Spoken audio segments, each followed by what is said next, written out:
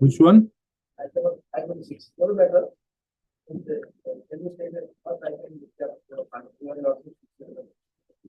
Why?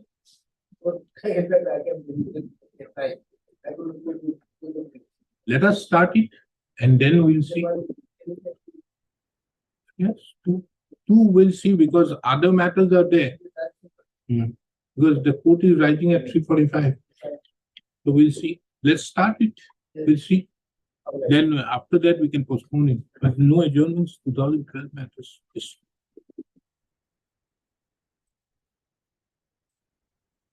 Supplementary is item 12. Both pending.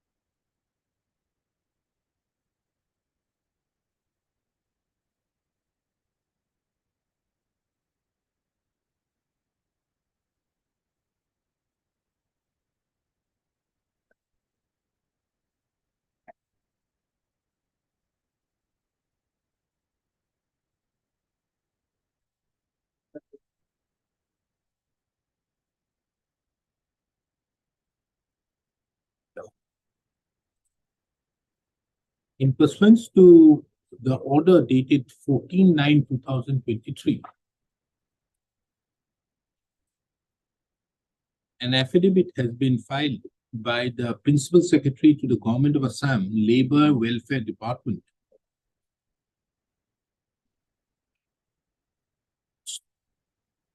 In the said affidavit, it has been mentioned that the Assam Industrial and Employment (Standing Orders) Amendment Draft Rules 2005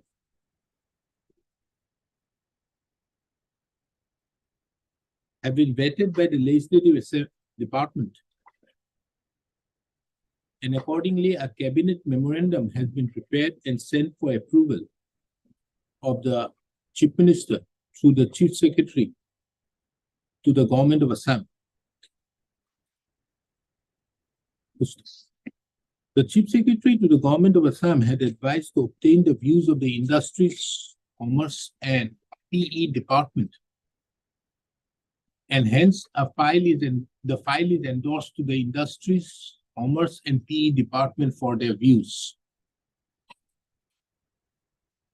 It has been further mentioned that after obtaining the views from the said department, the same would be incorporated in the cabinet memorandum and would be sent to the Chief Minister again for his approval and to be placed before the cabinet for the approval.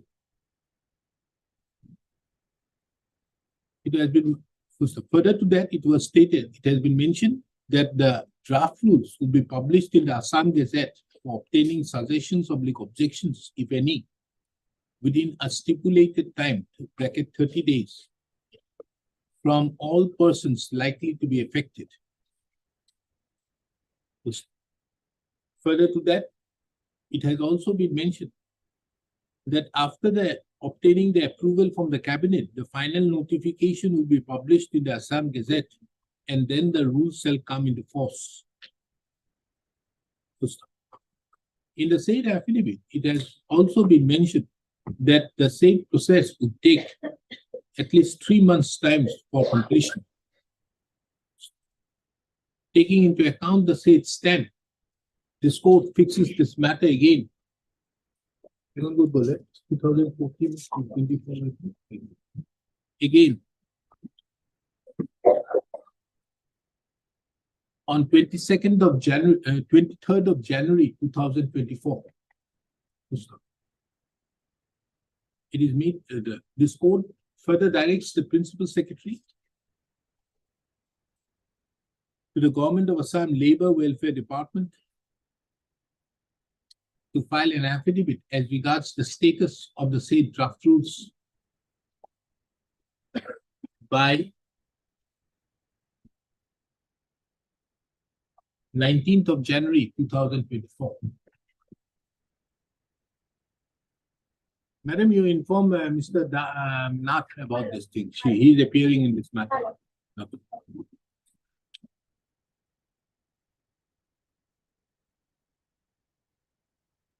At number 1, recognition.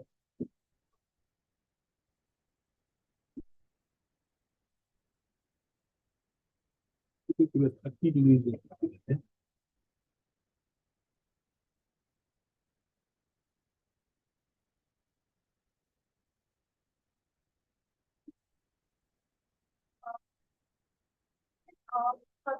Yes, yes, madam.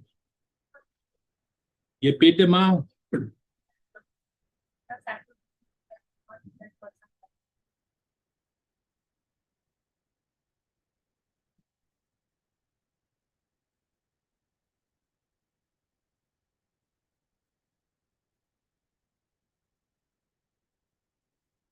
And what are you doing as regards the land?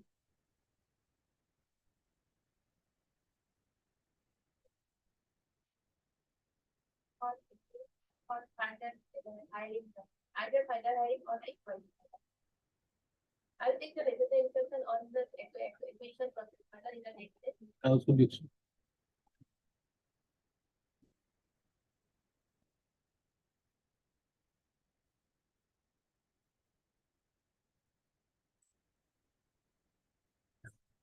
Pursuant to the order dated 12/10/2023, passed by this court, Ms. A. Gayan, the learned counsel appearing on behalf of the respondent number 1 to 5, has produced the communication dated 4/11/2023.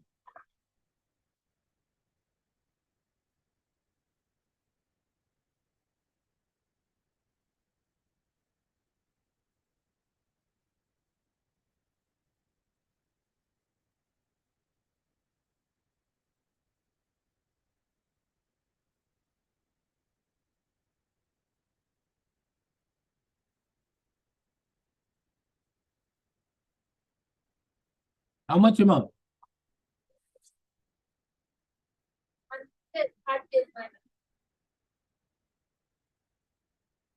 152,000. No. Amount of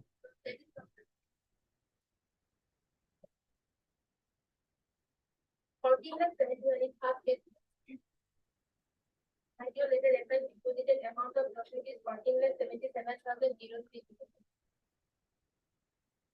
14,77,003. Produce the document dated so and so, showing that an amount of rupees 15,26,540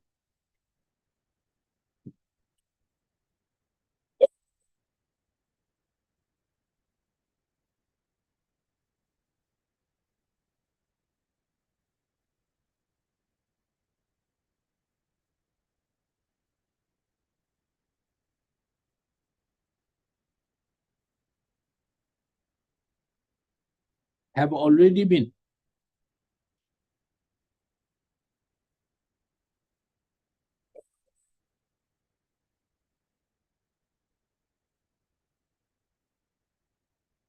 stating that an amount of rupees 14,77,030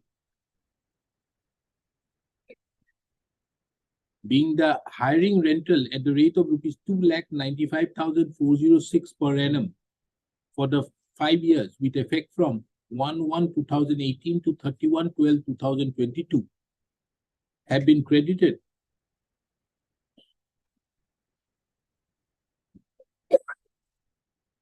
in the account of the circle officer, revenue circle, Tamalpur.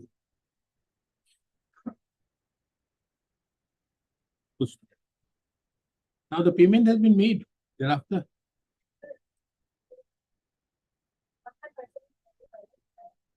Concerned person is coming by that, is on the case. Who? That's from, his office, different state office. Hmm? He is from different state office. Is coming? Okay, we'll have it up sometime. Madam, you get your instructions, madam, get your instructions as you receive the money or not.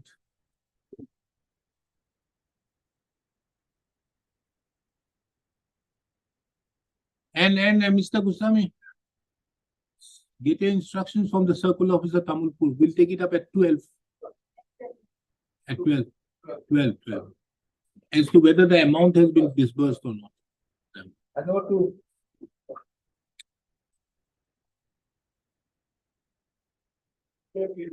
Hmm.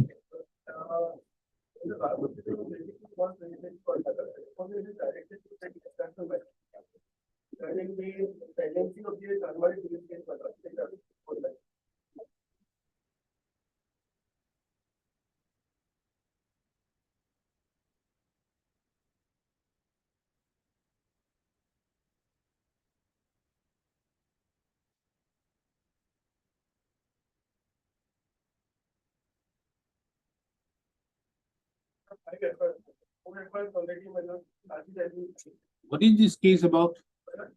Then some of the work orders can be issued in favor of being madam.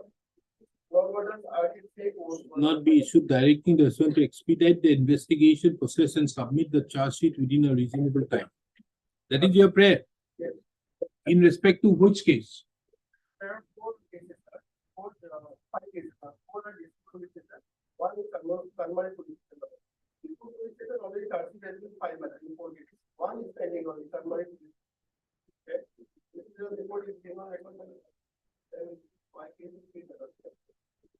Yes, what is the status as regards Chandmay PS case number 214 of 2008? Status report has come long time back on 2021 only.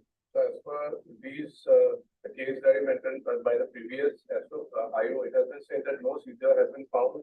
The case is under investigation that point of time. I don't know what as of today. But Just ask it, we'll find it, we'll have it at 12 o'clock. You just ask this officer in charge of Chandmay PS case number so and so, what is the status of that? otherwise, there nothing remains. Nothing remains. In fact, these type of matters should not have been at all entertained. But we need to finish it today. Yes. These type matters should not be.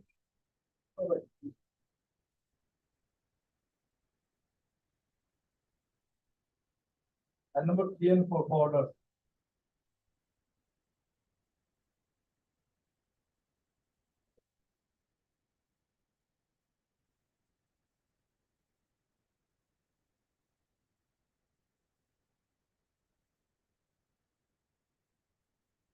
Yes, what is this matter? Should always, take up to eyes and then. What are these IS for? Won't allow us to the petitioner he died on 8/6/25 and, No, these substitutions have been allowed. yes, then the correction is not made. I think now. we want to- Not necessary. We'll see what needs to be done.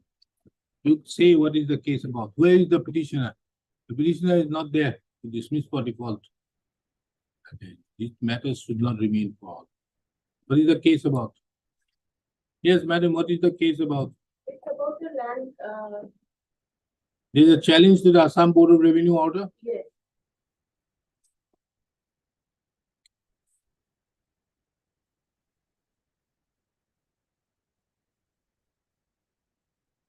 Records have come.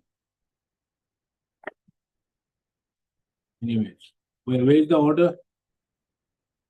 Order lordship as director.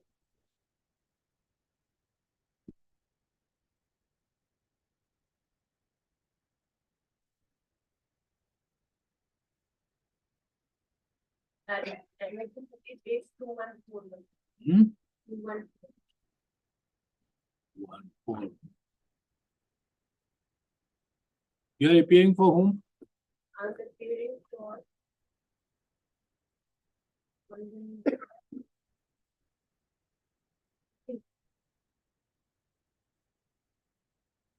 Three.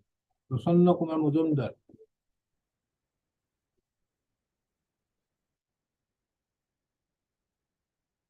This appeal is by And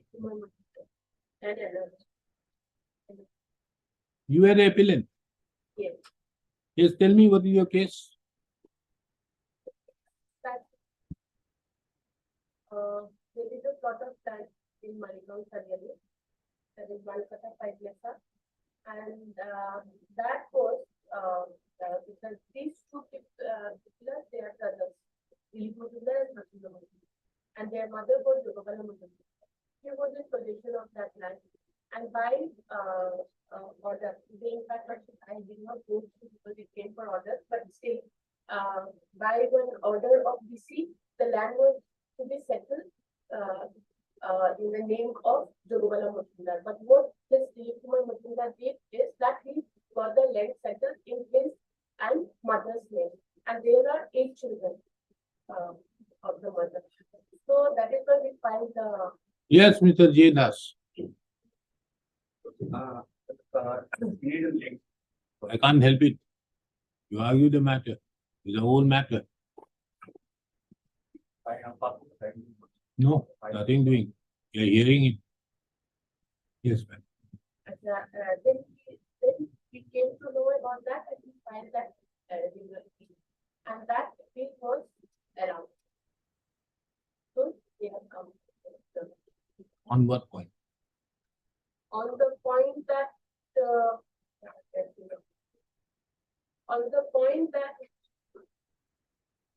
one point they say is time barred if the London member was passed used to pass ex parte status quo order, but there was a limitation which we would file related to donation, and then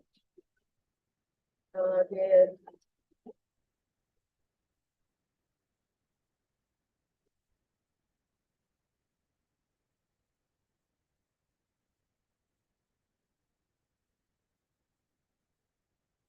There are two appeal. Which one Lordship is taking right now? 6395 or 6395. 6395? I think this is the two.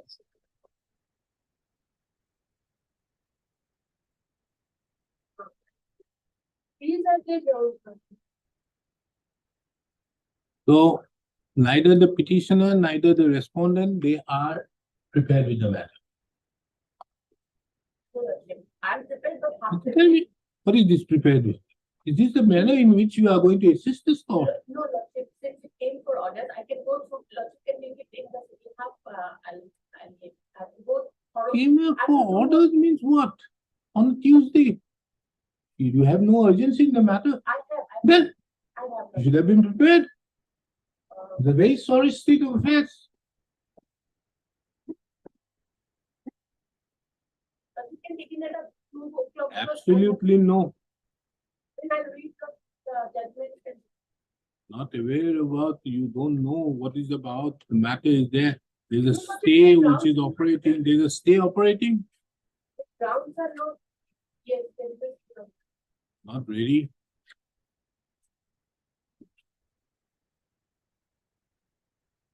The grounds itself are not present.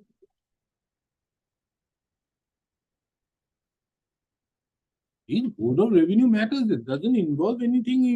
Does it take such a time? Status quo possession of land in question as on the date we maintain. No further constructions will be carried out by any of the parties over the land under their respective possession. The Deputy Commissioner shall not proceed with the hearing and disposal of the proceedings pursuant to the impugned judgment passed by the Assam Board of Revenue. Then you gotta stay. And it's not harming you. Then why you are not prepared? You should have been more anxious to do the matter. Yes. Obviously, they would like the matter to be not done. Then, Lordship can. unfortunate state of affairs. Lordship can take it up at 2. Absolutely no. Lordship, I'll read the judgment and Lordship. Not From that, required. I'll mention that why. Simple matter, these are they have only made them file voluminous. Otherwise, what is there? Nothing. It's a case of revenue appeal. A revenue appeal is just to be done in the tip of your hand. But let me read the judgment and I'll show that that judge provides the. What is your grounds? Fantastic. You are prepared now. Tell me, what is your ground? What two? There's no two business out here. You know this matter is at 3 and item number 3 and 4. You are not prepared. We vacate the stay.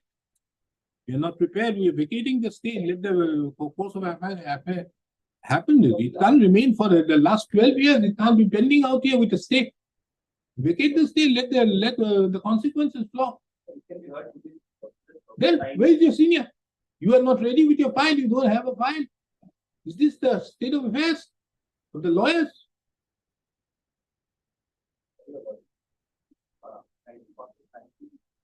Why? You'll have it.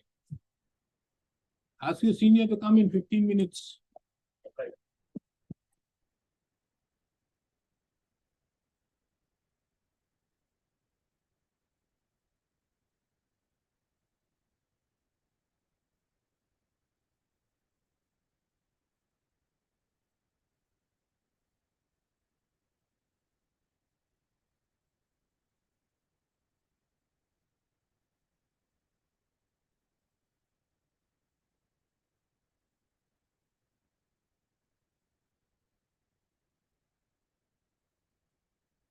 Number 7.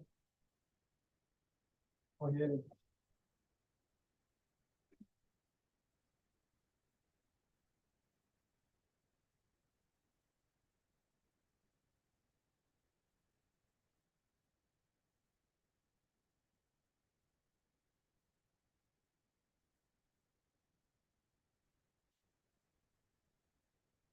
Yes.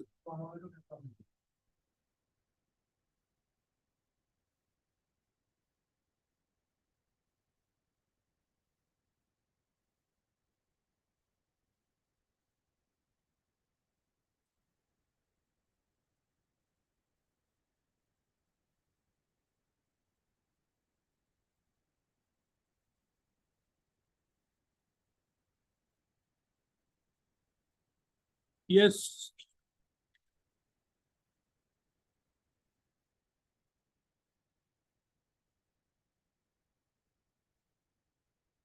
You are challenging a board of revenue order?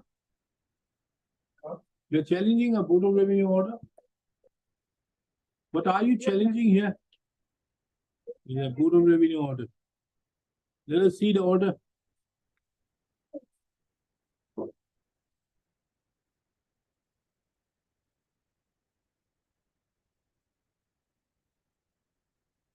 Yes, Mr. Chauhan, what is your case? Order number 53 MCK. Hmm. You are the facts for determination of this appeal is yes, tell me what is the case about? The town of Golgotha Miller, one mother is there. It's a private miner. Then there was miner. And one miner degree in our favor, according to miner, report corrected. The miner judgment and degree of and this miner, the No, ma'am, Mr. Chauhan, who are you first? Tell me, who are you? miner, the You are the owner of the land miner, miner, it's clear government. as per a decree of the civil court. Right. Where's the decree?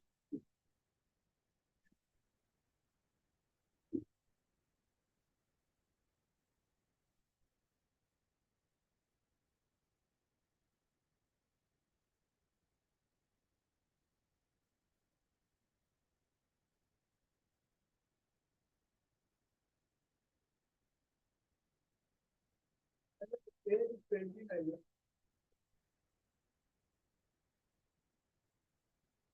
Yes.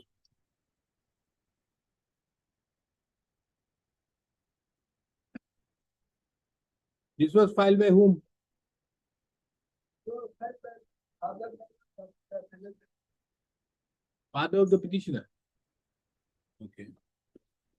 This was a suit for the right title interest and possession and for correction of records. Huh? Okay. Then,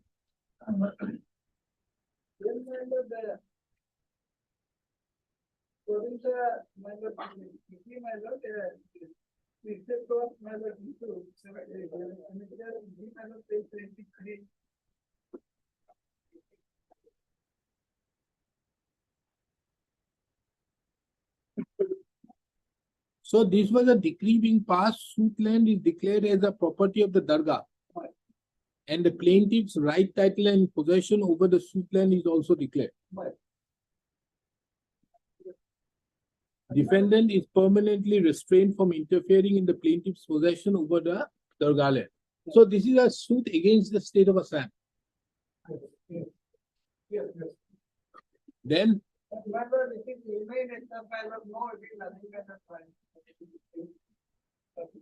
According to my record corrected. Record correction matter,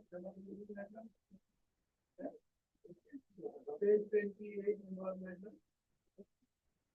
The completed cooking minor. Page 30 is the so record is corrected. Right.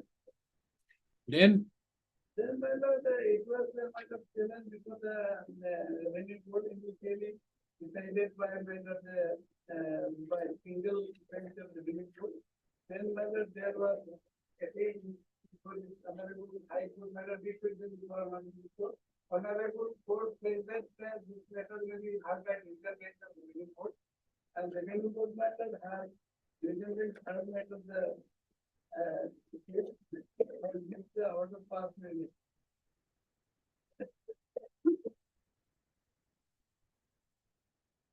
Operative person matter and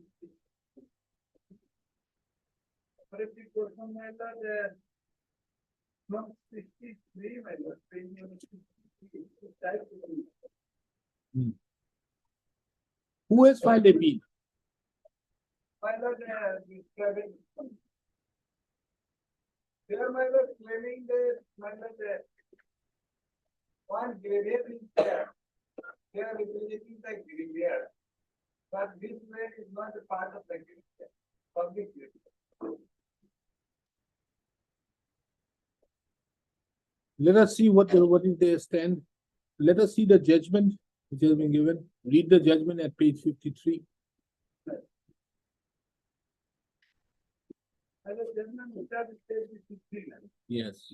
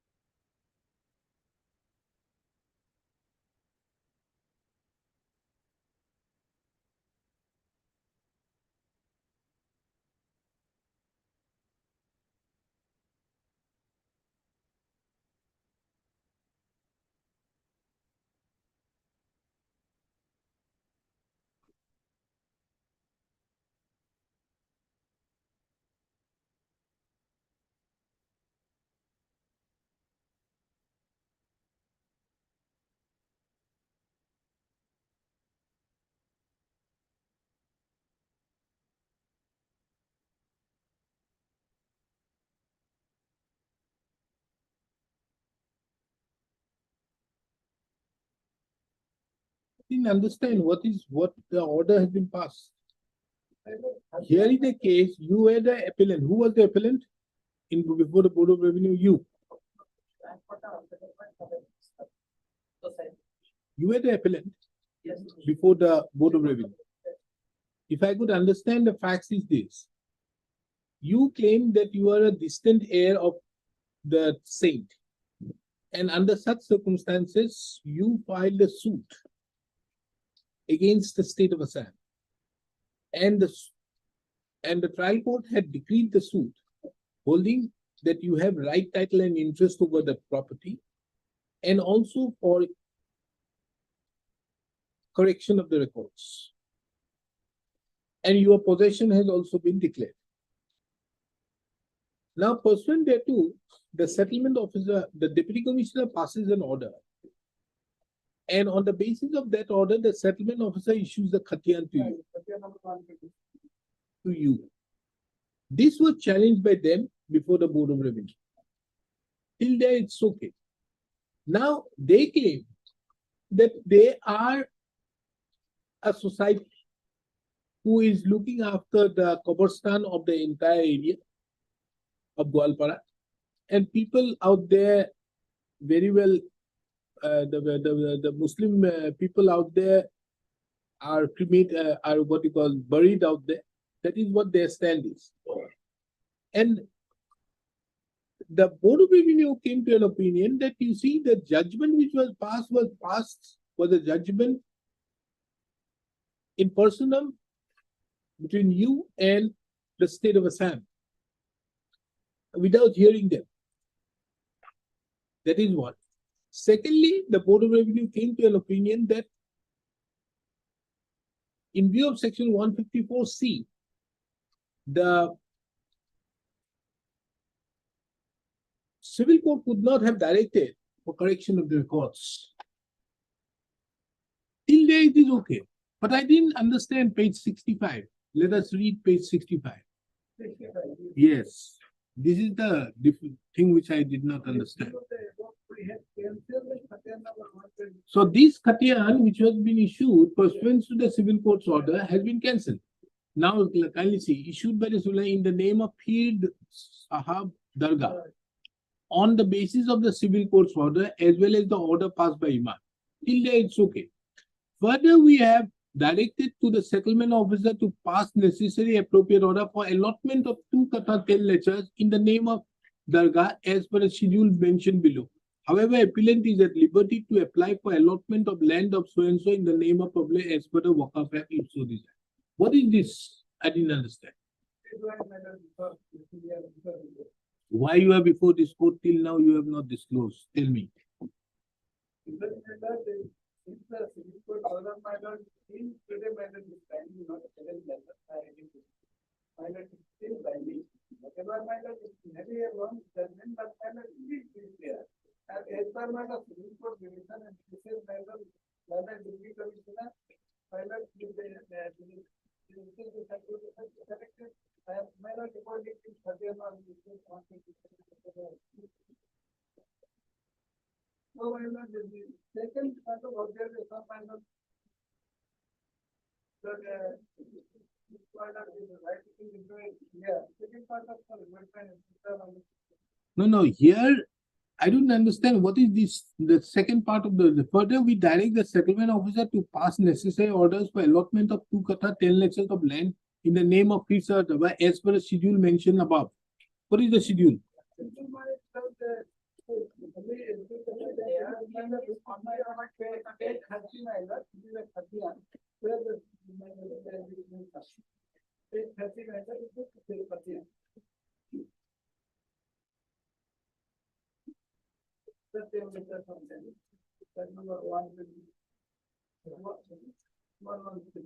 Hmm?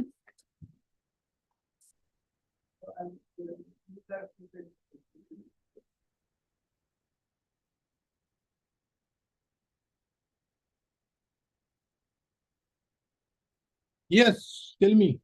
The appellant, the petitioner counsel is not clear of what he is submitting. 38 and some land portion. Their case is only 2 kata 10 lesser. So lordship, the revenue authority held that it believes that 8 bigger something land, only 2 kata 10 lesser will be allotted in their name as Durga portion. As it is in the revenue record, it is recorded as proportional land. So 2 kata 10 lesser was excluded and it was given in favor of the petitioner. Out of that 8 bigger. Then why is the petitioner agreed? Because his the decree which he has received was in respect of 2 kata 10 lakhs. Is claiming only 2 kata 10 lesser, but when there is a direction for allotment that land in name of the petitioner. They are agreed. Their case is that we are the owner, we are confirmed, we have possession, and we may be allowed to possess the same. And why is I don't understand. How can there be a direction of allotment? As The land either belongs to him or you. How does the government come into the scene? we are saying that land was the walk of land worship, and with the walk of board filed and titles to that. How do you say there is to be a walk of land? Worship that walk of board, we are saying that lands were already walk of land, and we are. Whether this land at any point of time was given by any walk of nama, then how do you make this a walk of land? Walk of board worship filed as with that because dismissed only because the registration of the walk of was not shown because. No, understood, but the fact that, madam, for becoming a land to be a walk of land, there has to be a walk of nama. Whether this plot of land was at any point of time brought within the ambit of the walk of. That 1 4 minor, in fact, minor, higher minor 1 was minor, we have to connect the judgment. Minor, another good, minor, civil court, fair, minor, within the law and within the property of what they will do, minor, state 33, today minor.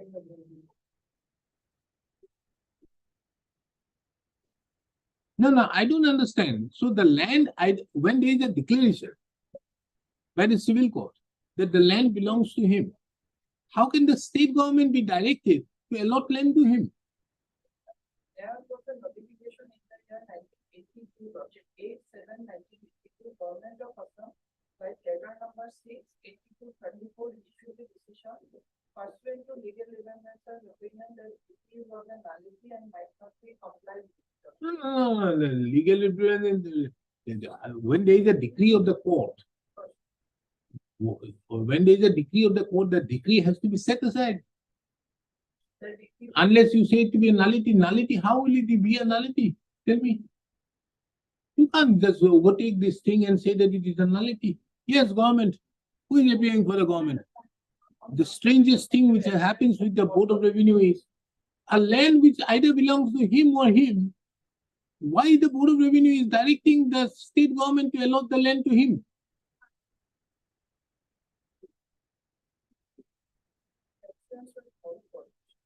Forget about the LCR. We don't require the LCR for these type of matters.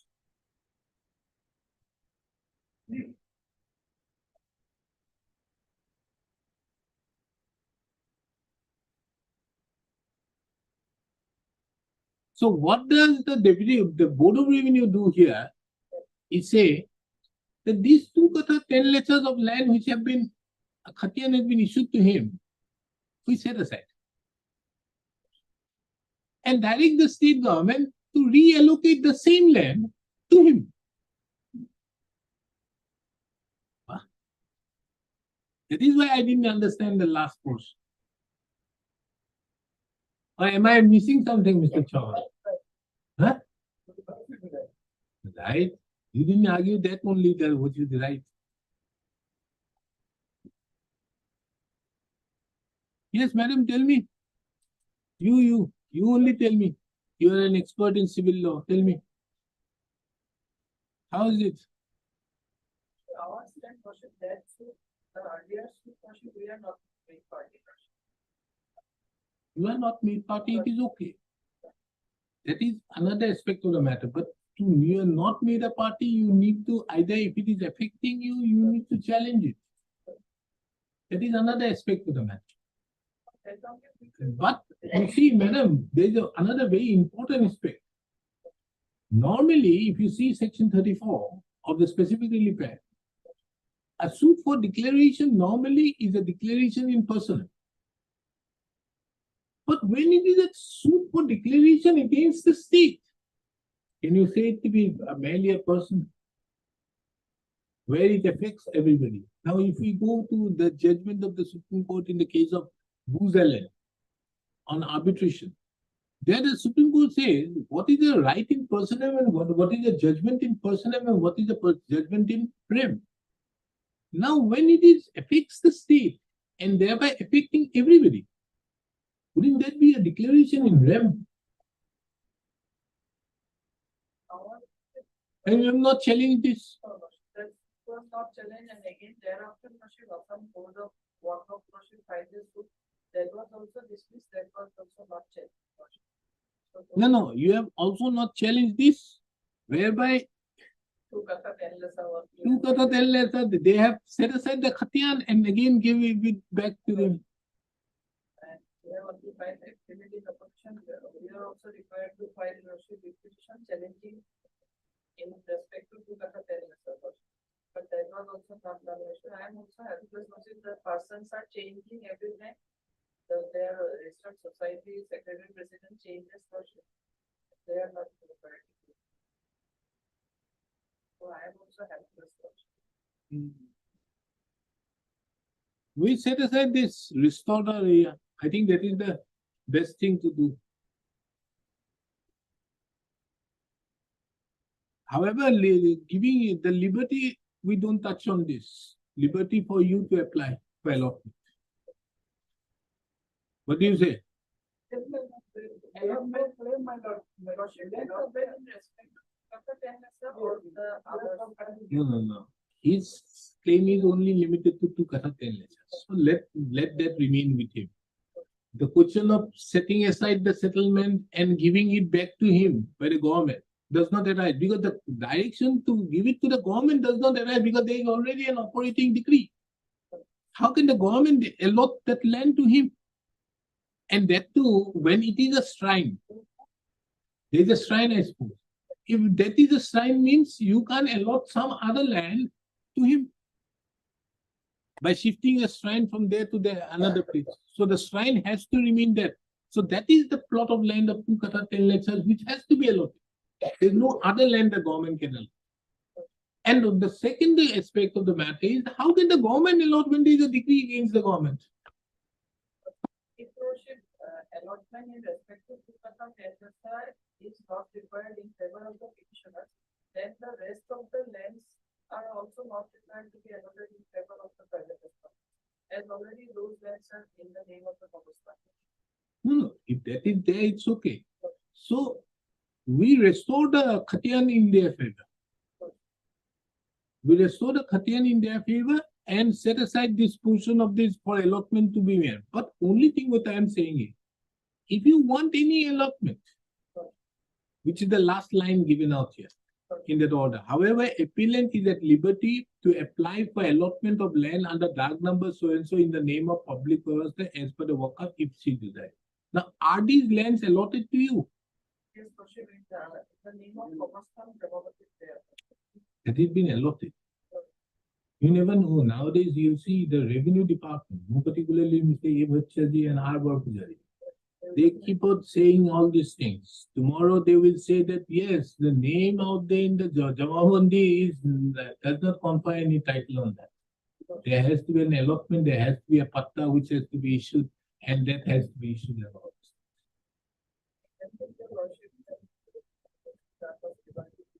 So let this remain without touching on this. We are only interfering with this portion, the last portion as regards cancellation. I think that is the way out. We are only agree with that. Yeah.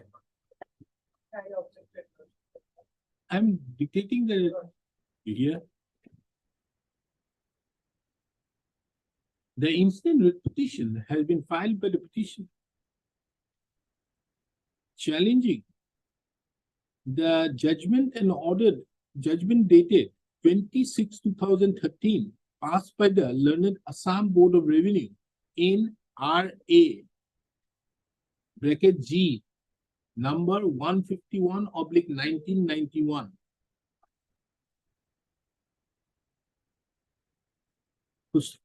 The case of the petitioner, as could be discerned from the pleadings as well as the materials on record,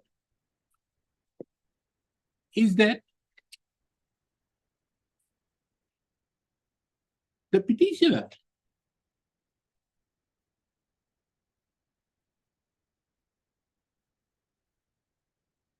the case of the petitioners, the materials on record, is that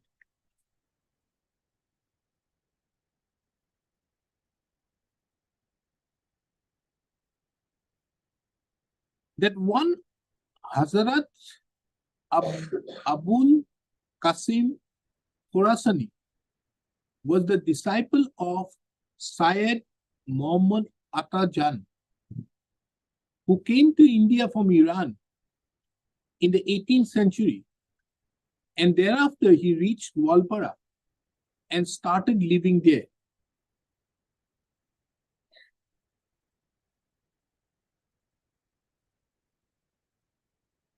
The Sayyid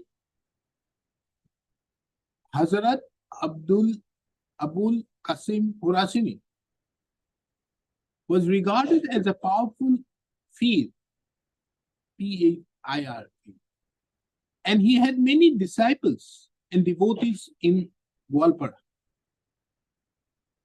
In the year 1896, the Sayyid Pir, more commonly known as the Pir Sahib, expired.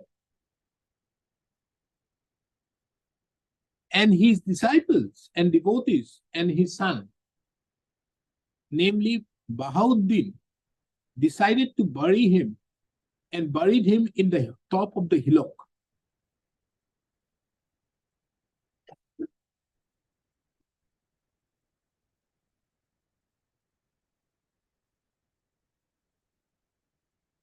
The Sayyid Bahauddin also died, leaving his son and legal heir, one Syed Mahiuddin.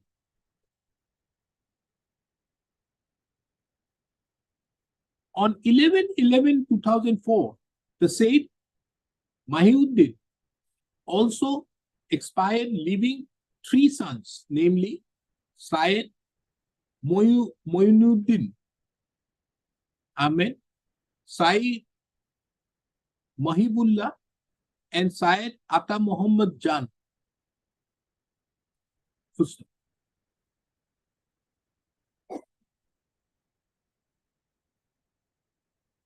The same three persons who were the grandsons of the popular Pir Sahib, were taking care of the Qabristan as well as the Mazar.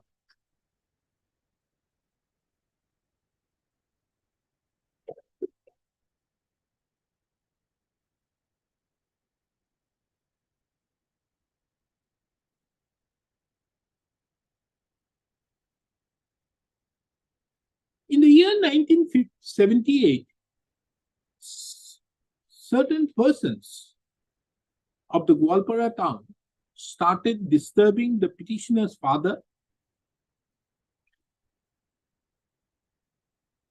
and wanted to include the graveyard of Pir Sahib within the Muslim graveyard. The father of the petitioners resisted the said effort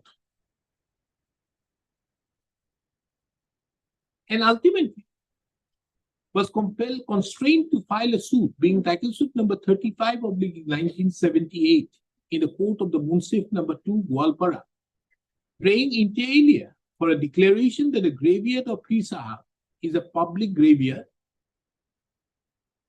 and further for a declaration that Anjuman-e-Khademal Islam, Gwalpara,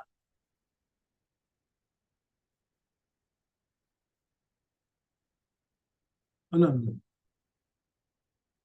Who filed this suit? 35 of 1970 is yours. 78. Yes. 176, That is your suit. 176 by the No. 35 of 1978 is yours. Okay. However, the petitioner's father resisted this such a form. It is also mentioned in the petition that the respondent number 4 herein had filed a suit, being title suit number 35 of 1978 in the court of the Munsif number 2, Gwalpara, praying for declaration that a graveyard of the Pir Sahib is a public graveyard, and further for declaration that Anjuman-e-Khademal, and further for a declaration that the respondent number 4, who was the plaintiff, was entitled to get the income of the graveyard and a permanent injunction restraining the petitioner's father. The petitioner's father duly contested the said suit by filing written statement and denying the claim of the respondent number 4.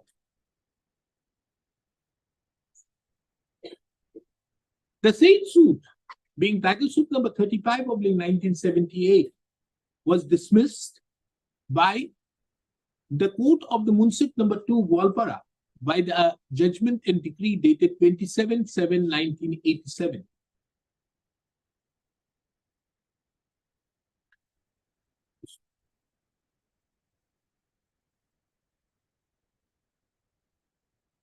It is the further case of the petitioner that even after the dismissal of title suit number 35 of 1978, the private respondents started disturbing the petitioner's father, for which the petitioner's father was compelled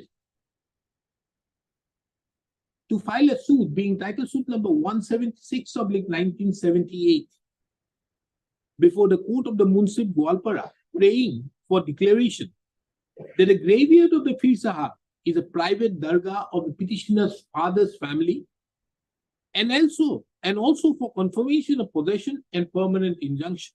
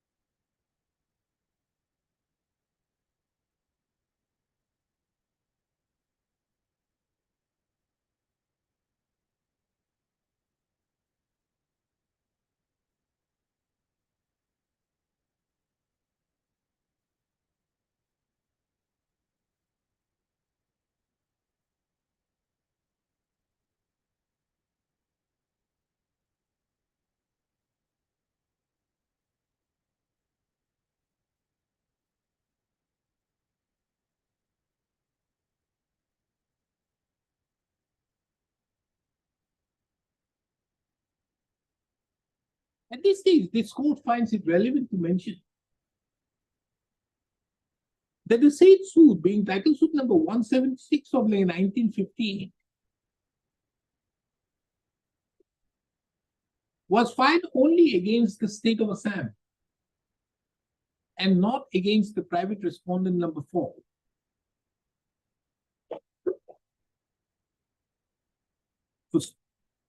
Be that as it may, the said suit, being title suit number 176 of 1978, was decreed by a judgment and decree dated 31/3/1981, holding inter alia that a suit land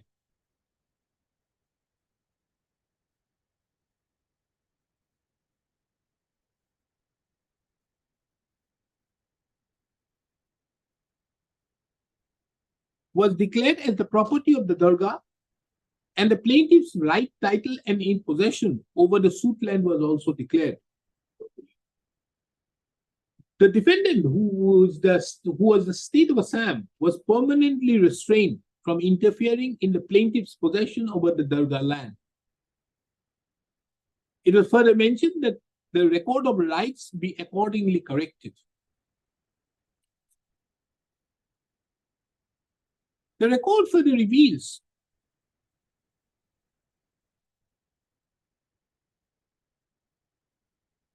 from the records, and more particularly the decree so passed in title suit number 178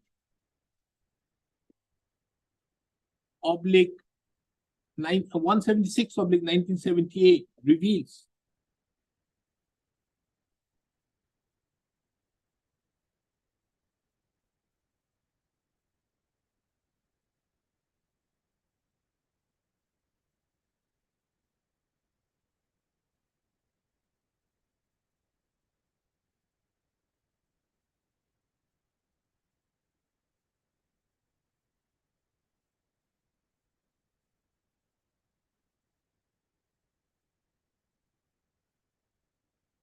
that the land upon which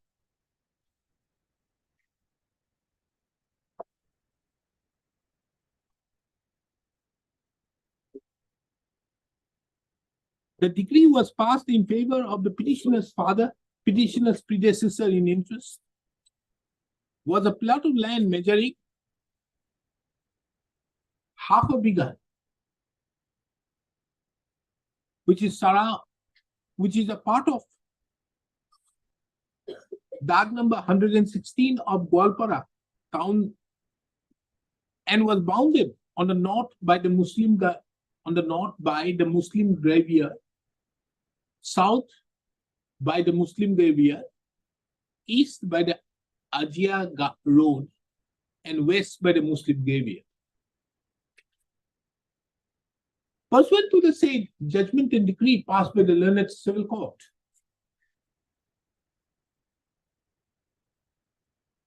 the settlement officer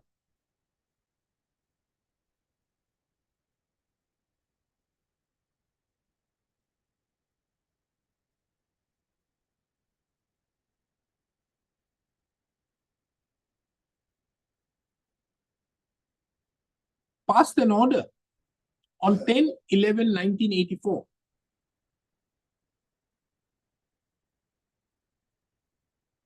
thereby correcting a plot of land measuring 2 katha 10 lechas at the graveyard of Fir Sahib (Dargah), and in the name of Syed Mahimuddin Khadim for the purpose of looking after the ancestral shrine.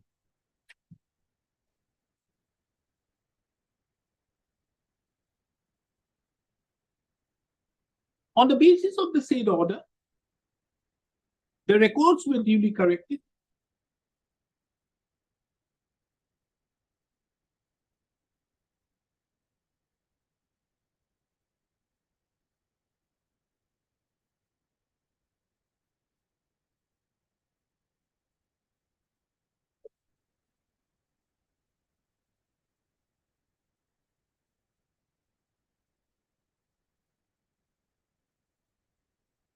And a new Dag number was created, being Dag number 227 out of Dag number 116.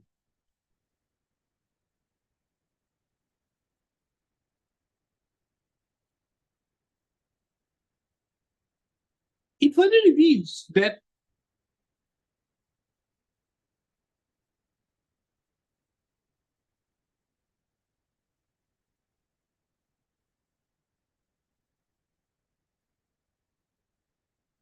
the Assam Board of Waqf had filed a suit against the predecessor in interests of the petitioners, challenging the judgment and decree passed in title suit number 176 of 1978. The said suit was registered and numbered as title suit number 31 of 1992.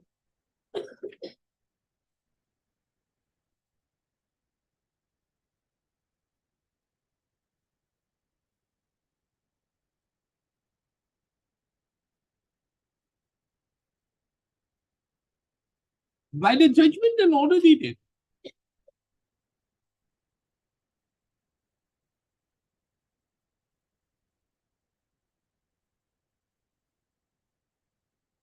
13th of August 1998, the said suit was dismissed.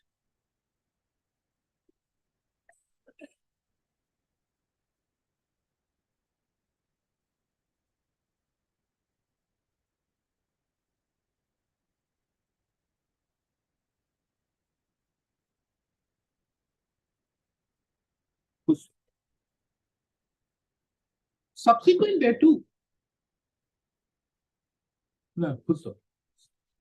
contemporarily, the respondent number 4 had also filed their proceedings before the Assam Board of Revenue.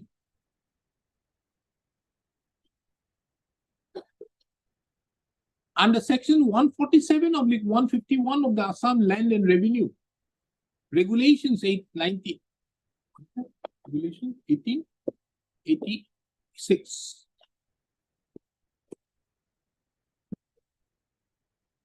Challenging the order dated 13/9/1991 issued by the settlement officer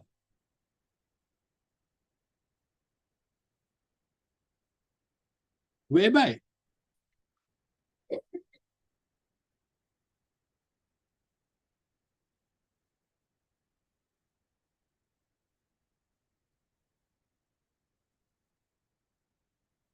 Khatian was issued to the petitioner, the predecessor in interest of the petitioner, and a separate dag was formed, being dag number 227. 277. 277 or 227? 227. Huh? You sure? No. 277.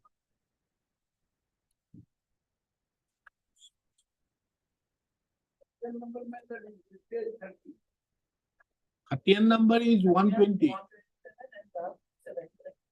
Khatian number is 127. Dag number 277. 227. So in the order, it has been wrongly mentioned as 277. Anyways, Khatian number 127, challenging the issuance of the Khatian being 127 in favor of the predecessor in interest of the petitioner, as well as also creation of a new dag being dag number 227 by partitioning from dag number 116.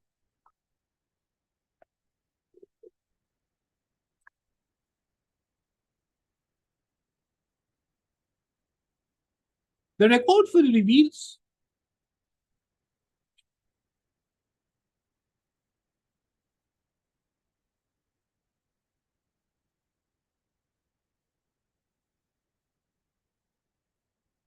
that the said appeal was dismissed by the Learned Assam Board of Revenue by an order dated 26/12/2000.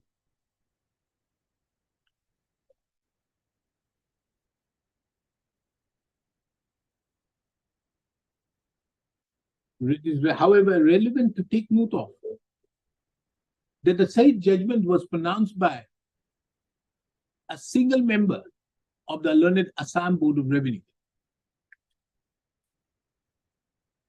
Being aggrieved, the respondent number 4 approached this court under Article 226 of the Constitution, challenging the order dated, judgment dated 26/12/2000, which was registered and numbered as WPC number 2048/2001.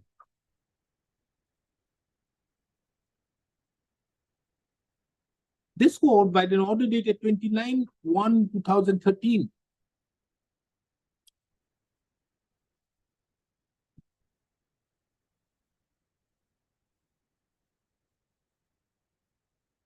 set aside the judgment dated 26/12/2000 and remanded the matter back to the Learned Assam Board of Revenue with a direction that the appeal be heard by a division bench of the board.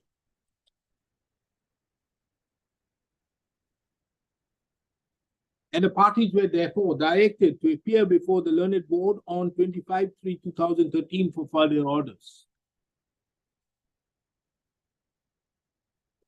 Subsequent thereto, the Learned Assam Board of Revenue heard the matter. The division bench of the Learned Assam heard the matter. And by the impugned judgment and order dated 26/2013,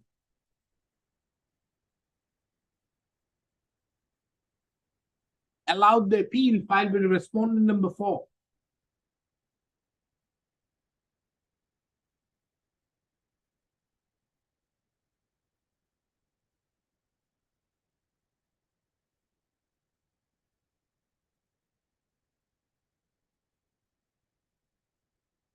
By cancelling, thereby cancelling the Khatiyan number 127 issued in favor of the predecessor in interest of the petitioners, and the creation of DAG number 277 new in favor of the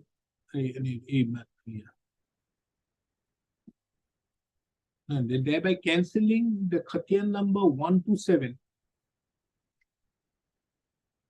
by creation of DAG number 277 new by the settlement officer in the name of Pir Sahab Dargah on the basis of the civil court's order, as well as the order passed by the settlement officer on 13/9/1991.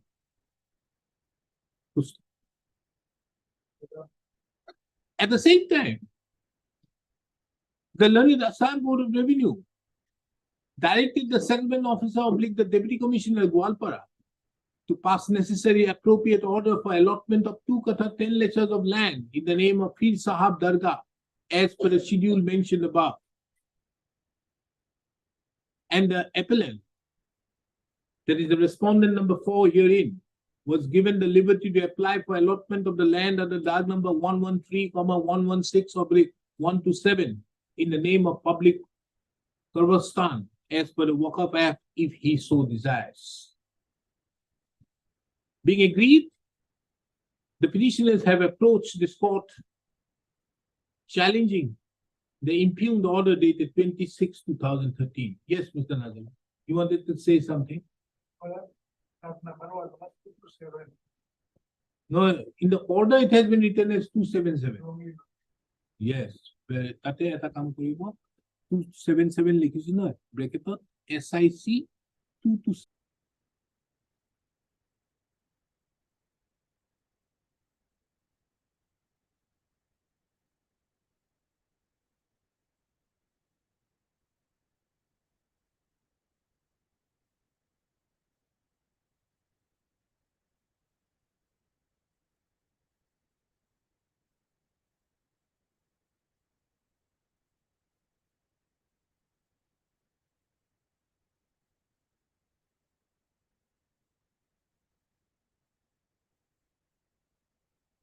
I've heard the learned counsel. I have heard Mr. Bibi Nazari, the learned senior counsel, and Mr. S. Chauhan, the learned counsel, appearing on behalf of the petitioner.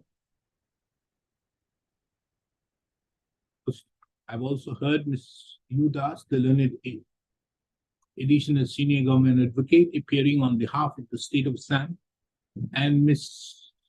R. Chaudhary, appearing on behalf of the respondent report.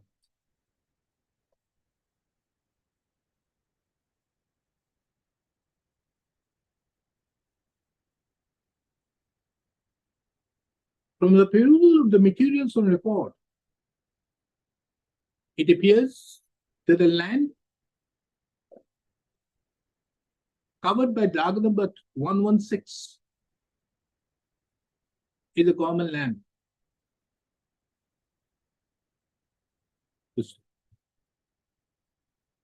The dispute in question is in reference to a plot of land measuring 2 kata 10 lechas in Dag number 116.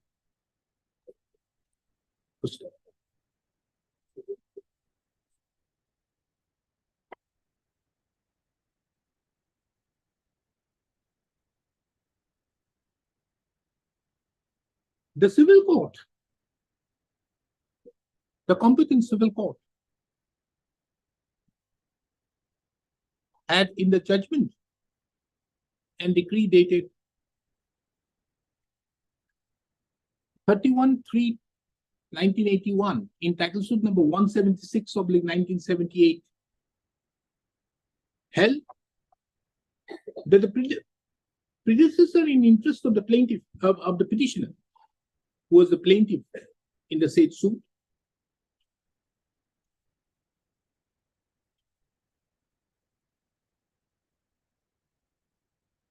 had right, title, and interest and possession over the land specifically described in Schedule A to the decree.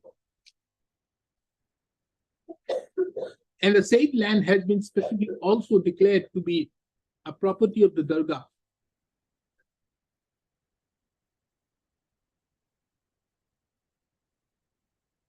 The state of Assam was also permanently restrained from interfering in the plaintiff's possession over the Dargah land.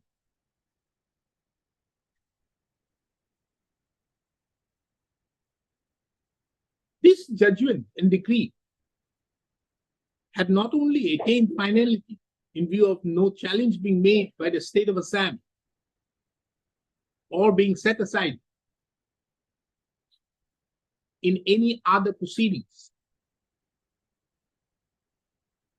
Collateral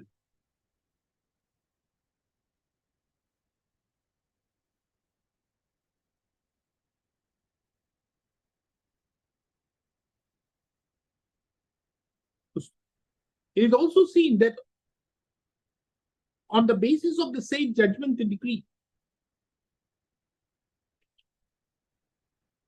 the Deputy Commissioner acted upon it, and thereupon the settlement officer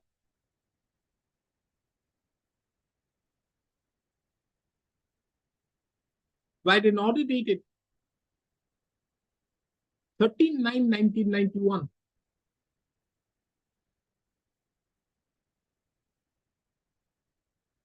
created a new Dag,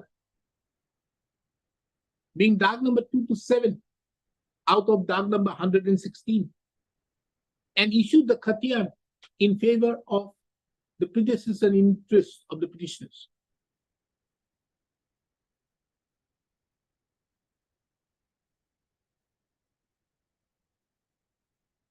Of the land measuring 2 kata 10 lechas.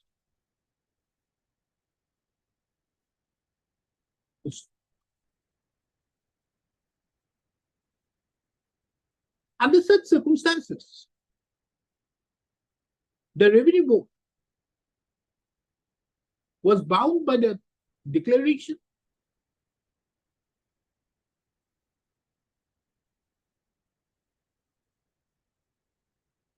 of the right, title, and interest along with the possession in favor of the predecessor in interest of the petitioners.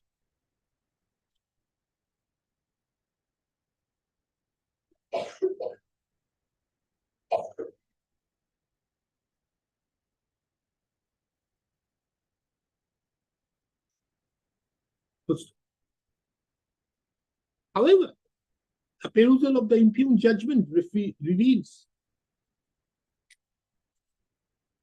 that the learned Assam Board of Revenue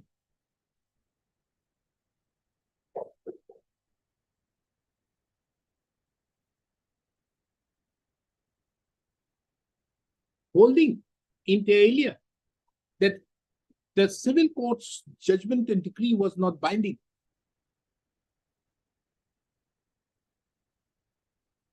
cancelled the khatian issued in favor of the predecessor in interest of the petitioner.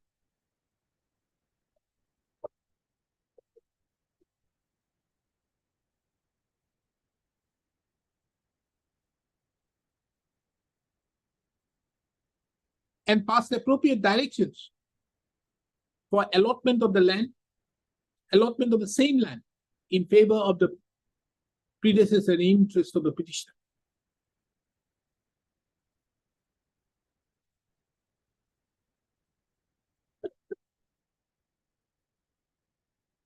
By the impugned judgment. In the opinion of this court, the impugned judgment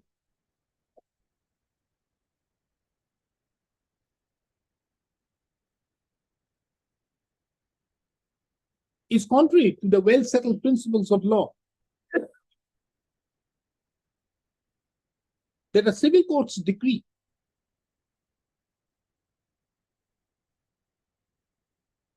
is binding upon the revenue courts. Under such circumstances, this court sets aside the impugned judgment and decree, impugned judgment dated 26/2013, passed in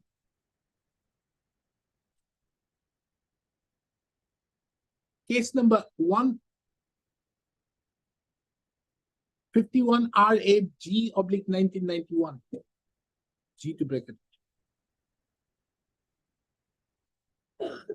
and restores the khatian bearing number 127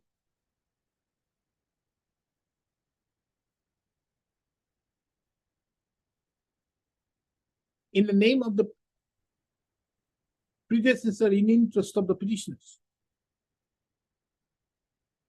as well as the order of the settlement officer dated 13/9/1991. With the above, the instant petition stands allowed. The revenue board, the registry directed to forthwith return the records.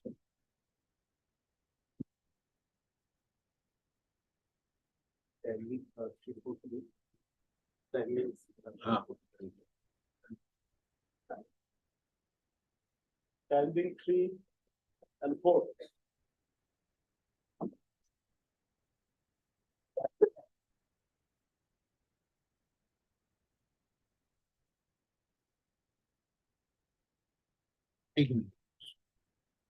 Yes, Mr. Roy, what is your case?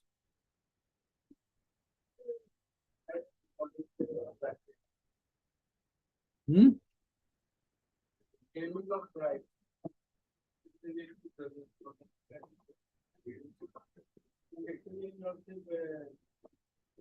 They have been one to the left, and we have submitted the conclusion before the 2019.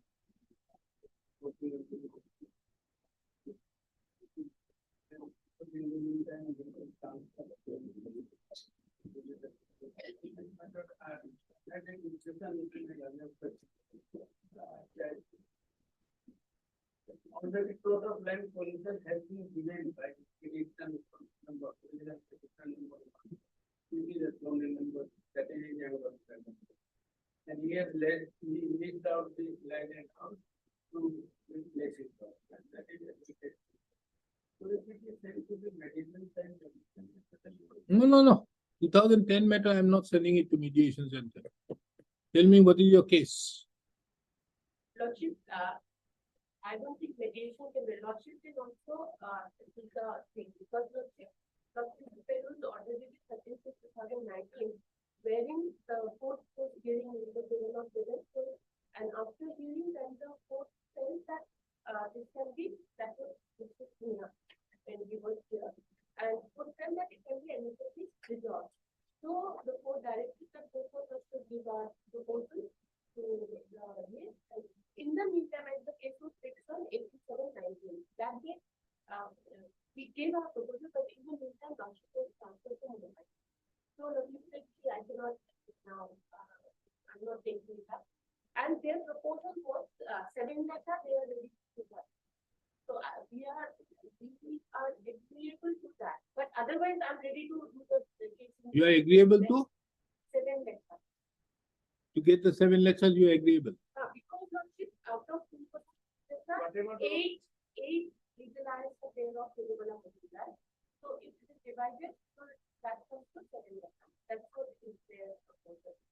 So that way, we are ready, if it is demarcated and by mix and bound, that is A, and they do not have any objection. Who is Dilip Kumar Majumdar? His elder brother. And they are 8 brothers. Why are there 2 petitions? One is because of contempt. During, status quo order Lordship, by the review board, he constructed. 2009, he took a permission and he constructed, and the court rupees 2,000 as, the cost, the contempt of the case, and not to construct anything. So Lordship, one thing can be done, already the some portion of land is in position of the tailor. That is the appellate bishop of the. No, first and foremost, let us see who are these. You are appearing for respondent number 3. In both the cases, you are appearing for respondent number 3, Prasanna Majumdar. Now, he is Dilip Kumar Majumdar. The total land is how much? So that's 6 years.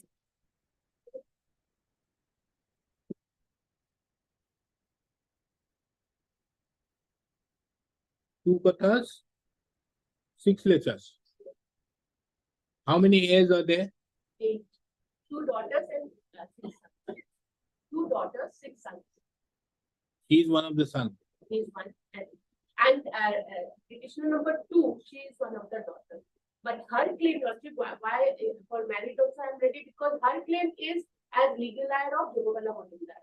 But Dilip Kumar Majumdar's claim is on his own right.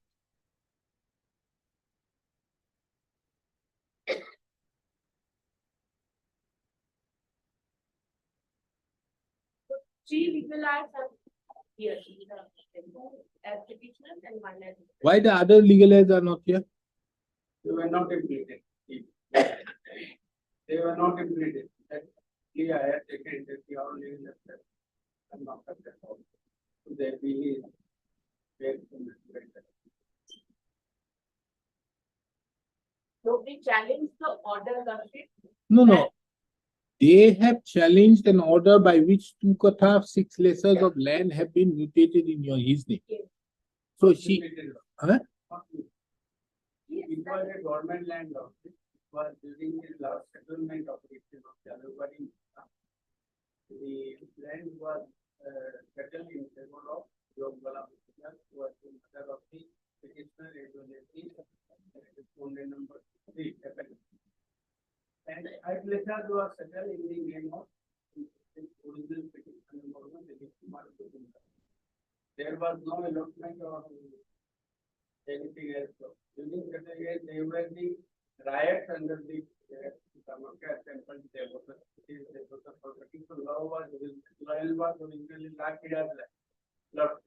subsequently Lordship during the settlement operation, as per the Act of 1959, that they are on acquisition of land between Act 1959. As they were found in application for land was taken by the settlement officer in favor of the petitioner. That is the deleted case. But they have claimed, they are claiming, no, the land was settled by the DC. DC earlier lordship only gave the proposal to the government for settlement of the land in the name of the petitioner's plot. But that settlement was, the revenue department did not pass any. Thereafter, the settlement operation came in Jalopadi, Moja lordship, and then the land was settled with the petitioner's plot.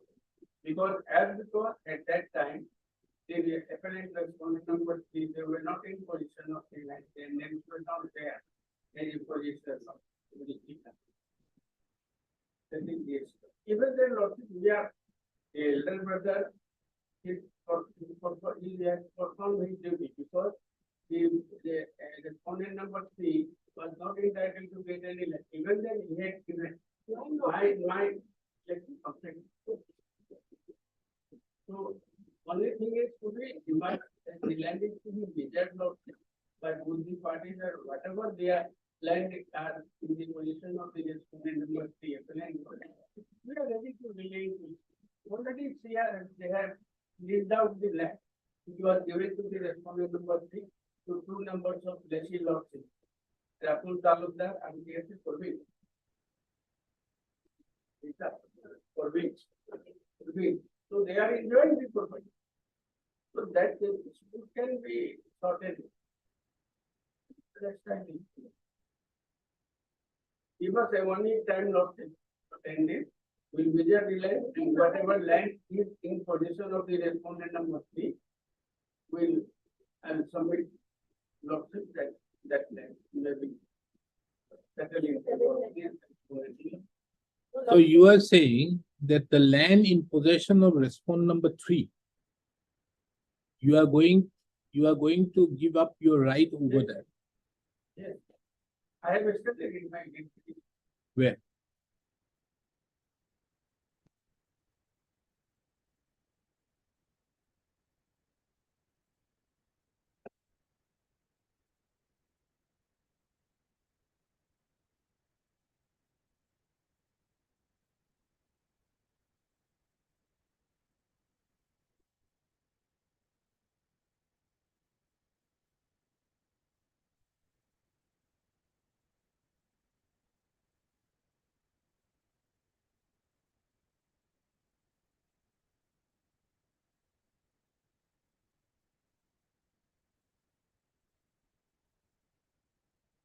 Matter order of the land could not be my.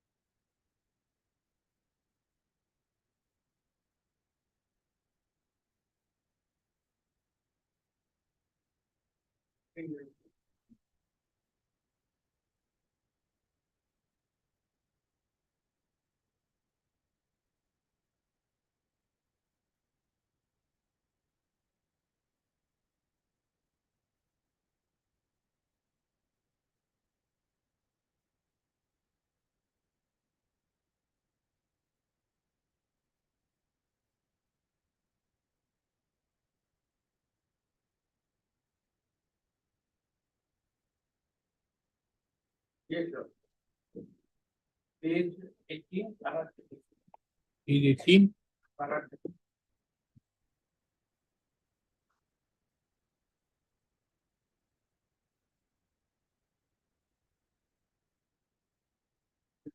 number one, when the average amount is eight brothers, and the system typically will be three of the brothers. And immediately during the part of the land, which is exponent number three, play appeal, and other legal years of next is what is local on the center. And the present respondent number three, appellant was between the and land minimum, so and so of that number, so and so 1997 itself, and thereafter the respondent number appellant by the registered deed of the number shown list down the said land and houses to Sri Ratul Talukdar for 99 years, and on 26/2000 the respondent number three had indicated a deed or rectification deed number so in favor of Ratul Kumar Talukdar incorporating schedule in the original deed of Sri Ratul Talukdar incorporating schedule in the original deed of Sri Ratul Talukdar incorporating schedule in the original deed of lease deed dated 9/98 and filing of the revenue appeal in the year 2003 is a afterthought story which shows that the respondent was clear to knowledge and information regarding the settlement process from 1987. So and there is position. My learned cannot dispute. Because my learned friend is the wife of I am not disputing possession, Lordship. That is what is my question. When possession is there, then how the land is settled in the state? That is what I am understanding.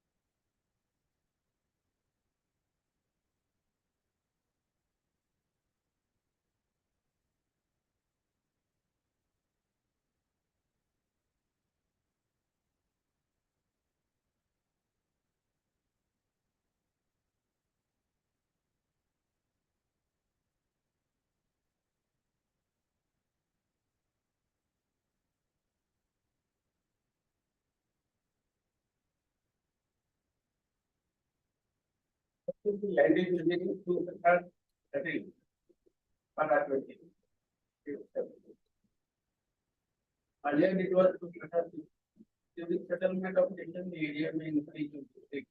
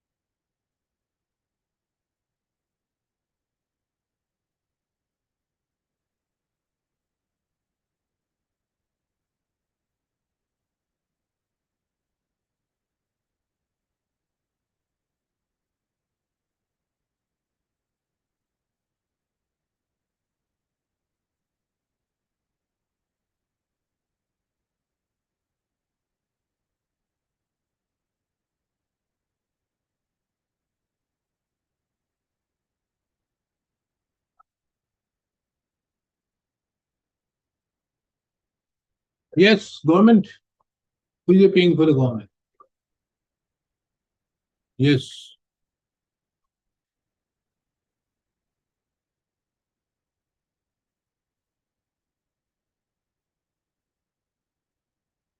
Have you read the judgment?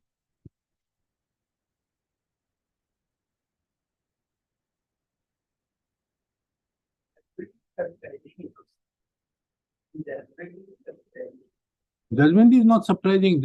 I'm surprised why you, you have you are so easily wants to relinquish these 7 acres of land to him. You see, there were 3 kathas, 5 acres of land in dark number 489. total. It has been reported out there that the mother, Jogabala Mujumdar, was in possession of 1 katha, 8 acres of land. 8 acres, not 8 acres. 8 acres. Our annexes. Here in the judgment it has been mentioned 8 acres. Dilip Mujumdar, who is the petitioner herein, was in occupation of 5 acres.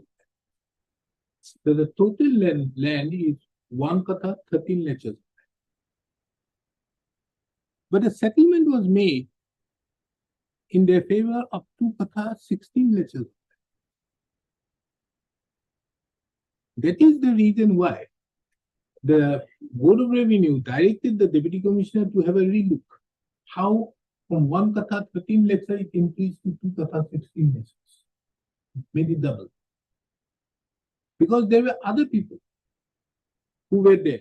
One was Joyram Rajbangshi, 14 acres. Vishnu Temple, represented by Paresh Das, 4 acres. Torun Das, application not submitted, 4 acres.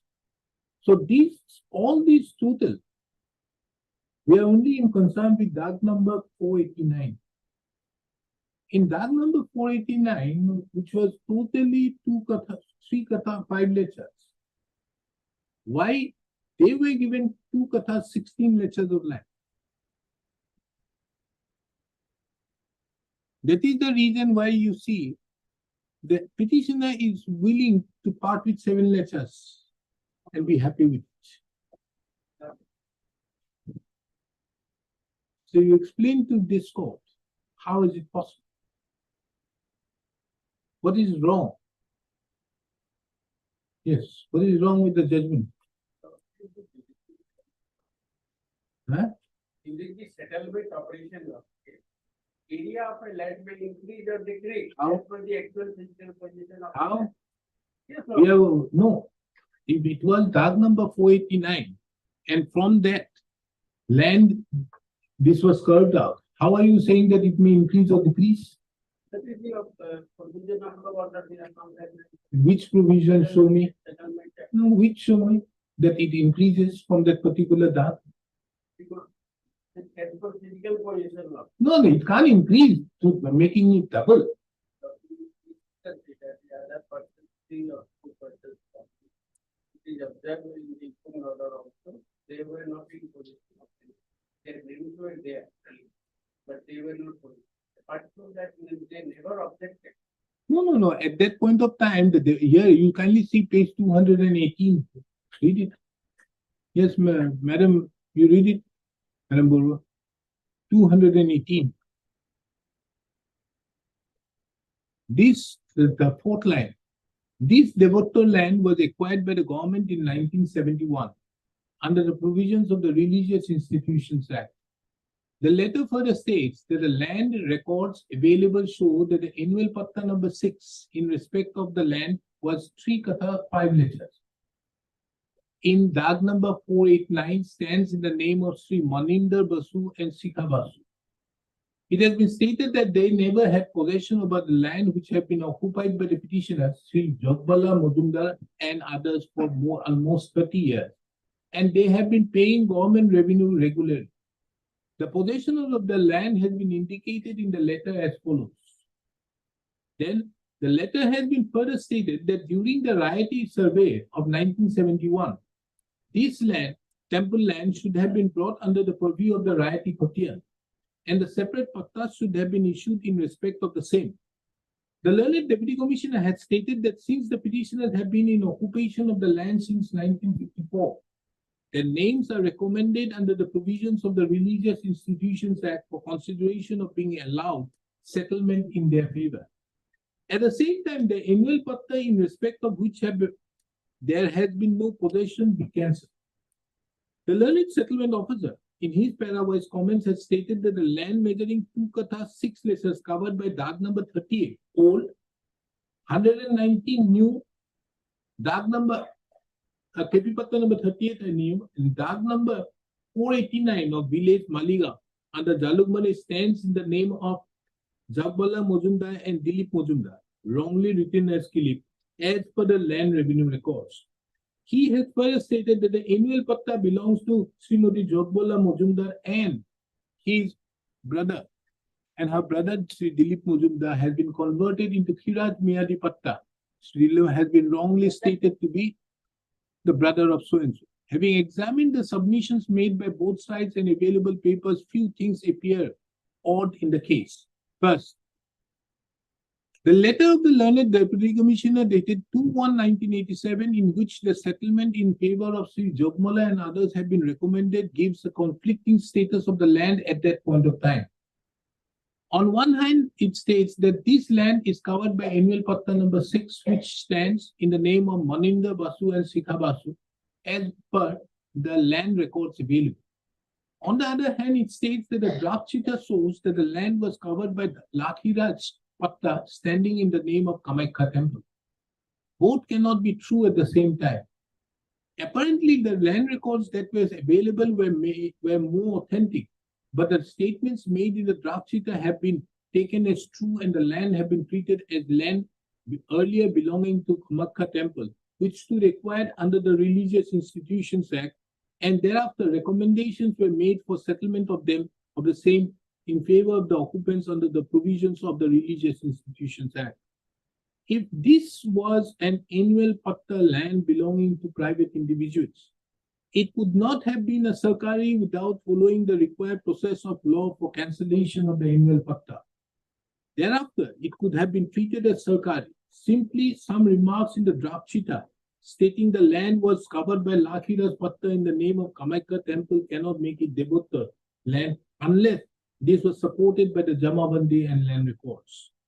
The pattern of occupation shown in the letter of the learned Deputy Commissioner has stated that Jogbala Majumdar was in occupation of 1 katha 8 letters of land, and Dilip Majumdar was in possession of 5 letters. Recommendations have been made for making settlement in their favor. The parawise comment of the learned settlement officer shows that an annual patta had been issued in their favor, which was later converted into periodic. It is not clear whether the annual patta was issued in favor of Jogmala Majumdar and so separately, or even the same was joined. Since the recommendation of the learned Deputy Commissioner shows separate possession, it should have been issued separately in their favor, if at all it was issued. However, even if the patta was issued jointly, the land should have remained the same.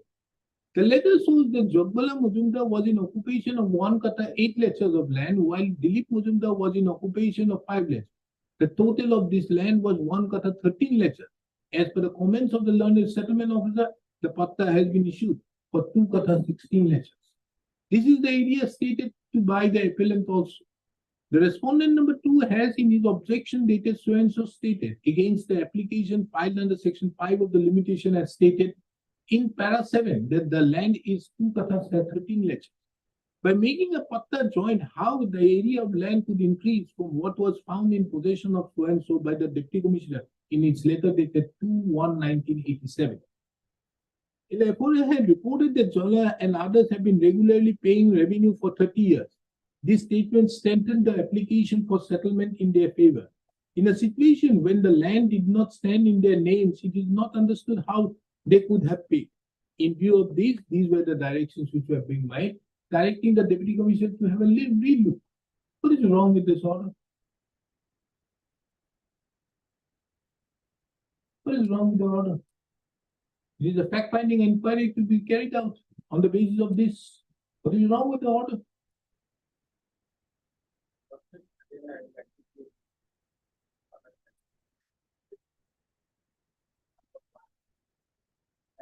Given a part of the land before filing of the review. I'm not concerned with that. You're right. Over 2 kata 16 lectures. We are not concerned. Let us not take into consideration respondent number 3. We are not concerned. Here is the direction by the Assam Board of Revenue to look into by the deputy commissioner and make a fact-finding inquiry on the basis of these points 1, 2, 3, and 4. What is wrong with this? Wrong with this law, the 4% mentioned by your law that was you and other. They were not found in the position. How do you say? This is the observation by the board itself. Where? Where? Where is it? That is why the fact finding is to be done by the deputy commissioner. So let the deputy commissioner look into it. This is what they have asked the deputy commissioner to do it. Because there is a stay. There is a stay operating. That is the reason why it has happened. No, why should we? We asked the deputy commissioner to act in terms with the Assam Board of Revenue's order and pass and do the necessary. What has been? What are the directions asked? Please kindly look at page 221. What is wrong?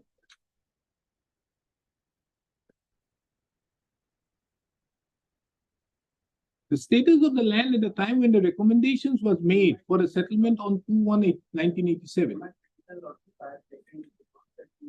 During settlement operation, the area of the land may increase or decrease. But who is going to decide this court under 226? So during survey period. So who is the best person to decide? The deputy commissioner. That is what has been asked to be done. In the name of the petitioner's property, as per the actual fiscal position. That is what the deputy commissioner has been asked to look into it. See what are the directions at 1, 2, 3. See the directions at page 221. Yes, madam, you read it. Page 221.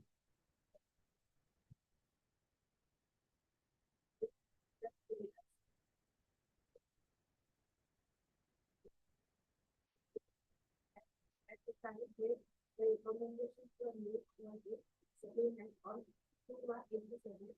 It was a junior settlement which was wrongly sold and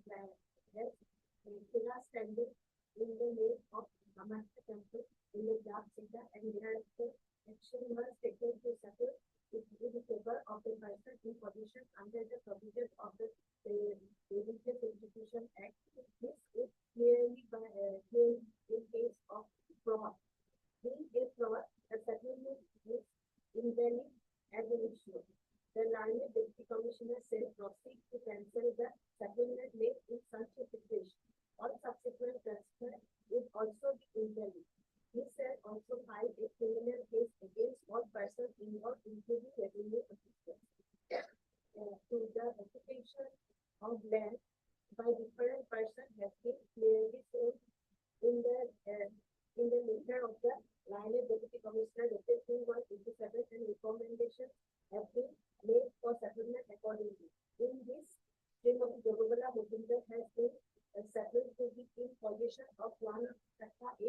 of land and Sri Dilip Motundar has been sold to be in possession of 5 lesser of them.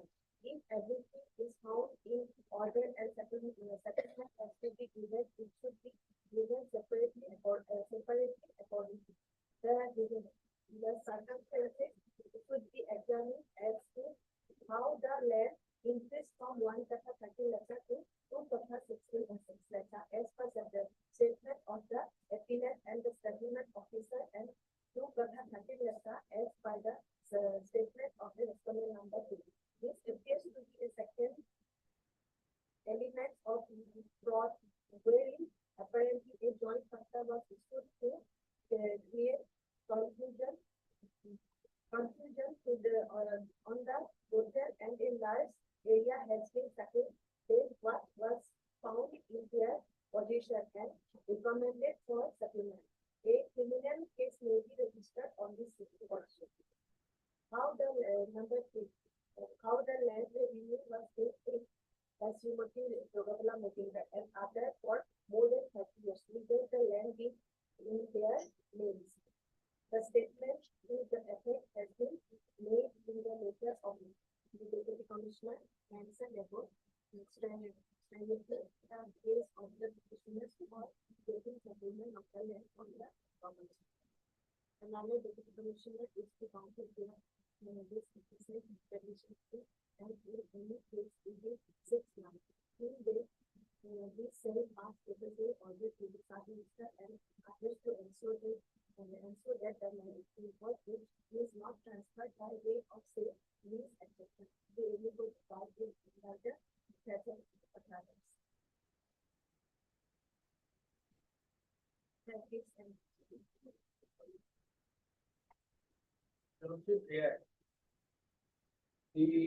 When the Pata was issued jointly in the name of Jogapala Motundar, the respondent number 15. That was never challenged by the respondent number 3.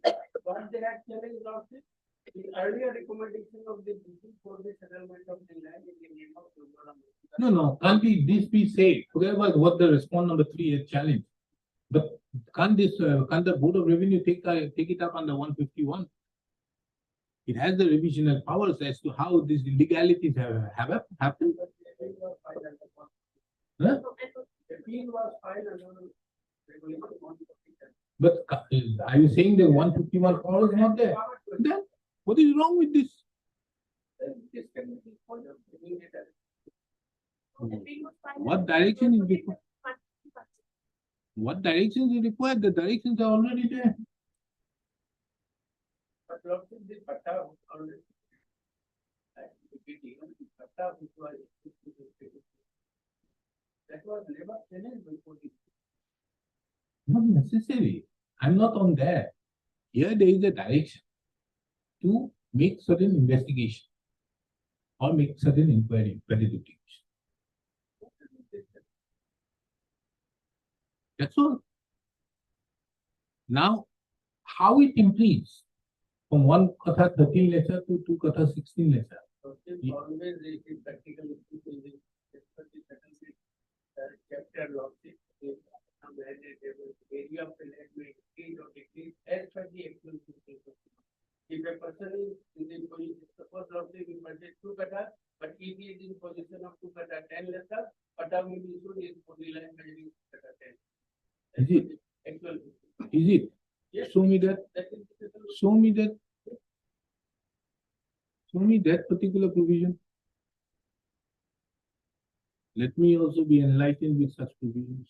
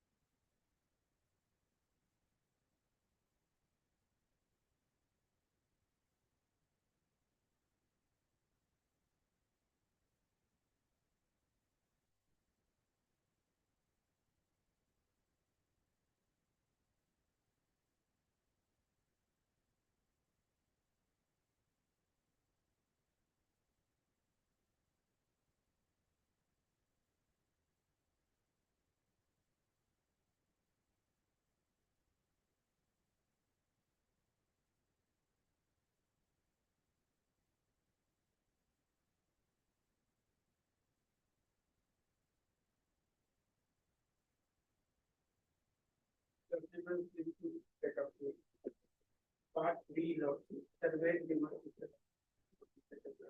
Settlement rules? Some land that there is a Yeah, which rule? Which rule? rule of this, regulation, if some land. Which rule? Rule of this.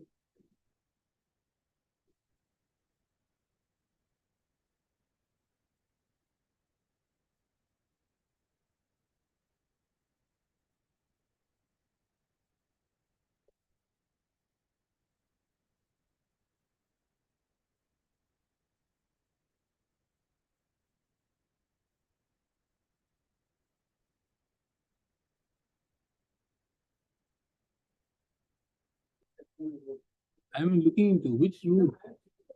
Show me that. Because the matter is today for order losses. Maybe, but Mr. Roy, you have been practicing out here for long. When you are making a submission, making a responsible submission. No, don't make a irresponsible submission to the effect that a person who has a right over 2 kathas of land, but is in possession of 2 kata 10 letters of land, the patta would be issued for 2 kata 10 letters. Show me that. There cannot be, I am saying it is not.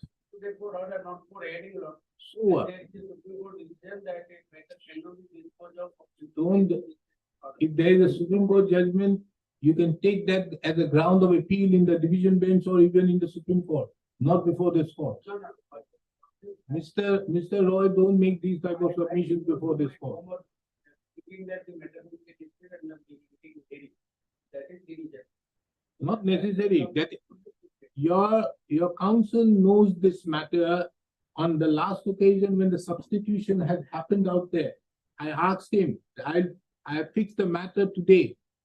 It has been wrongly listed. It should have been listed for hearing. I have directed the matter to be listed for hearing today. Ask him, he was present at 4:15 when the matter was taken up. Then don't make that submission. And don't make that irresponsible submission to the effect that anybody else. You have been all this, you have been in this profession for a long time. We regard you that you know this land revenue regulations, but that submission which you are making is too much.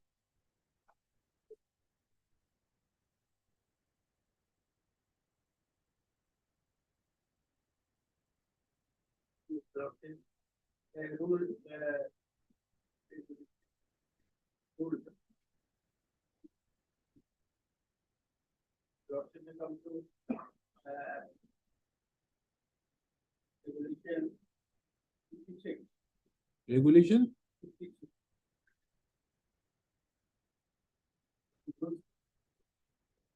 Yes. Yes, rules, rules under the, Rule, which rule? rule of, 56, page 229. Yes. Hmm. Yeah.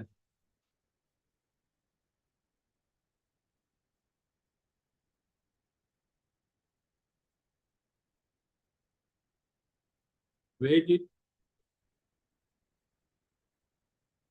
Rule 56. Hmm. Preparation of draft data or field index. After a village has been surveyed and demarcated, a draft data or field index has been prepared. The data shall be arranged according to the serial number of the field in the village and shall also, in addition to such particulars as the state government may direct, the name of the person who is in possession of each field and the classification of each field according to a terminology to be previously approved by the government. Disputes regarding the ownership of the land or regarding the ownership of any interest, such as usufructuary or regarding the ownership of any interest, such as unsecured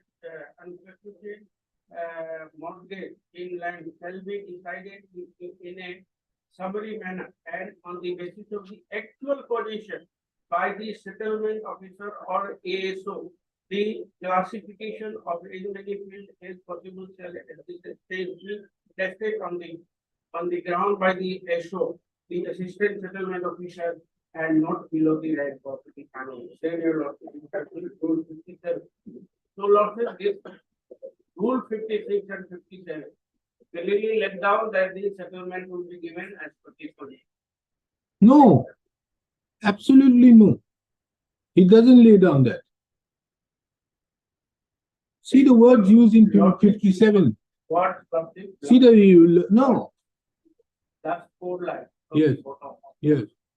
The basis of the. Disputes regarding the ownership of land or regarding the ownership of any interest such as usufructory mortgage in land shall be decided in a summary manner and on the basis of actual possession by the settlement officer or the assistant settlement officer. The classification of any many fields as possible shall be at that stage be tested on the ground by the settlement officer and so and so. But this is not the basis on which you are to be issued the settlement. The settlement is to be issued as per, kindly see here, kindly see 57. How is it? Before record attestation begins, the settlement officer shall cause a draft jabamandi to be prepared, showing, in addition to such other particulars as the state government may direct, the fields which have been found in possession of each proprietor or settlement holder, and the classification of each field as entered in the draft sheeter. But at that stage, there will be no entry under the heading of revenue in so and so. Each proprietor or settlement holder shall be furnished record before record attestation begins within any so and so found in possession, showing the fields which have been found in his possession and the proper classification of the field. The record attestation of each field shall be taken up by the settlement officer so and so. A proclamation shall previously be published in the village, giving due notice to the proprietor and the settlement holder and calling on them to appear before the attestation officer, bringing within them the extract as so and so. As each proprietor or settlement holder appears to him to be so and so. You have no right over the land at that point of time. You were only in possession of this land. You are going to say that you are in possession of 1 kata 13 lectures and the settlement has been given to you of 2 kata 16 lectures. This is an inquiry. Both the rules 56 and 57 provide that the on the basis of the possession law and lordship. And on the basis of the preparation of the draft lordship, then the kata should as per the regulation. So that is my case. It was never changed by the respondent. That is what the Assam Board of Revenue has come to a finding that you were shown to be in possession of 1 kata 13 lectures of land, and then how you have been issued the patta of 2 kata 16 lectures. I already have submitted that as per rule 56 and 57 lordship, I was found in the position of the land. Where is it? Where is the record of a draft sheet showing that you were in possession of 2 kata 16 lectures of land? Show me. Where is it? It's there, but Where? right now I have. Don't make this irresponsible submission.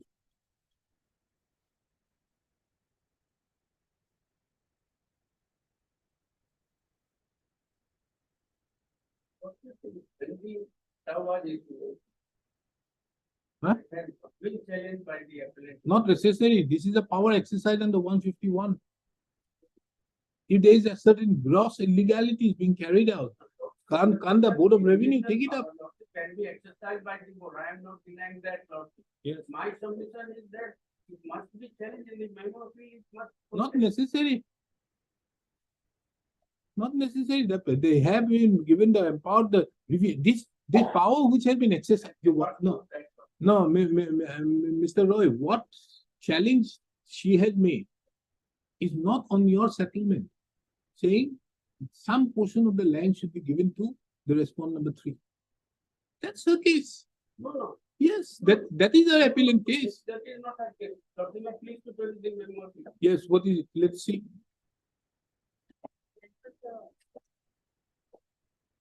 Can it be allotment? It was never allotted. Document please to tell the memo of it. Page 37.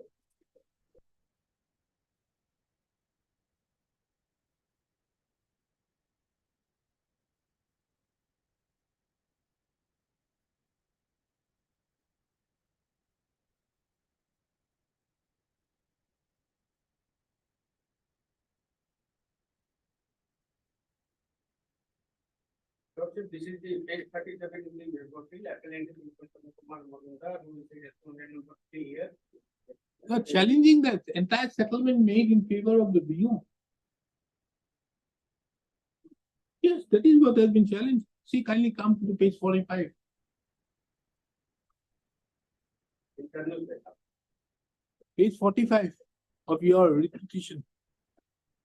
Under the above facts and circumstances, it is earnestly pleaded that your honor would be pleased that this appeal be allowed by setting aside the impugned order for settlement in the name of the respondent number 2 and subsequent action arising out of this order for settlement of land in the name of the respondent number 2, and may be pleased to pass an order directing status quo be maintained in respect to the land mentioned in the schedules and to call for the records of so and so. Subsequently, please to come to page 30. Yes. 37 Lordship, under the heading, Lordship, Order passed by the respondent number 1 for grant of patta in the name of the Dilip Mazumdar and so, in this case number so. So they are for setting aside and quashing the impugned order by settlement. Lordship, please to note, in which case number 4 of 1192/93 dated 2892. Lordship, this case relates to the application which were filed by Jogpala Mazumdar and Lordship Dilip Kumar Mazumdar before the DC for the allotment of the land. Because the land becomes Sarkari Lordship after the acquisition of the land under the Act of 1959. That's why they, and being the riot, they become the riot. The appellant respondent number 3 was not one of the riot. He was not in possession of the landlord. And this, he will challenge only that this case number 4 of 1992 or 93 dated 2892 under section 147 and 151 law. When the DC submitted, I have enriched all those documents. The DC forwarded the allotment proposal Lordship to the Revenue Secretary Lordship, but the Revenue Secretary did not pass any and that matter ends there. The Lordship, the patta which is impugned Lordship or interfered by the chairman, Assam Board of Revenue, that was never challenged. Whether a court Lordship or the tribunal can quash or pass any order Lordship if the order is not challenged, that is the crux of the matter in the presentation. Lordship may be pleased to pay what they have.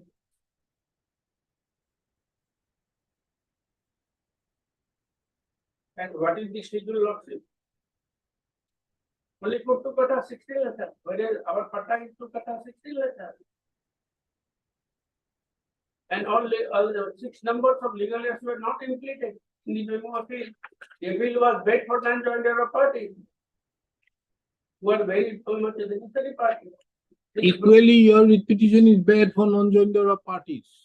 Because Lordship, I have to implicate the party whose names are given in the memo appeal. No.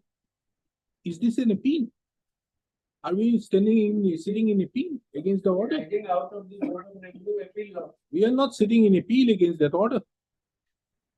We are here only saying as to whether there is any error apparent on the face of the record in respect to the order passed by the. Yes, Lordship. I don't see any error. Lordship. The order, the issuance of the patta. See, what is the case of the respondent number 3 is look that they, along with you, have been in possession of this land for the last 50 years. And there is a will which have been made by the mother in favor of them or whoever it is. Now the entire land has gone to you. That is why there has been a challenge. It was revoked Lordship and forbade the still pending. And in the Lordship, just your Lordship, when pleased to fill in the cross-examination of the respondent number 3 Lordship in the forbade proceeding. Why should I? Mr. Roy, why am I going to look into all these things? Here I am only concerned with the directions which have been passed by the learned Assam Board of Revenue as to how this could have happened. When you were shown to be in possession of 1 kata 13 lectures of land, how could you have? Yes, it was the case of the respondent number 3 to the effect that they want these 2 kata 6 lectures of land to be jointly between you along with everybody. That is your case. And that is why she's very happy when you have given the proposal that 7 acres of land, you keep it. Although she is entitled to 5.4 acres. That the landlord. But- That the entrepreneur has given to the. That is what, she's happy with that. When that proposal comes. But can this court close its eyes to the directions which have been passed by the learned Assam Board of Revenue? You heard the fact that the state government is not helping in the submissions. If you consider lordship, only other persons were not found in the possession of the land at the time of survey during the settlement. That of is a the- fact which is required. No, Mr. Roy, that is a fact which requires to be adjudicated by the deputy commissioner. That is what has been asked by the deputy commissioner to do. You are at liberty to show it. There is regards 57, 56 and all before the deputy commissioner. Look out there, show it. This is not a fact But that then others- if you make that submission before this court is obviously negative that submission saying that under no circumstances 57 and 58 would empower granting of any land beyond what is required for settlement. It is not a fact that others are not in position. Others are also, we filed it in for the probate, how we came to know, because they went to PNC to get their name, to get the holding number. And that is how it started. And in the Chippa, they were capable of, they themselves have connect. So we are, trying to get it through Logobalam. Because she is not asking that the land should be mutated in her name. No.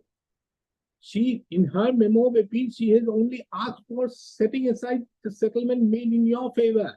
That's all. Only in your favor. That is why it is not required. But any directions, if I pass a direction holding that you and she getting 7 letters, she's happy with it. Without the other people, it will have a tremendous effect on the other legal heirs. They will be also getting equal amount of whatever, what my. They are not suggestion is before that this court. it is No, primarily madam. 3%, Madam, they are not before this court.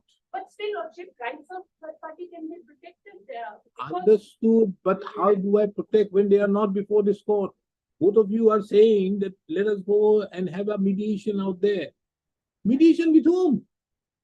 Between both of you. Both of you are happy getting 7 letters. I am You not are happy, an lordship, otherwise, so how can I- we- I- If we are, 20 years. if we take into account total land of 2 kata 6 letters or 2 kata 16 letters, which 16 is how much?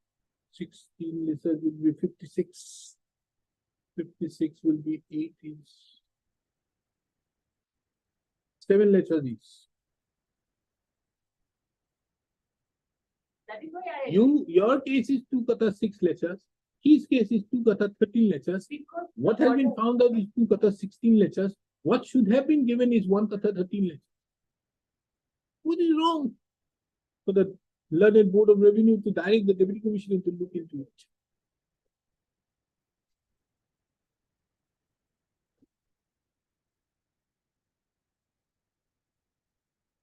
in the second lordship. In the northeast. Possible page 45. I've looked into it. It is just in front of me. They are. 2 kata 6 letters. Because of this order. In your objection, you say it to be kata 13 letters. 30 letter, But actually it is 2 kata 16 letters. 60 letter at 20. You were in possession of 1 kata 13 letters. So that is, we have mentioned that because of the order, because the order we have challenged, in that it is mentioned as Sukata out of 3 kata 5 letters, 2 kata 6 letter land is that is where our annexure 3, page 31 of our affidavit. That is why we have mentioned 2 kata 6.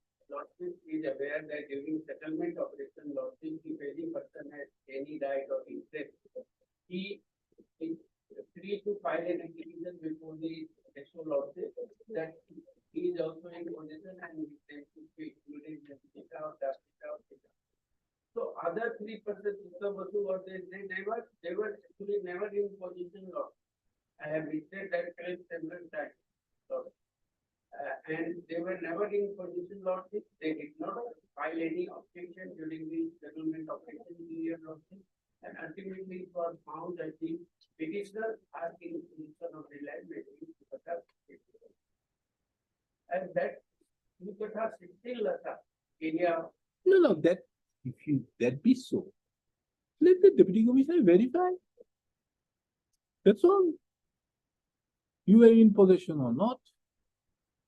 So that if you obey the Pandara book, it was not. No, Because so if I pass a direction out here, thereby directing the deputy commissioner to look into all these things, that will open a Pandora's box.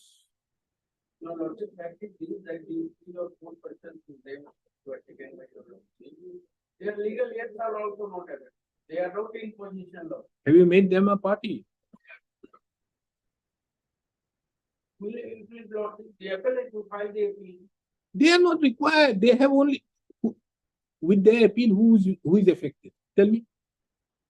With their appeal, if that appeal is allowed, who is affected? You. Is anybody else affected? No.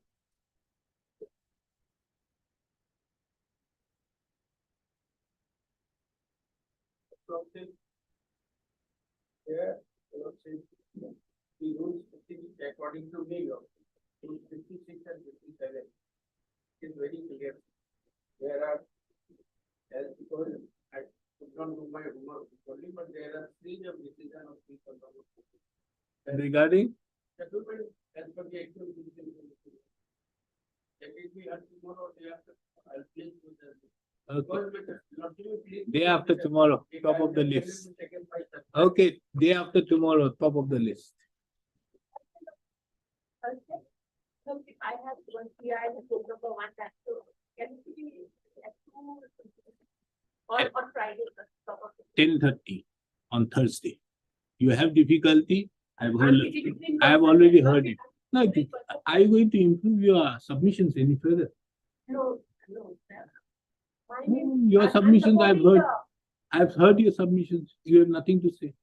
Madam, you improve your submissions. And come up with something better with it. Not for this court to help you out. List the matter at the top of the list on Tuesday. As the first item.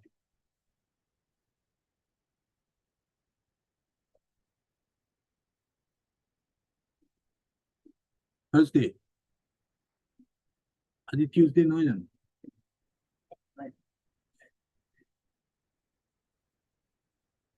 Matter have been heard at length. The arguments of this court have duly heard the learned counsels appearing on behalf of the parties at length.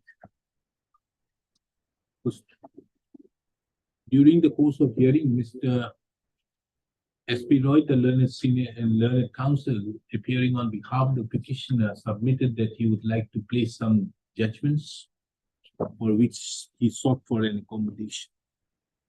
Taking into account that the matter has already been heard, list the matter at the top of the list on 9/11/2023. Timing at the 2.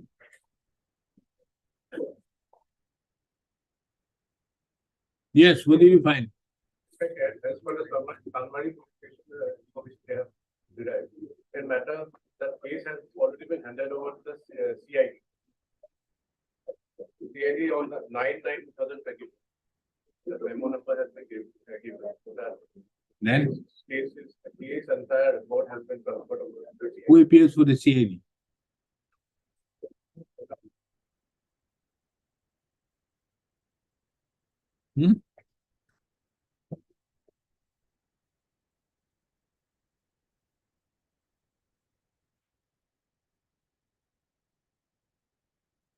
You only have. We get the information on next Thursday from the CID. What is the number? I'm giving the number. Mr. S. Bolu appearing on behalf of the respondent submits that in respect to the other cases, except Chanmari PS case number 214/2018, charge sheet have already been submitted.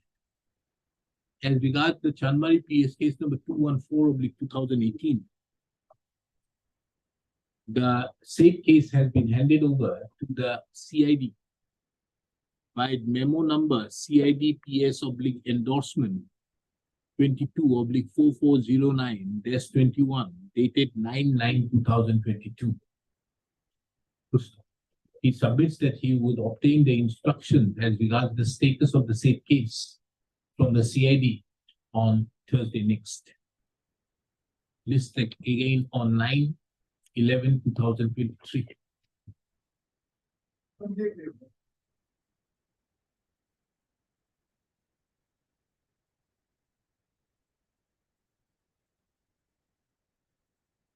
Timing item 1.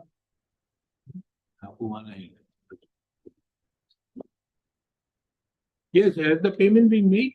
Yes, yesterday, Lordship. Hmm. Because this is law, we should take some 10 days. Why? But this is law, the only one is there, and but the difference is more than 100. No, how many people? Difference is one. How much is the petitioner entitled to? Petitioner is entitled to 2,95,406. We can pay Lordship, but there is long list. Entire amount will not get by the transfer. Huh? Entire amount will not get by the transfer. No. The petitioner will be entitled to 2,95,406.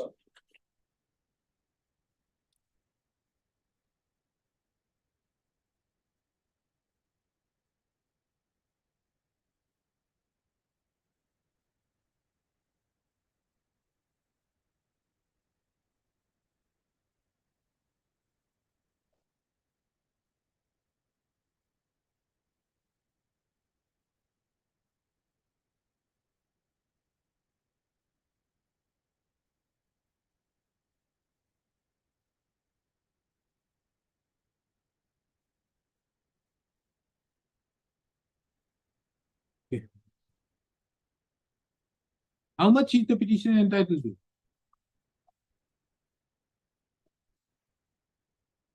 Don't know. How much will be the petitioner entitled to?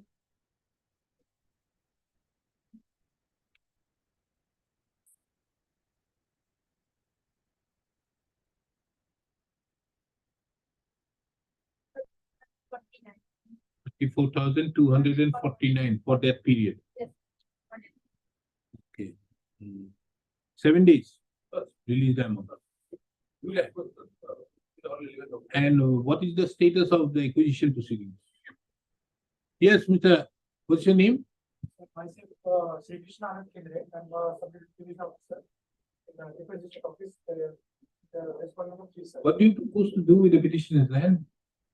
Sir, the RBI proposed to acquire the land, sir. For that, the board proceeding is under process, sir, for that acquisition process, sir. Court proceeding. Board proceeding, sir.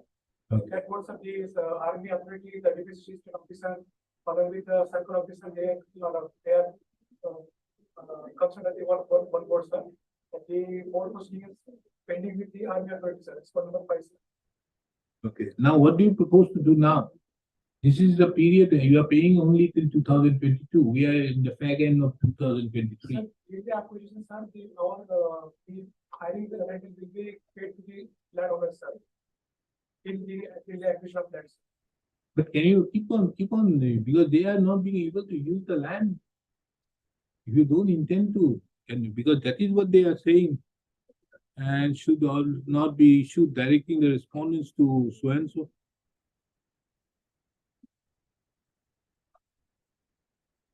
Okay. When can we get a better update on this acquisition? So there will be the session issued to activities of the. No, because we are not in a position to know as to whether you are going to acquire or not. Because the board cannot decide. The board will make a recommendation. Yes, sir. It will go to the Ministry of Defense. The Ministry of Defense has to give a C. And only then it will be decided as to whether to acquire or not. And thereupon they will instruct the Deputy Commissioner to take up a call to make necessary arrangements for acquisition of the land. Yes, sir. This is the process, if I'm not After wrong. the sanction from the Ministry of Defence, the acquisition procedure will proceed further, sir. But as of now, you have not decided to acquire. As of now. When can we get a concrete decision as to whether you are going to acquire or not? By when? I can't comment on that, sir. No, give me an estimate. What did you take into responsibility? No, because we are not in a position. I can't dispose of the matter. Because their direction is what he is asking for releasing. You are not sure. So I'll direct them to release the vehicle, the land of the petitioner. Release it. If you are not in a position to come up and say that you are either acquiring or not, and not, you also give a particular period of time, then this court has no other option but to direct you to release the land of the petitioner. Okay, process of board procedure, process. It can't be at the free will of the board, because this is not the period is not now. You have been in possession of this land for a long time, 20 years.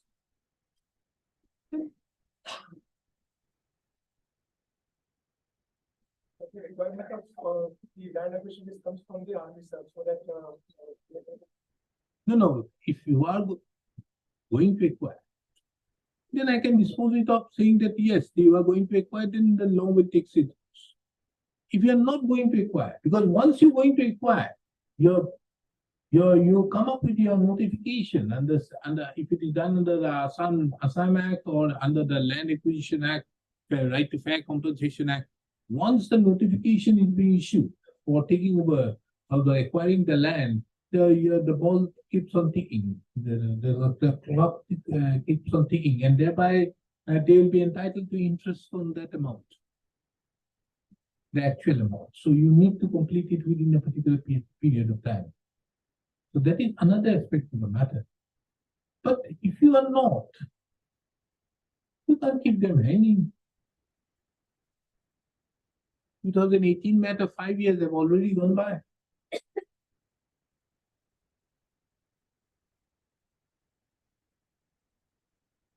We take a call on 18th of December. Give us an concrete information as to what the army authorities intend to do.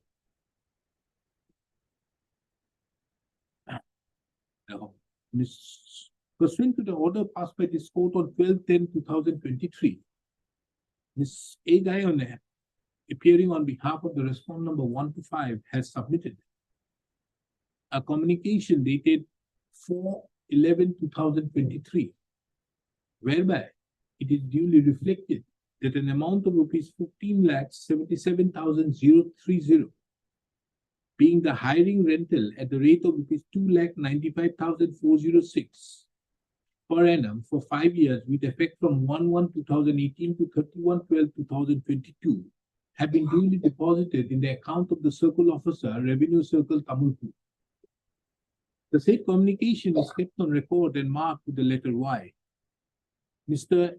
N. Goswami, appearing on behalf of the Circle Officer, Revenue Circle, Tamilpur, submits the amount has been duly received by the said official and would be disbursed within and would be disbursed forthwith. So,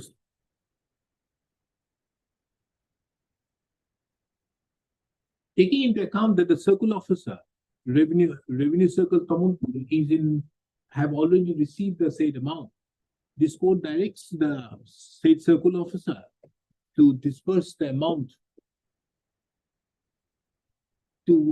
of rupees. How much he is entitled to?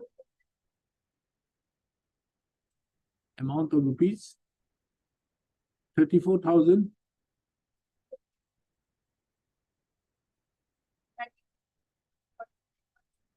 $49.5,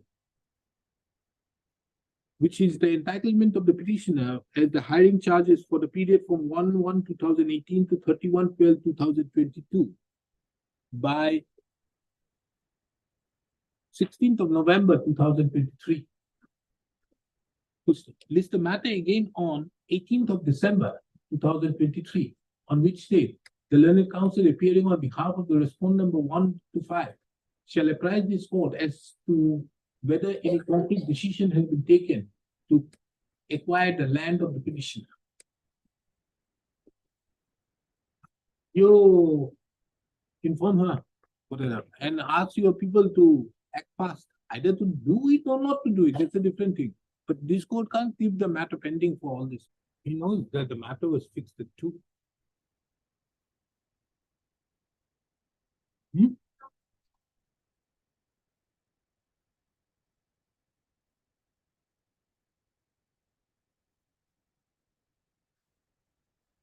Okay.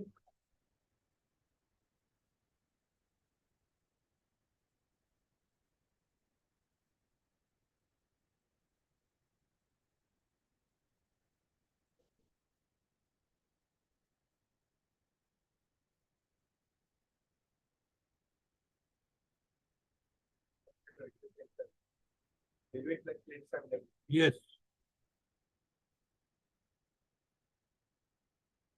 14.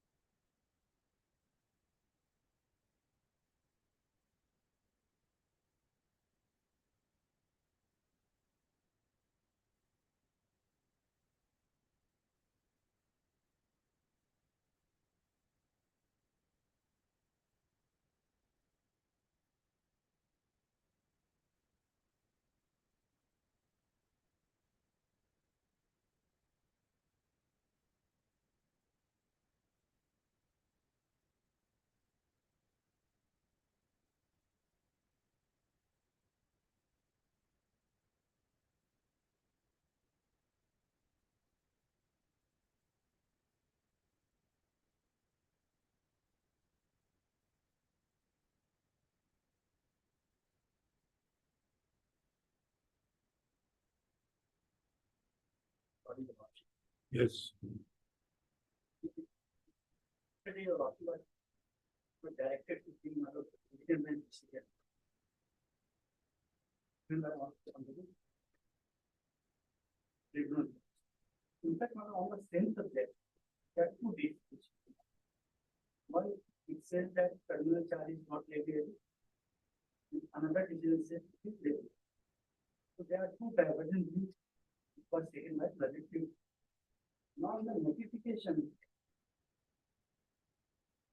issued by Mother Chairman saying that we decide on the basis of judgment delivered by me in my humble submission model, it amounts to interference in the judicial procedure. So we can see that judgment of tribunal matter. And model the judgment delivered by the Honorable Court, it was also referred in that.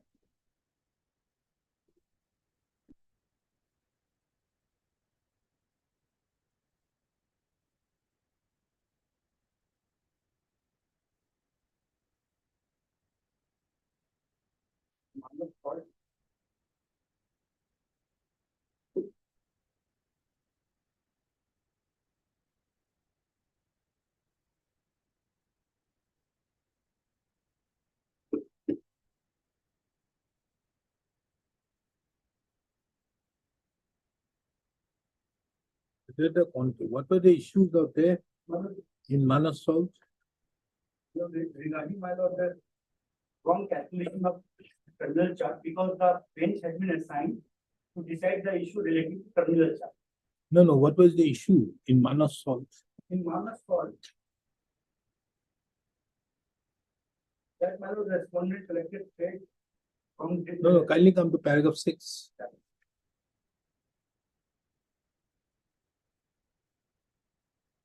That the issue criminal whether the contention of the assessment that this criminal has no jurisdiction to try the matter.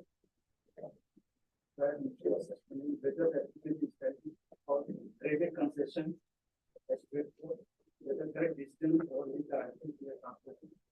If the applicant is entitled to debate claim on the really input of finding on the issue involved other example.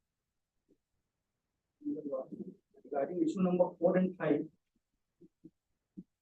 That is of the kind of thing. Oh.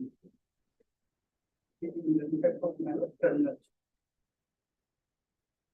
Pair of copy.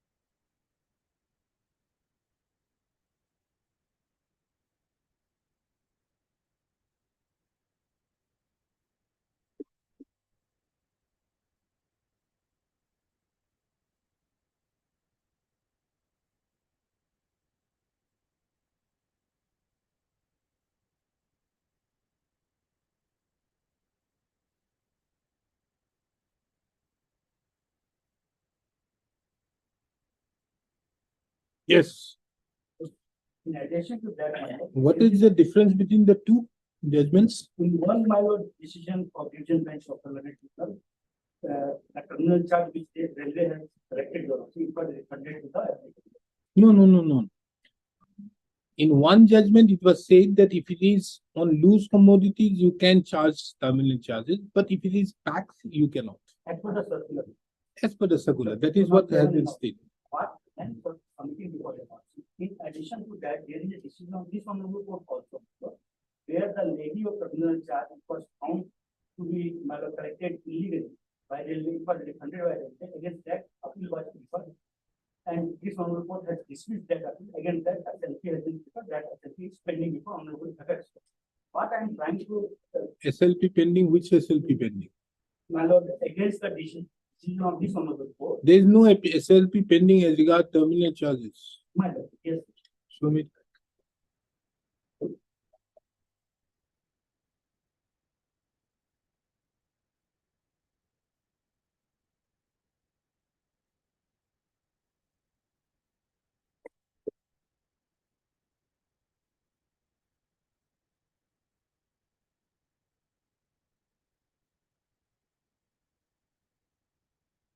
the decision of my lord and what is honorable court, my lord. Against 100 MFA. No, not against. Against another report, number of matters relating to criminal charges. Against another matter.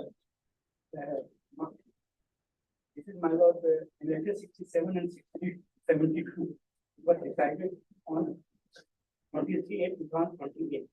Mr. Sharma, is there any SLP pending as regard terminal charges? No, No, that is what I remember, that matter where Ms. Sharma was appearing.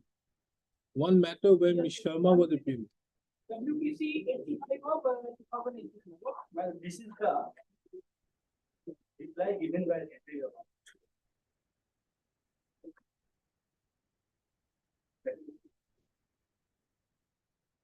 Against this order, ma'am.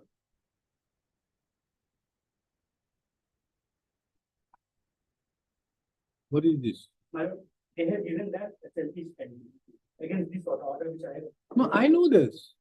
I have passed an order in respect to that Ms. M. Sharma had appeared in that matter, where she said that not to decide the terminal charges question till the decision is taken by the Supreme Court. Then it was submitted by the railways out there, showing that the issue of terminal charges was never raised by the railways in the SLP. They are saying that's why, because in the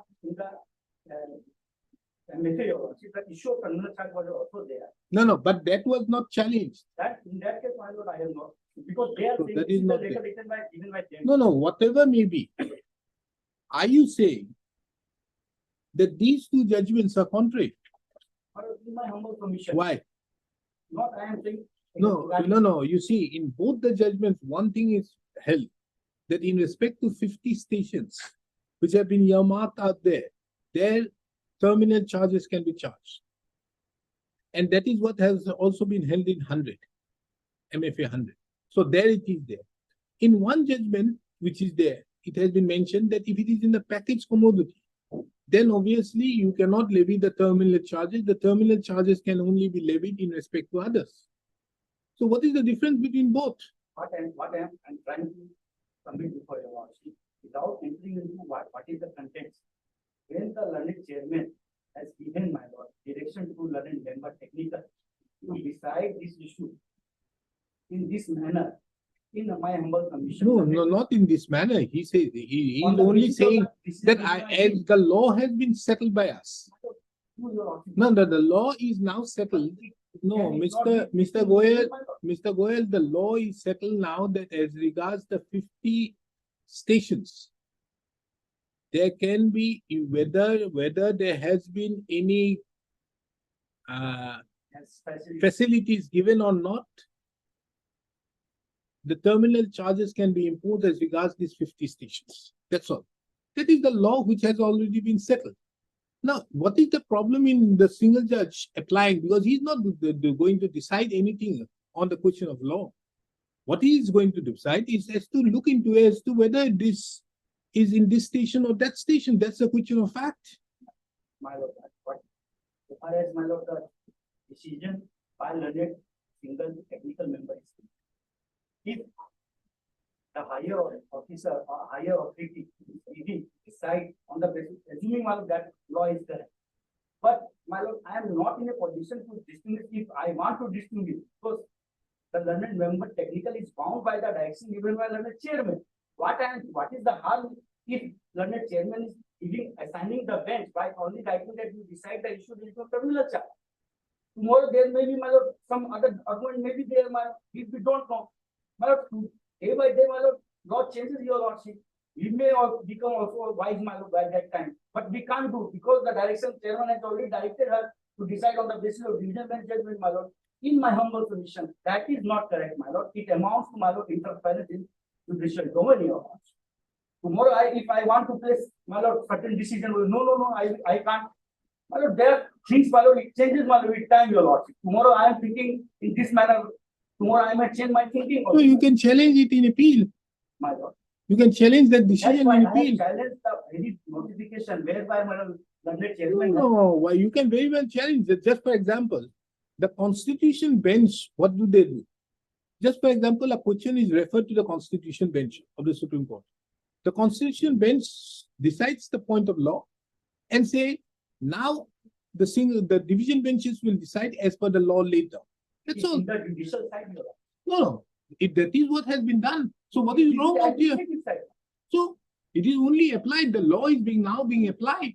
In my humble submission, subject to my lord, what your lordship is saying, in my humble submission, administrative decision cannot direct my lord to decide in the particular manner in judicial side. No, not in the particular manner. Here it say, why not? Because in view of 4.4, a power has been given to the chairman to constitute a bench for special cases. Only that. Now, this power has been exercised to the effect that, look here, there are so many cases out there. Why should we spoil the time of the two members out there? The law is already decided. Kindly decide on the question of fact as to whether it will come within the ambit of the 50 the stations or not. With all respect and my lord, my being a responsible officer of this honorable court, my lord, I have a doubt.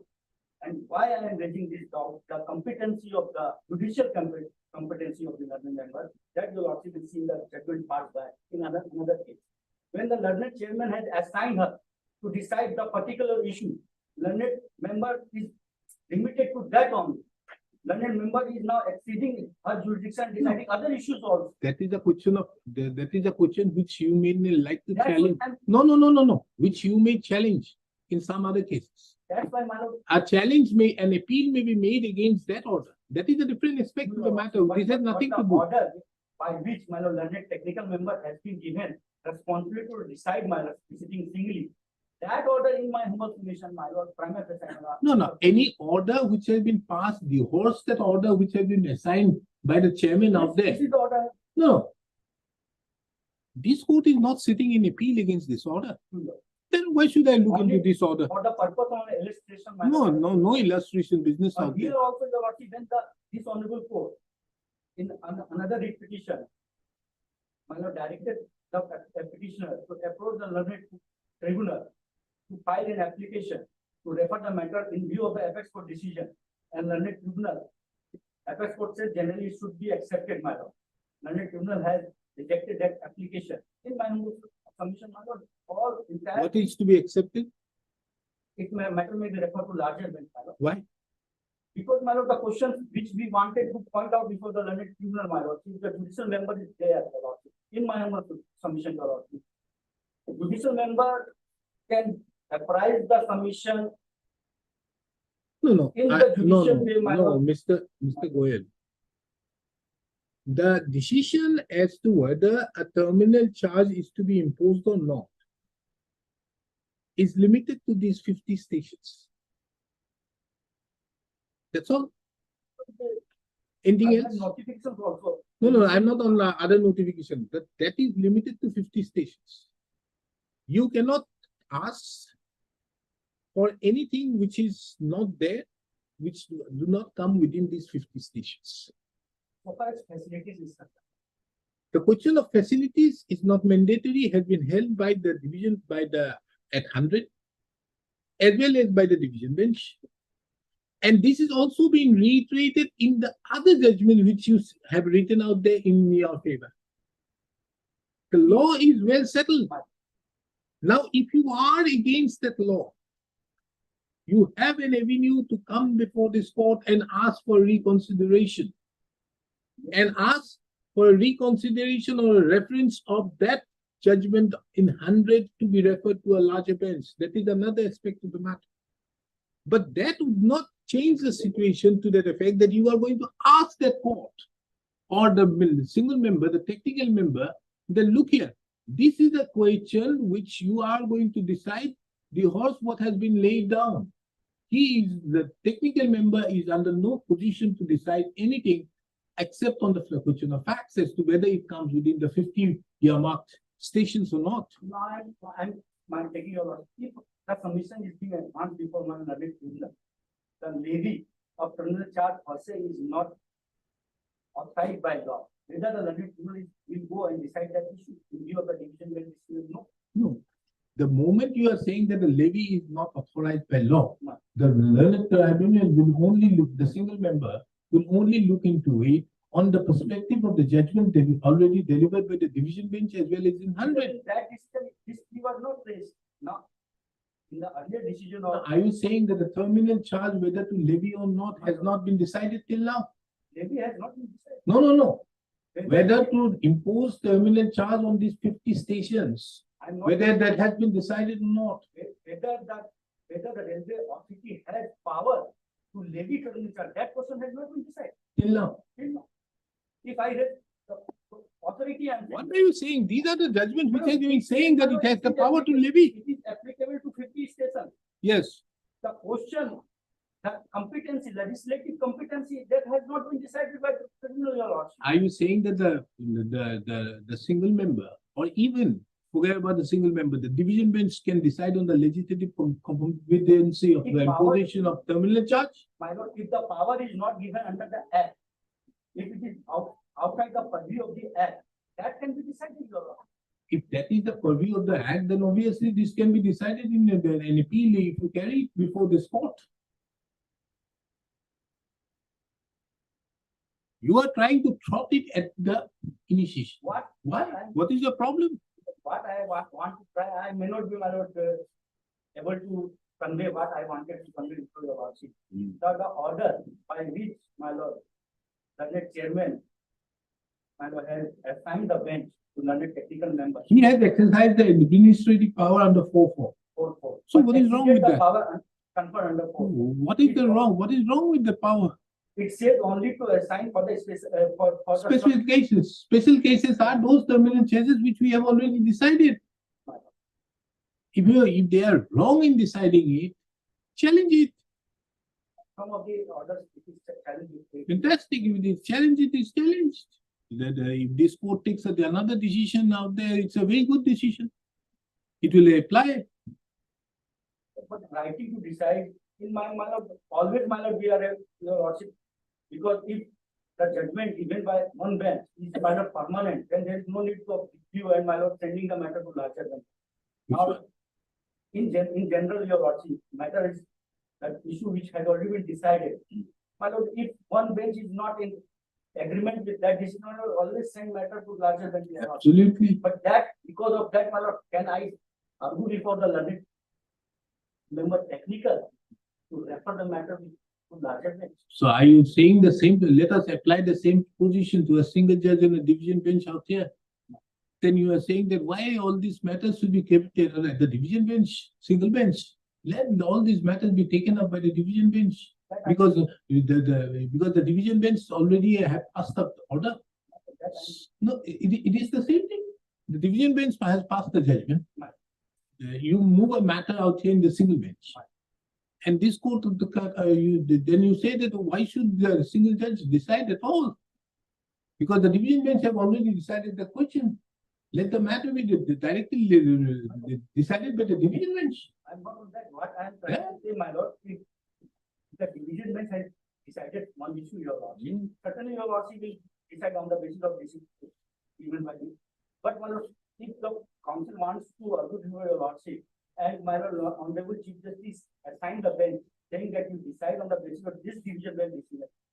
In that case, we are not in a position to argue another thing, madam, because we are confined to the direction given by Honorable Chief Justice. Madam.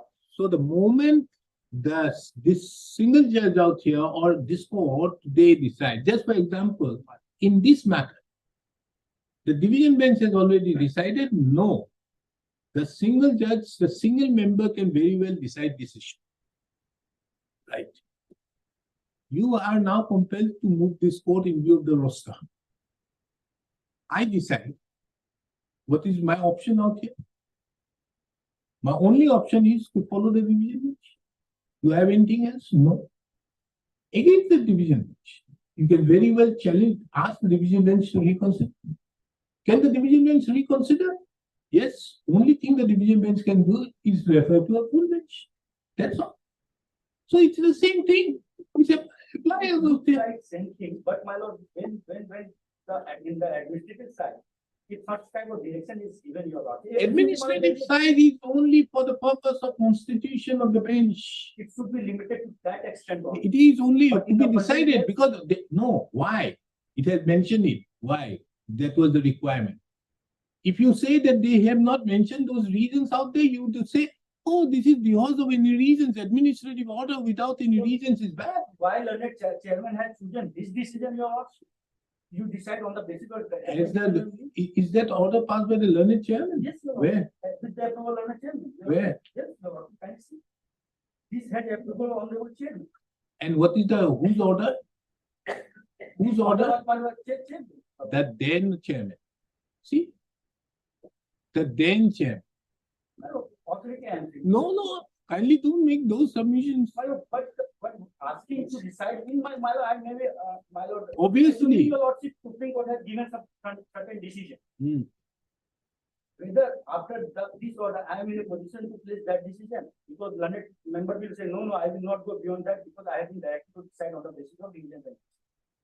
I can't. That's why I am submitting. No. Then it will be a question of law. Which you may ask that now the law has changed in view of the division bench judgment of the Supreme Court judgment or the High Court judgment. The law has changed, and as such, now you reconsider. You are not pointing out a question of fact, a question of law before the tribunal. You are asking on the question of fact to be decided again by a division bench. Just for example, 100, MFA 100. MFA 100 has been decided separately and has come up with a different decision out there. You can very well point it out before that authority, the single member. They're saying it, look here, now the law has changed. You can't follow this. Then in that case, if that particular person concerned still continues to decide in that manner, you are very well at liberty to come before this court. But not otherwise. You are again asking, re-agitating the question of fact to be decided by him on the basis of the law, which is also well settled.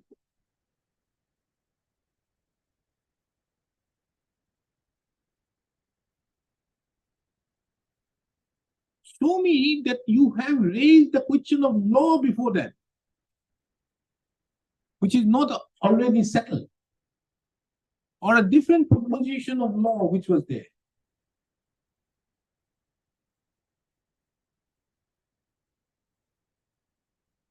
The single member out here would not have the power to, being a technical member, would not have the power to say to be a per inclusive.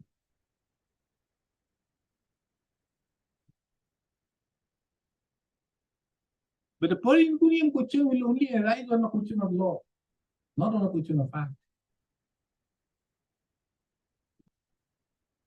Yes, Mr. Sharma. Am I arguing all this because of you? Yes.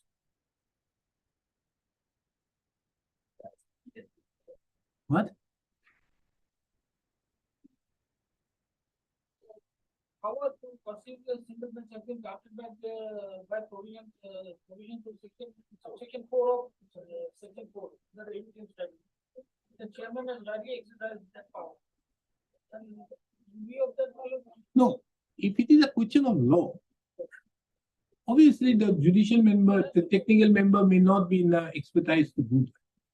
But if he raises the question of law which is not settled, obviously then he can ask for a reference. But if it is a question of fact, on the basis of the law which is already settled, then he cannot. Because otherwise, it is no longer permissible to distinguish between a technical member and a judicial member. That is the ratio later for the honor. Because what is held in Roger Matthews' case is more particularly in paragraph number 106, is to the effect that if you are trying to take away the jurisdiction of the High Court and confer it upon any tribunal, the tribunal should have the judicial expertise. We are not here for that. The High Court is still there in MFA 23.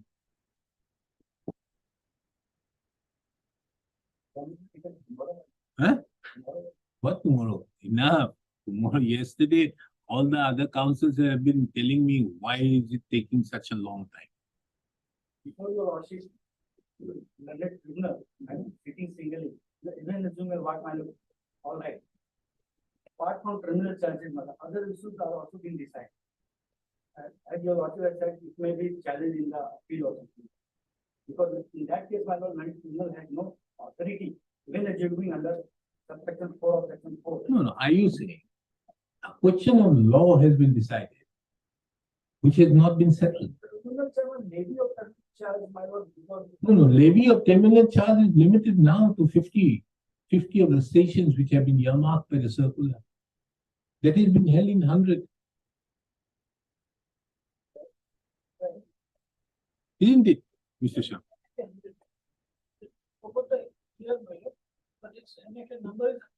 No. 50 of the stations which have been specifically earmarked.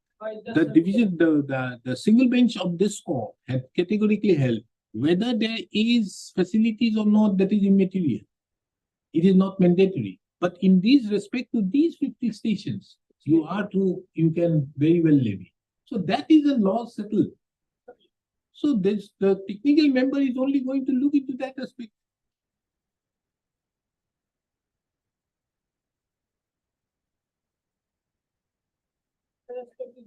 And another thing. If in this order, it says nominating her to hear and decide matters pertaining to terminal charges as a single member on the basis of the judgment on so and so above subject. Now, if he decides anything else, this is not the constitution for that. It is only limited to terminal charges, isn't it? Anything else, if it is decided? No. If anything else is decided, very well you can ask and challenge that order on the ground of jurisdiction. That would apply only for the purpose of example, that other. No, I am not going to look at it. That judgment is, you can very well challenge in appeal. Not here. On the ground that this is what it is. Not on that. I have been given bench 5. I can't tomorrow take up pension matters. Though I like to take pension matters.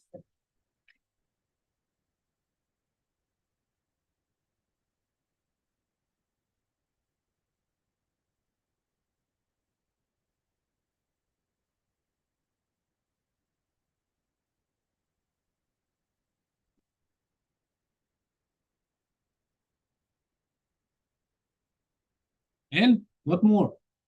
I want to try to go before you ask the question of law about case 62 is the final judgment part of the Page? 60. Yes. Yeah. Common judgment in respect of my application number. It's a number 3, serial number 3 of ours.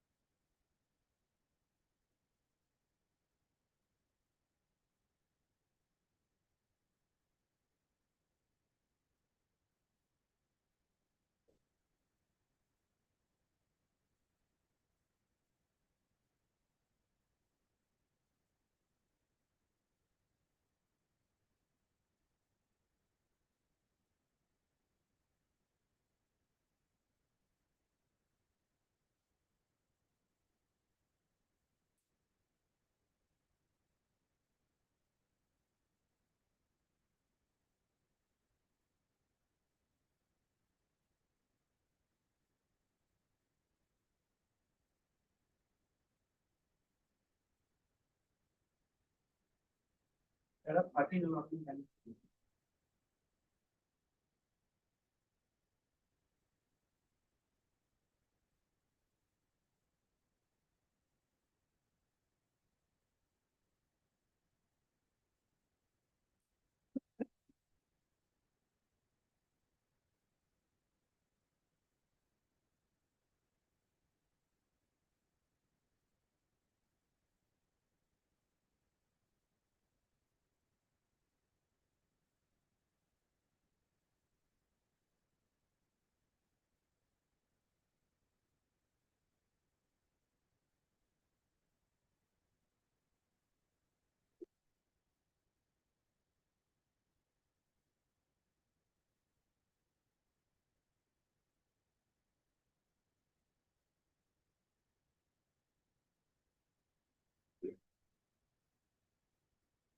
Yes. There are There are 13 allotment. Page 65. page, 65, 65.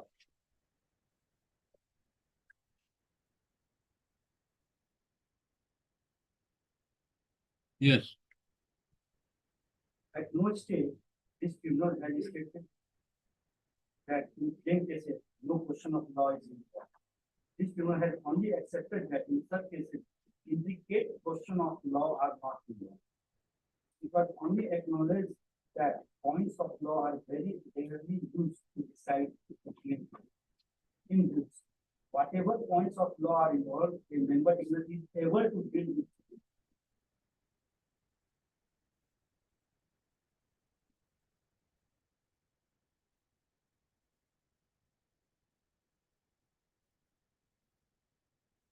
so,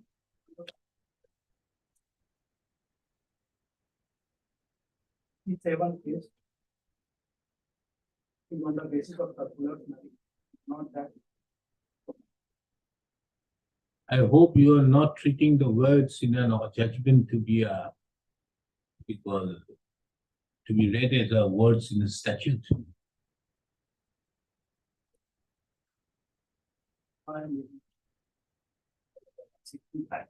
I tried my lord to. Could not my lord communicate.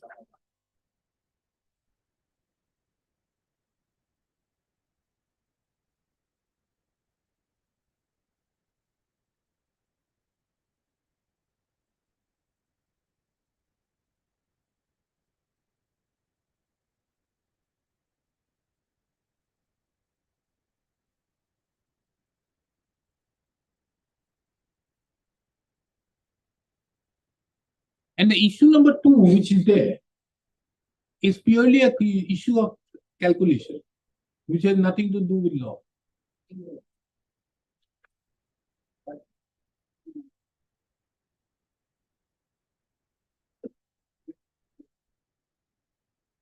All right, but this issue has not been assigned. This issue has not been assigned by the chairman.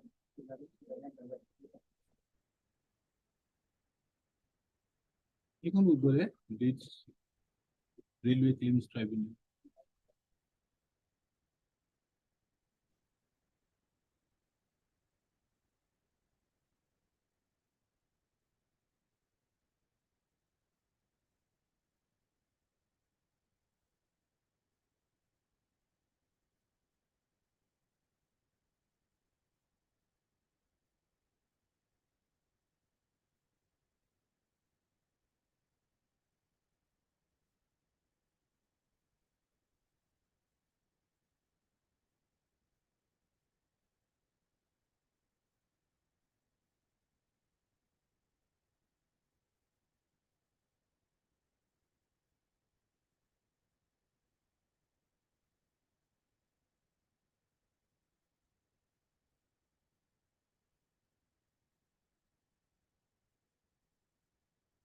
Yes, how do you take care of the second issue? In view of the language of 4.4. In case one disagree by taking up the second issue at the tribunal, sitting singly, then he has to challenge the order in an appeal manner, in a statutory process. That is okay. And secondly, my lord, as rewards might have become infructuous because now at present there is a division, right? All matters are being decided by the. No, it's okay, but how do you take care of 4-4 as regards the second issue? Unless there is a specific order, you see, by general or specific order specified. Other one is just, No, terminal charge is okay. other thing is just arithmetical. Are you saying to be arithmetical when it has been mentioned? Kindly see at page 75.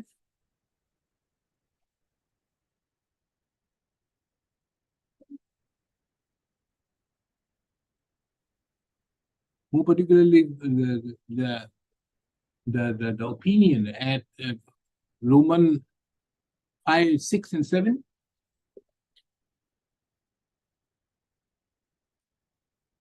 And not only that, here the single judge, kindly read 4-4 again.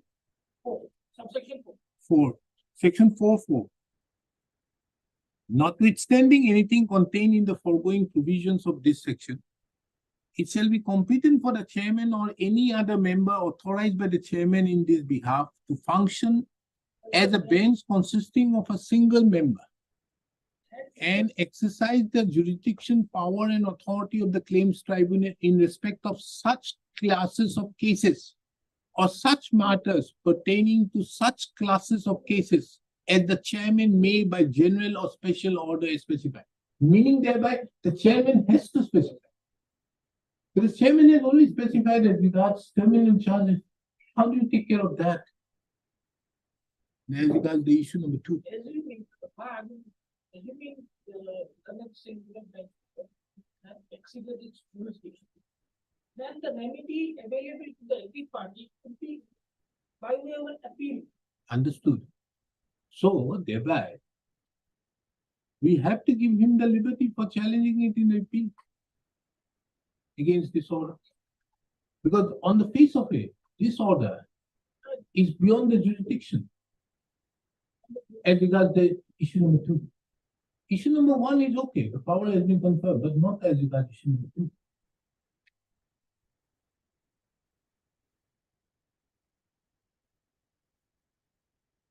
Then in that case, would it be, can the single judge decide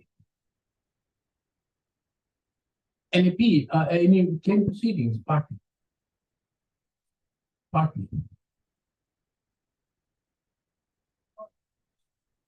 When there are 2 issues involved, which one has not been entrusted, one has been. If it is not possible, then what should the single judge ought to have taken up the matter?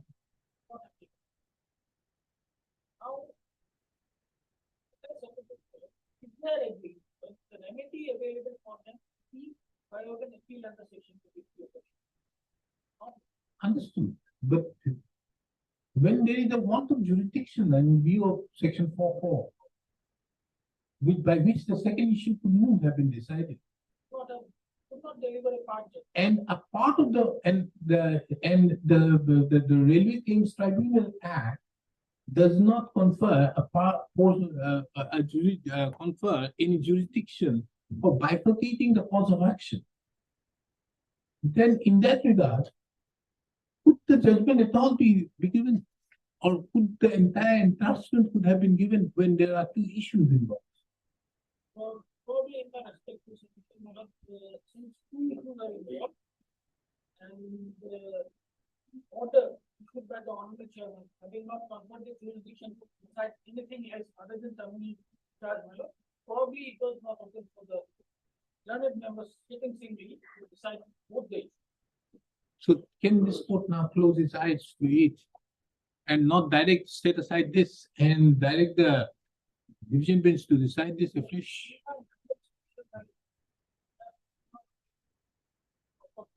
Why I say so, this is a statutory law. But if it is without jurisdiction? Now, there is a remedy available. No, if it is without jurisdiction. Where? That aspect can be very well taken care of the appeal matter. Understood, but when it is a question of jurisdiction, which is not empowered. Whirlpool comes in. Recent judgment of that one, Godrej Sarali comes in. Then why should I relegate this matter again back and ask him to file an appeal to be decided after 10 years? Yes, it may end up in the same. But could the tribunal at all, the single judge at all, have decided the second point? If he had not decided the second point, it would have been different.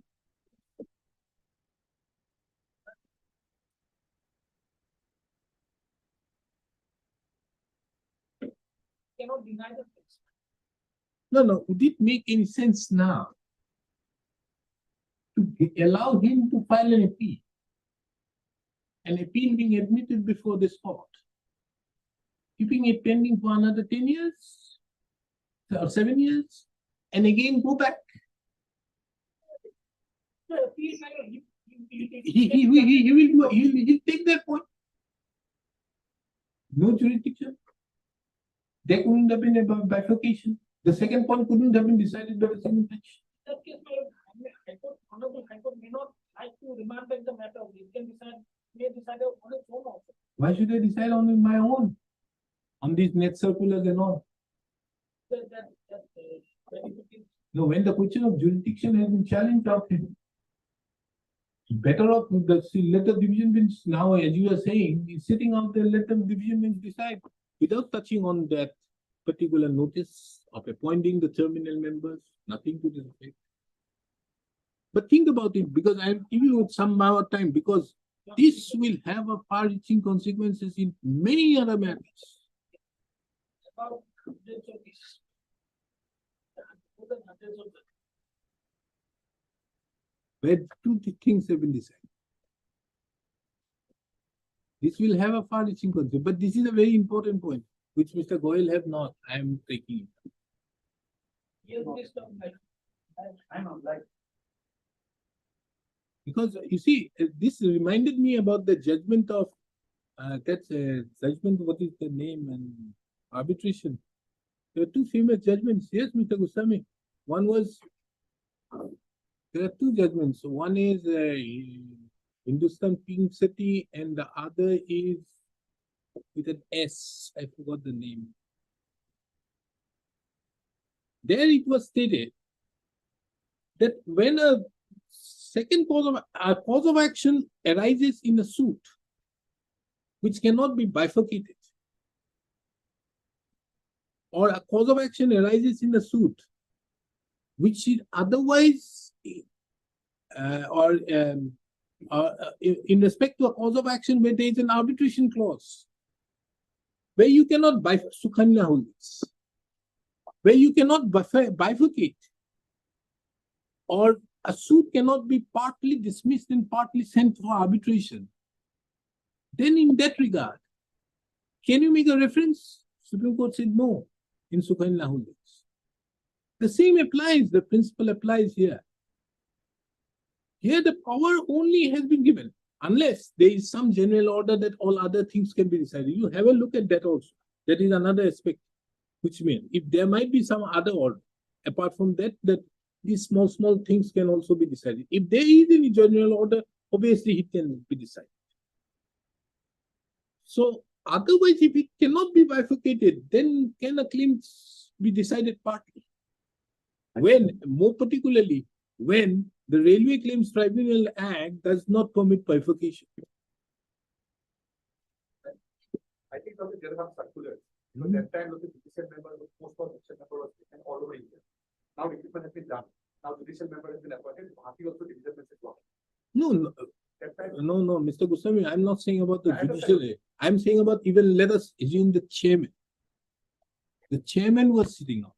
ultimately, I think there is circular. prior to this I think also, there was another circular. The chairman, let us assume the chairman was, as of now, on the present fact, if the chairman is also sitting out there. The chairman has to be authorized by the chairman himself by an administrative order. Now, if his order does not specify him to decide any other matter except the terminal charges, can he decide no? Because otherwise, the normal thing is two judges. There are other circulars. This aspect Find it out. Huh? came our road is fine, but it just the lots. That is the only way out. Because it makes no sense asking him now to file an appeal and on the same point and matter goes out there. Now, if he files an appeal, then the appellate court can decide the second point. It's just arithmetical. No. Can the appellate court not take into account that the single judge had no jurisdiction? Yeah, but might as well put some submission on it. The appeal court can still decide the issue in the appeal. Cannot be required to send. In fact, these have been done in many cases. But otherwise also, now as the division bench is sitting, why can't the division bench decide this? But you just find out, because why I'm saying there's a reason why. Because in most of the cases, there will be 2-3 the things they dealt with, apart from terminal.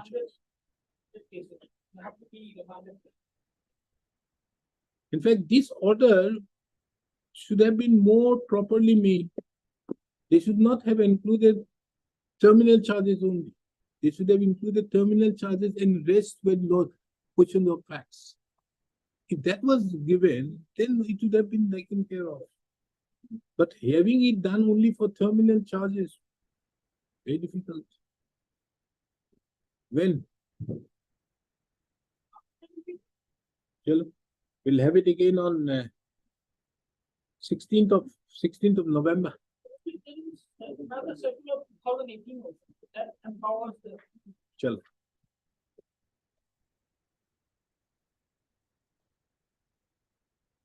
Take this, it will help you. Use it as a rough paper on the. List the matter again on 16th for further consideration.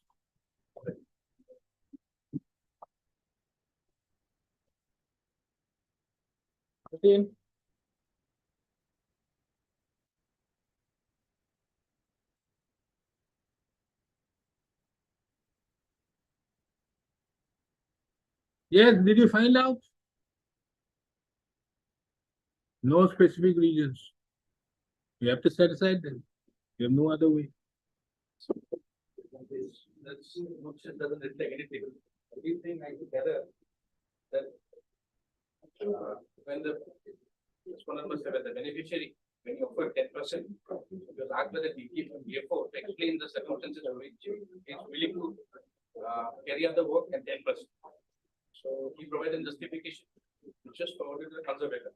Conservator brought against a verdict that work to the beneficiary. That's what I'm saying. Which was again forwarded to the PCCA. PCCA taking into consideration the whole thing, only aspect they didn't deal with specifically. 10% will cost the exchequer less. That was the consideration. And so the work. Then it goes very much against your own circular. Then obviously nobody would have had that particular rate, that 10% rate. And more particularly, when in the corrigendum, you have categorically mentioned out there. There has to be peculiar circumstances and a justification. And in the corrigendum, you have mentioned. So unless you record, and not only that, it has to be recorded. If it is not recorded, you can't help it. Maybe they have applied their mind, but note sheet doesn't reflect in it. Can't help it.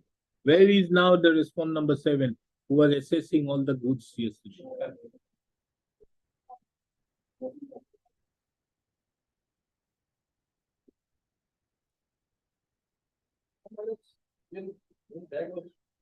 These kind of works have been discontinued.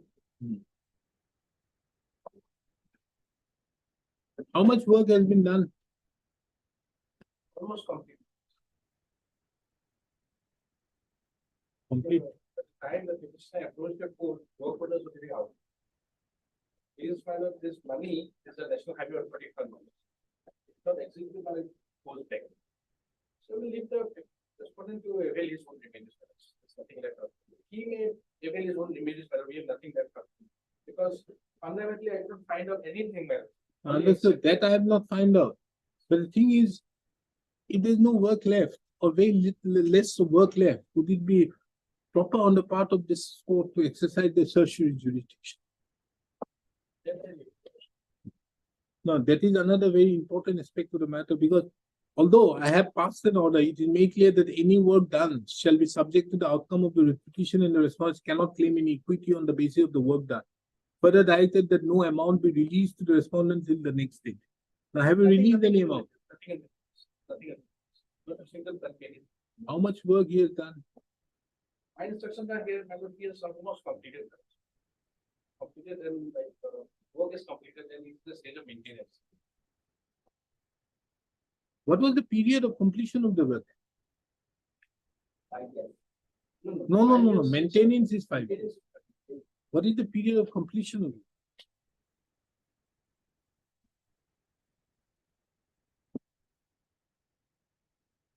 Thirty days. 30 days. 30 days. My lords, the highway, the transition articles have been observed inside some sites. Yes.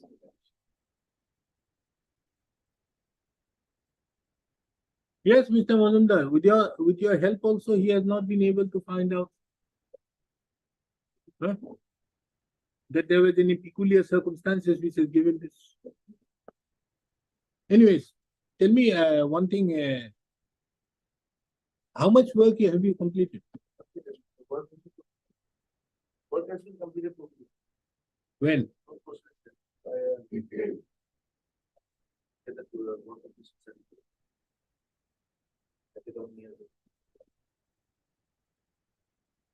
How much amount you have received?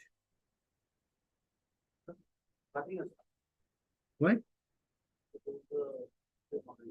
There was no order. I have passed only an order on 24/8/2023. Day of portion, this is PK data at party status. Then, Then my lord, by status to the work orders only adopted. One day before, after that's the down table tracking. interim order has been extended. Let us see. Yes. Till next date, status quo in respect to the contractual work shall be maintained as on today.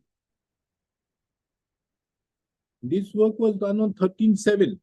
When did you allot? On 10/7. On 10/7 you allotted, isn't it? 12th of July, I had a notice to proceed. 12th of July. So this is on 13th of July.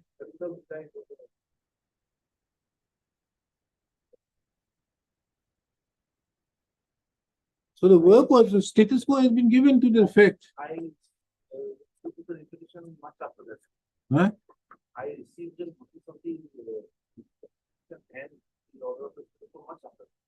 No, that is not material. He was there very much. The forest was there.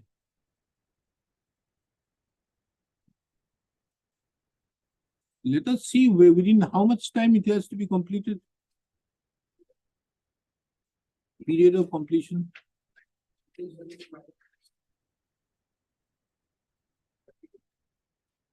No.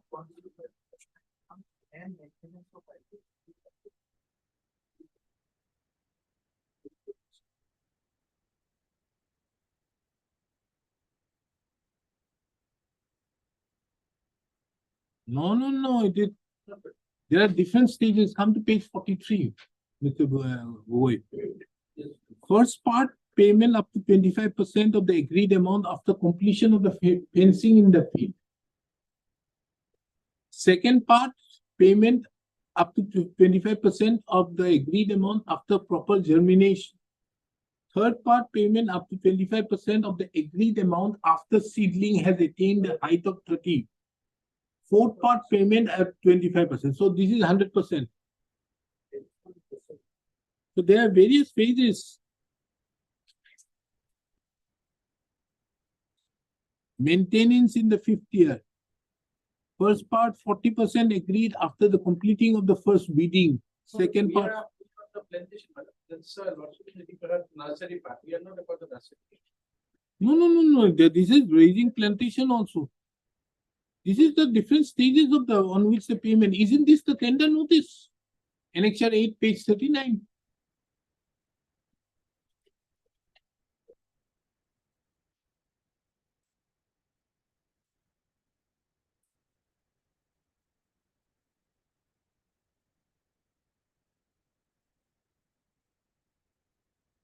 These are all maintenance.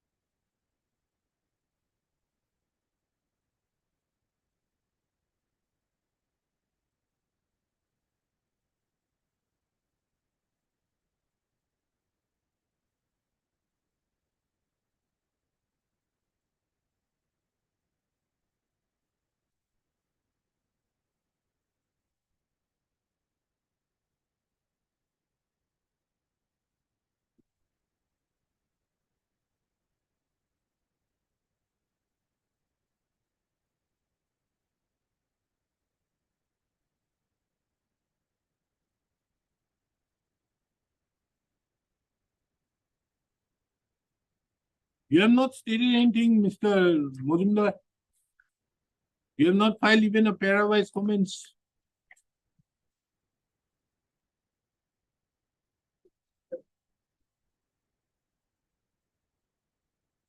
You must be not interested.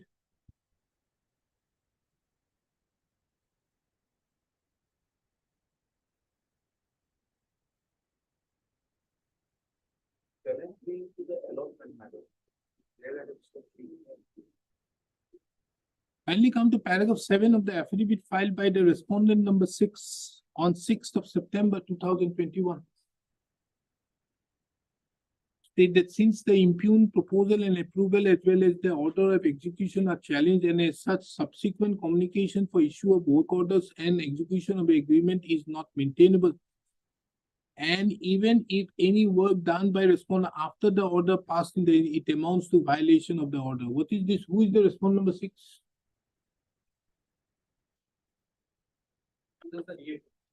Huh? Oh, this is by the petitioner. This is the reply by the petitioner to the respondent number 6 to paragraph number 6, 9, and 10. Let us see. On acceptance of the demand, a meeting was held, and since the demand, on demand notice to proceed with the work was given. When was the agreement entered into?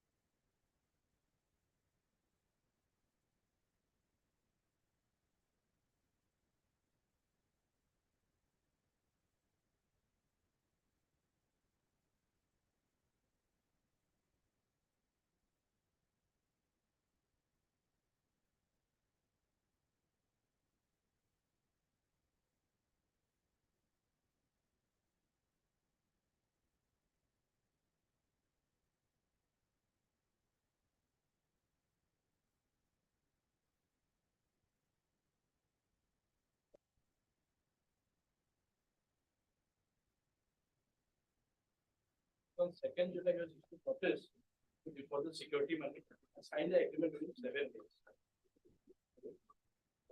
Those are all accepted. You see, you don't have a case. Only thing is, how much work has he done? That is not there. His affidavit is very silent.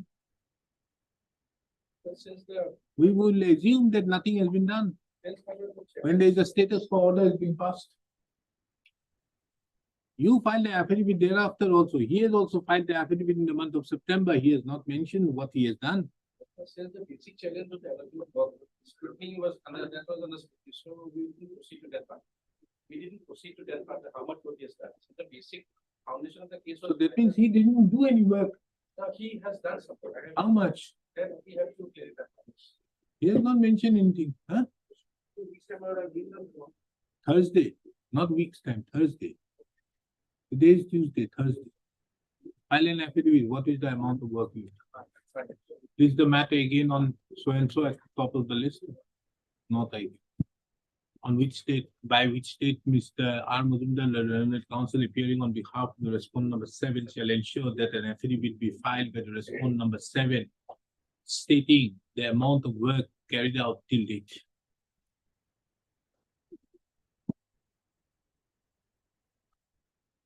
Petition. Accordingly, the petition stands closed on withdrawal. Interim order, if any, stands vacated.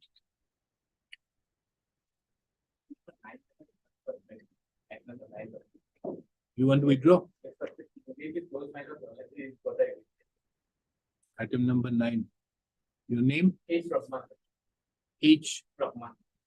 The Learned Counsel appearing on behalf of the petitioner submits that he has instructions to the effect that the petitioner have already got the relief and as such would not like to press the instant writ petition.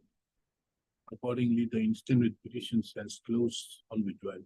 Okay. Interim order, if any, stands vacated. I know 5 and 6.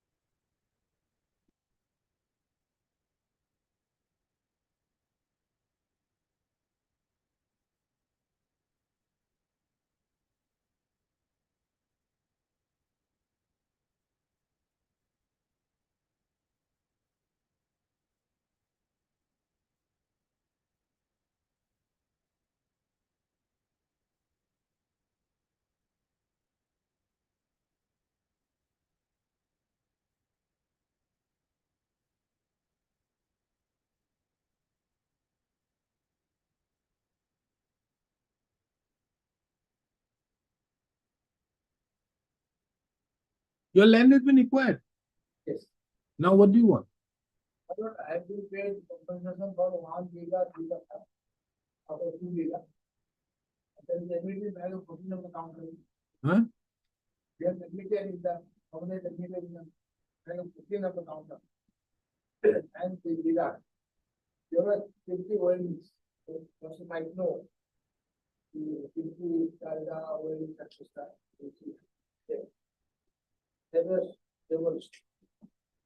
But the you got have land, there are. There is only ground. On the basis of the schools are there in community 1/3/4/7. The compensation was 1 meter 3% on 9/1/8. 20 lakhs 50,000. There was one loan, the 51 was affected. Picked up on loan money from the AH Asset Management Company. They were directly credited to Asset Management Company. And only remaining part is of Zira and 40%. Then was turnover madam, Professor of Railway Overbridge at Kansari. And the land was settled between her back in 1989.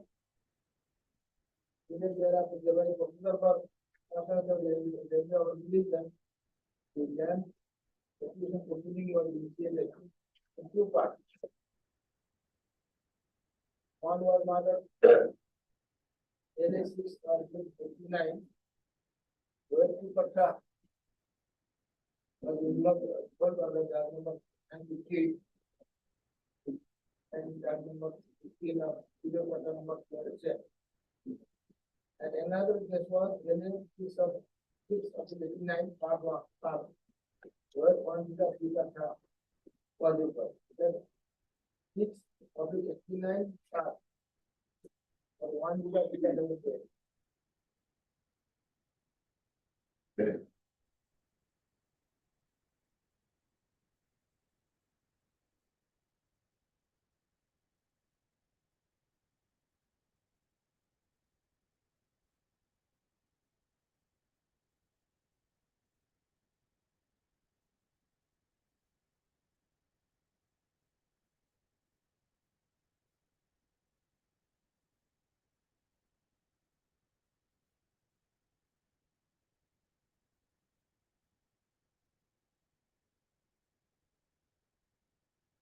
From the metal side, Mali, we also come to there is a 14 of the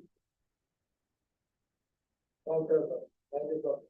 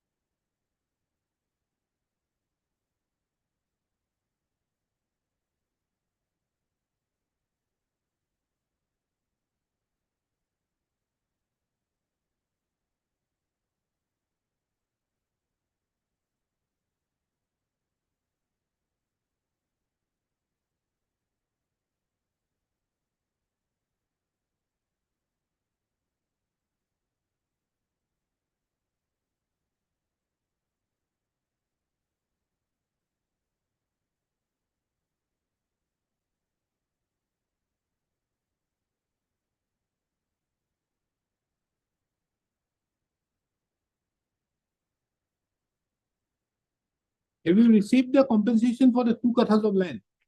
No, 1 bighah 3 katha you have paid. That I have seen it.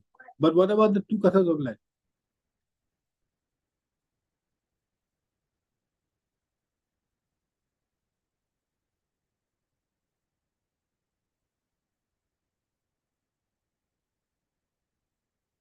In these letters itself, Mala, many has stated, Mala, No. It is an admitted fact that 2 kathas, 2 bighahs of land was allotted to him, of which there were 2 acquisition proceedings. One was 6/1989, other was 6/89 part. 6/89 part was for 1 bigha 3 kathas of land which has been acquired and compensation paid. Now we are concerned about 2 kathas, which was also acquired under land acquisition case number 6/1989. Now the question is whether you have paid that amount. No. Because Why? Because my lord, there is the land, my lord, which is soon to be my lord, required to stop his land. On spot verification, my lord, as I have laid out from this, my lord. Correction, but this is not that land, my lord. Your lordship will find, my lord. His petition at page 53, my lord, annexure 11.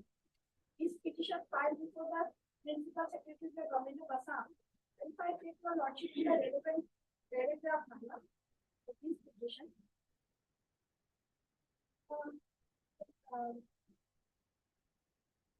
Kindly come to paragraph 19 of your affidavit.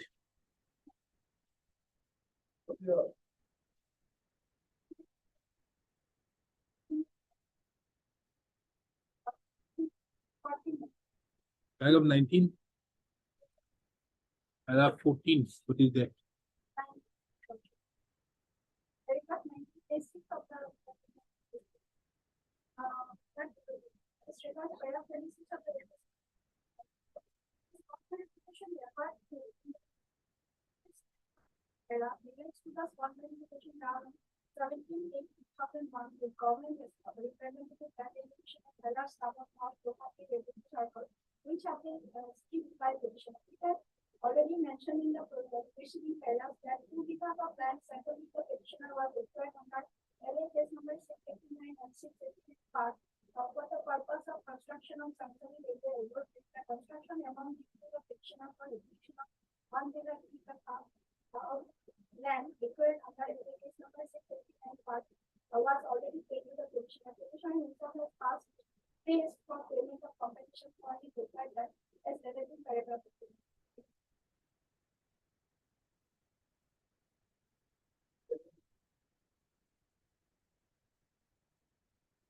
Kindly come to paragraph 21.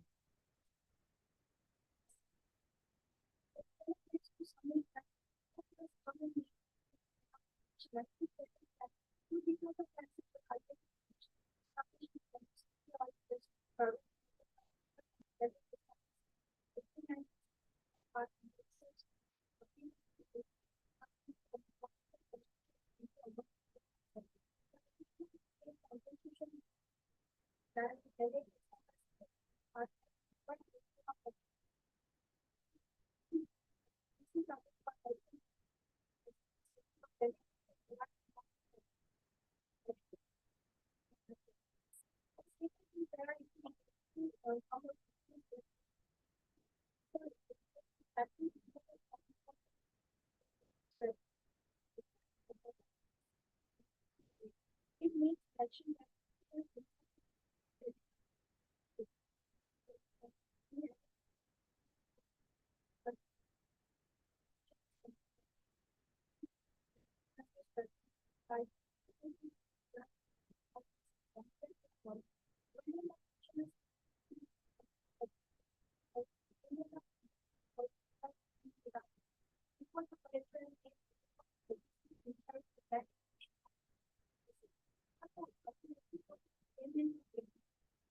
You find it out how whether the for land acquisition 6/89 the amount has been paid on. From his letter, he has stated that this is not that land. He has stated in his. No, forget about what he has stated. He wants his land back. You say that the land has been acquired.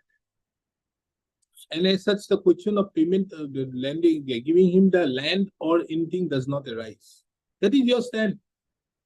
You say that you have acquired 1 katha, 1 bigha 3 kathas in land acquisition case number 6/89 part and 2 kathas of land in land acquisition case number 6/89.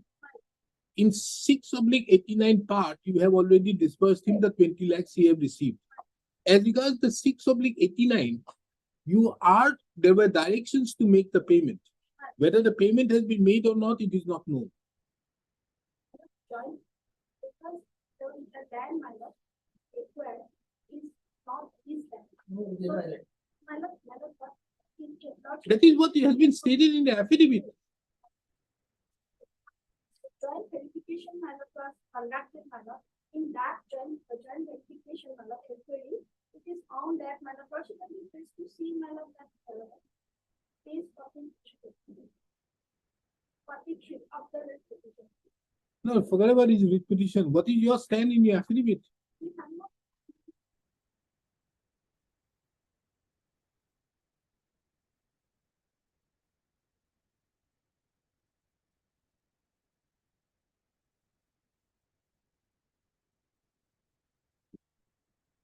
And what is the other matter, Mr.? Huh? So you are yet to receive the compensation for 2 kathas of land. That is the only thing.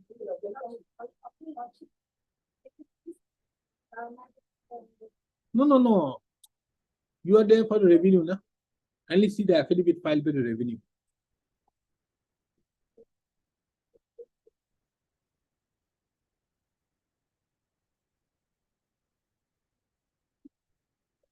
Only see paragraph 21 of the affidavit filed by the revenue.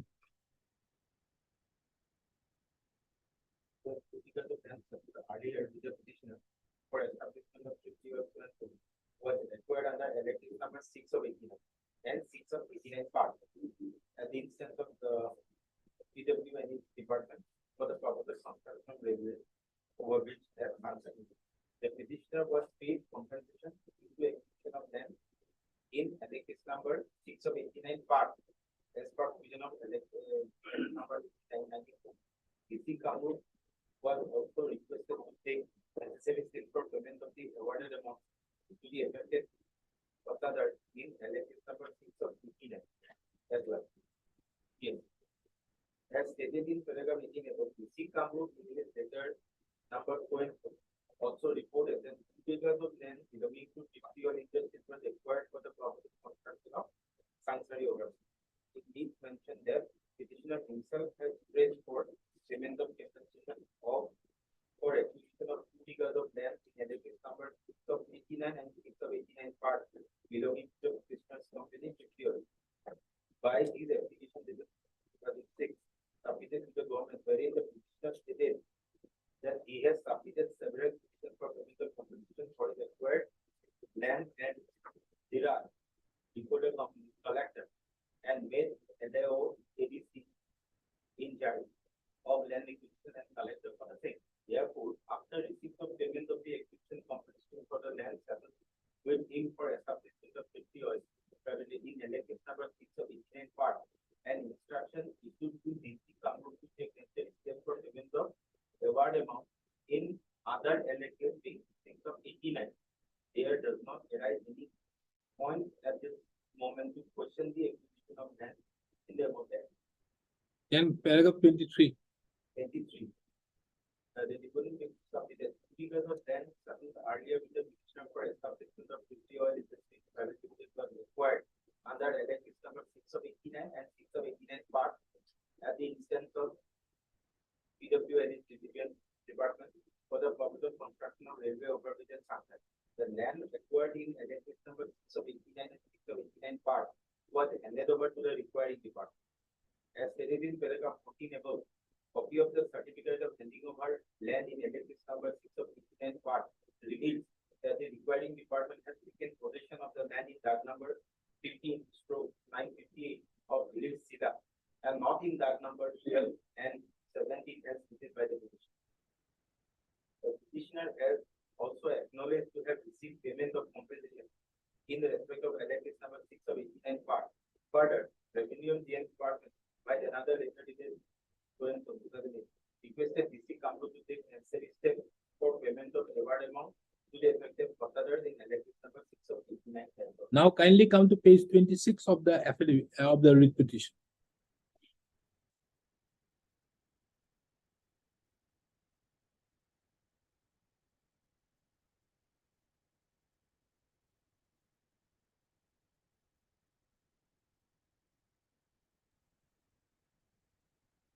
See, the dark number is 958.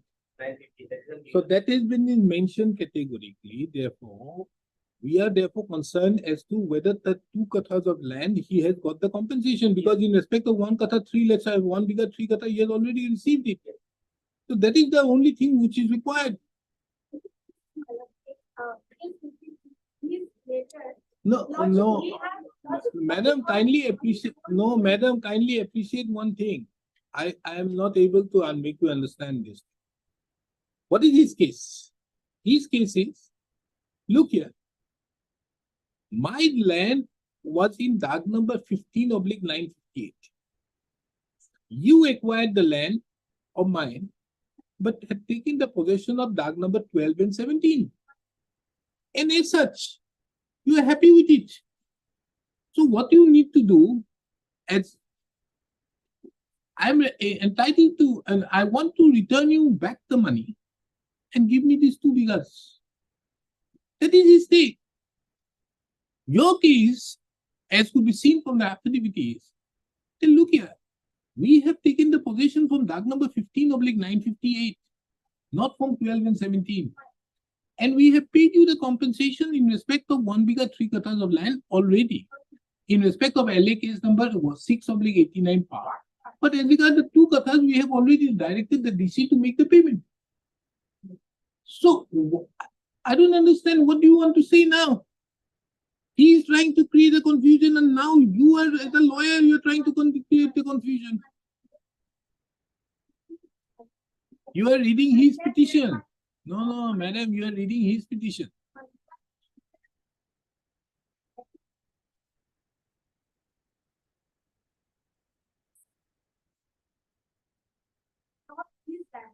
Understood? That is what he is trying to say. No, madam, can I make it very clear to you? Look here. Kindly see this notice. Kindly come to page 31 of the writ petition.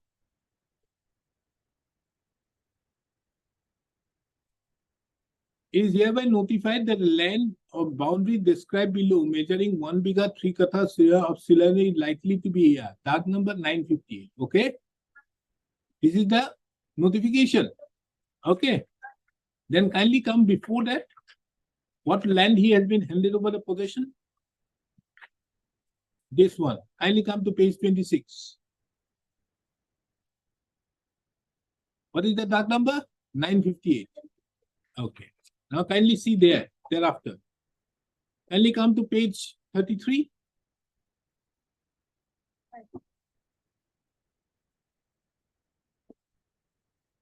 This is the notification under which has been issued.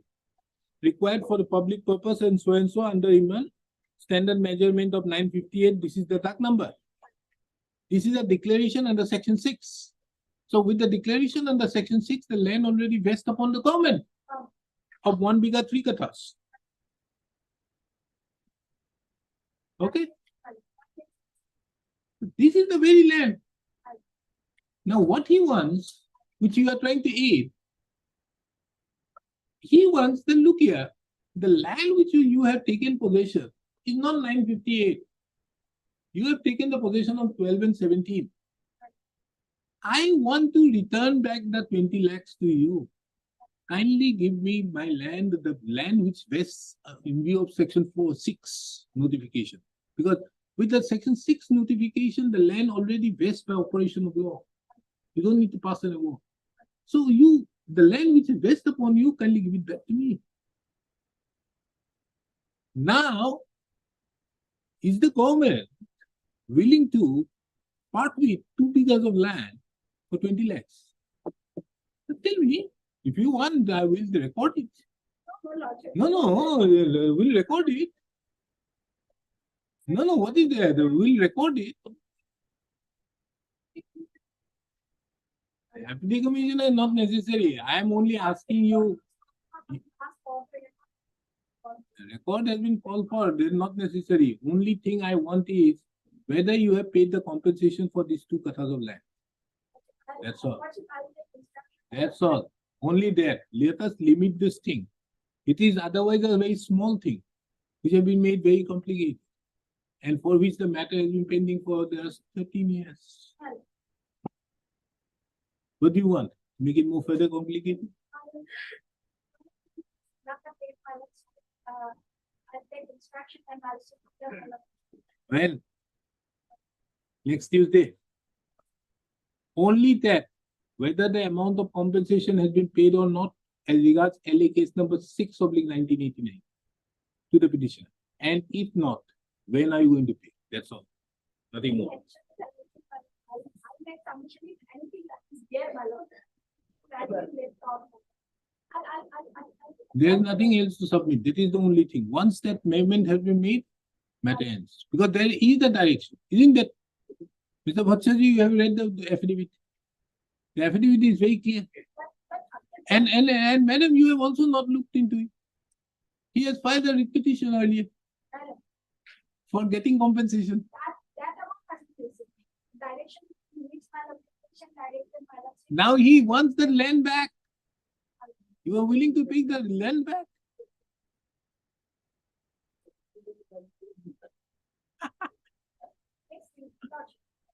And whether this time of the government and this time of this time. I because joint, as I have told our madam, the joint inquiry report is here, my lord. Lekha. That, my lord. The land, this court having heard the matter at length, finds it relevant that some further instructions is required in the matter. Inasmuch as, from a perusal of the materials on record, it reveals that the petitioner initially was allotted a plot of land measuring 2 bighas covered by dark number 958. The said land was partly acquisitioned in land acquisition case number 6/1989 part PT likhi hai. And 2 kathas of land in land acquisition case number 6/89. The record categorically reveals from the writ petition as well as from the pleadings of the revenue department that a compensation in respect of that number in respect of 1 bigha 3 kathas of land which have been acquired in terms with land acquisition case number 6/89 part have already been paid to the petitioner. However, from the affidavit of the revenue department, it is clear that there was a direction issued to the deputy commissioner to make payment in respect to the pattadas of land acquisition case number 6/1989. Mr. R.P. Sharma, the learned senior counsel, submits that the petitioner have not received the payment of the compensation in respect to the 2 kathas of land pertaining to LA case number 6/89, which includes the Jirat value also. Ms. Udas, the learned senior additional senior government advocate, shall obtain instructions in the respect to the matter as to whether the compensation have been paid in respect to the 2 kathas of land pertaining to land acquisition case number LA case number 6/1989 to the petitioner. On the next date, list the matter again on having it 16th, on 16th of November, the registry shall show the name of Mr. A. Bhattacharya appearing on behalf of the revenue department and Ms. Udas, the learned additional senior government advocate appearing on behalf of the deputy commissioner Kamrup. What about the other matter? Anything survives?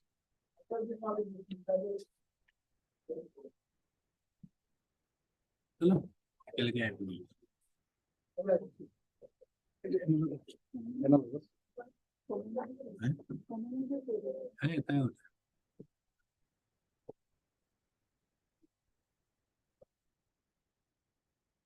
So it's a simple matter, madam. 10 and 11. I either finished it off otherwise. 9 and 10 and 11 matters, they challenge was made under Excise Act of 1910. It was repealed by Excise Act of 2010 or 2000 and Excise Rule 2016. Nothing survives from it. No, my lord. What are you challenging? I am challenging an order whereby the department has modified and amended to, that is the Assam Project Bureau. It's not there. 2005. No, I know, Mr. Bugoi, you have a very strong case, but let him also have an opportunity to say. Yeah. What are you challenging? Let us see. Protection of so and so, order dated so and so by the government. Let us see.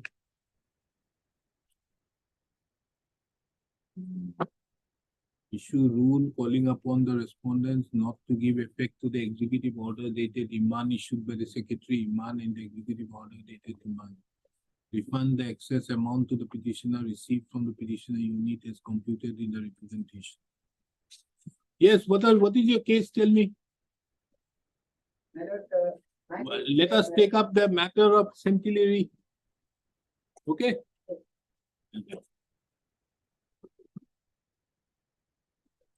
What is your case? my lord, can you give me the question? Starting my challenging, Mr. Yes. Here, In exercise of the powers conferred under section 36 of the Iman, Governor of Assam is pleased to make the following rules further to amend the Assam Bonded Warehouse Rules 1965, hereinafter referred to as rules. Okay, then yes, my lord, hereby rule 7 was amended. My lord. Rule 7. Rule 7 is 18, my lord.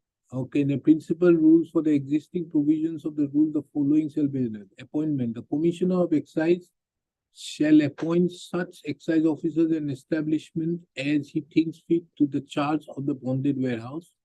The licensee shall pay to the state government an availability fee of Rs. 7 per case of 12 bottles.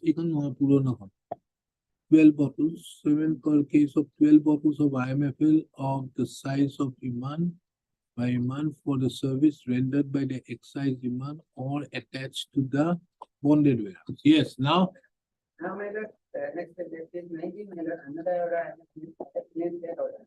Whereby, my lord, the department has issued the order that a building be payable by the civil bonded warehouses by the order number 22, that is 379, issued in connection with the other notification. So, ensure that it came 2009, the provisions of Rule 7 of Assam Bonded Warehouse Rules issued by regarding establishment charges is the prior please to to the make the following rules following the amendment. introduction of the availability fee scale became operative with effect from 10 July 2009 in respect of the Will the warehouse. withdrawal of the availability be payable by the civil children commission of the government? The provisions of Rule 7 Assam Bonded Warehouse regarding establishment charges. They existed prior to the introduction of it.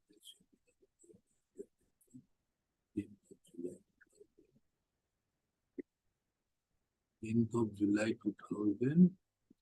July 2005, Okay, amended in the respect of such warehouse. Okay, then. So by way of an order, whether these rules were again amended. no, my lord, that's why, that is my statement. Ah, How can they do so? These rules were completely repealed. understood, but he is asking for refund. So that he has to represent. Why? Because, my lords, those rules are not repealed, they were amended. And my lord, we have- No. There were a set of rules. These rules were amended. Now, by way of an executive order, can you amend it? Can you overturn the rules? Well, they have a case that we have repealed, not amended. There's a specific pleading to that they have repealed. Forget about the pleadings. I won't look into the pleadings, but it is his case now. Well, these are also. That by way of an executive order, can you overturn? These are gazetted, madam.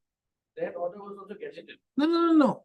Whether the order has been gazetted or not, can a rule be overturned by an executive order? How are the rules made? The rules are made on the basis of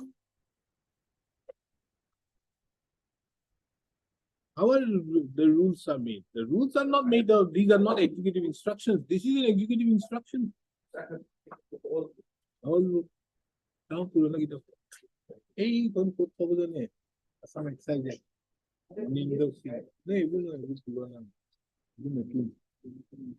এই নতুন নহয়, সেই তাত পাব, সেই local exit.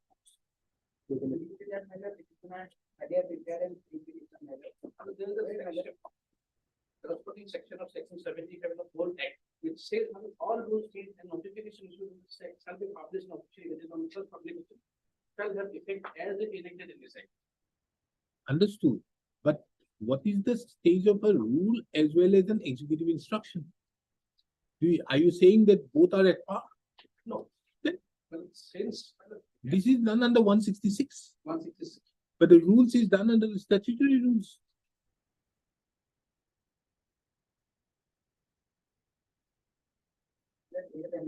All the, order is clear to be in manner.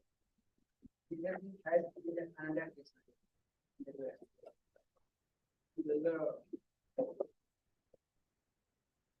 Yes, where is it? Manner can be.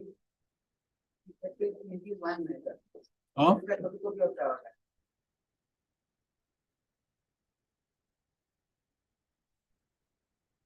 Twenty-one. Yes. Because that here that it is not a. Did not get it.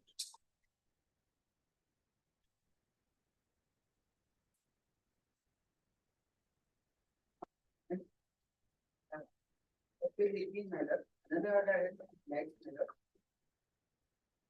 This is referred to this order, at July 2009 manner. No, this can't be done. By way of an executive order, how can you do this? That is like. Now you see, now kindly see, death order itself, Mr. You see in the affidavit, the director of printing and stationery, he is requested to publish the above order in the extraordinary gazette immediately and supply 300 copies of the printed order to the department. Was this done? We have not enclosed it.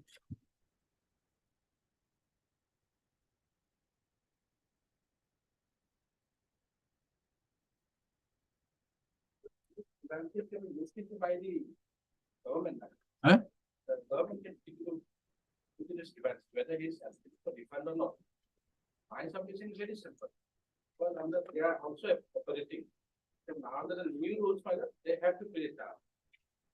This regard, my lord, kindly have a look at the statistics of their activities.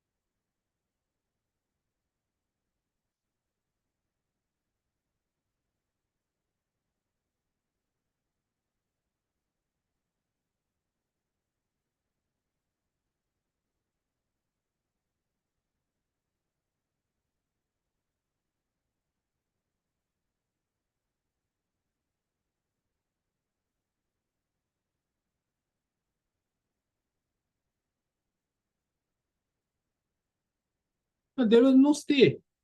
No, no, my. So in this petition, there is no question of refund. In this case, I have not taken it. So this case has become infructuous now. My lord, that was, This case has become infructuous. There is no question of refund. You are not asking for refund. that, department has incorporated another set of rules, my lord, in the year 2016, where, my lord, similar provision has been incorporated, rule 461. No, Mr. Counsel. In that case of the Assam bonded warehouse, you are not asking for refund. You are challenging that rule and also not to give effect to the rule. That, what Now, there was no stay. No. So under such circumstances, I can't help you with this as of now. Because now, as of now, when you are not asking for refund, I can't help you with that.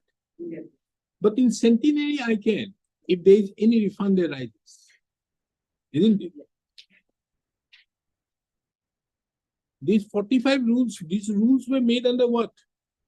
Rule 7, which was amended My lord, rule 7 was amended in the year 2005. Now, my lord, on receipt of the, no, of which rules? 2000, Assam Excise Act 2000. 65 rules made under 1910 Assam Excise Act. 1945 rules. 45. 65 rules. No, My lord, 1945. 65. Only you have to 65, my lord. Or bonded warehouse Bonded rules. warehouse. Where is the bonded warehouse rules? My lord, I have incorporated the rule 7 Okay, in my resolution. Yes, my lord. some bonded warehouse That rules. is 4. Huh? That is 4. That is, my lord. Right. Yes. The last paragraph, my lord, 7, appointment of staff and establishment.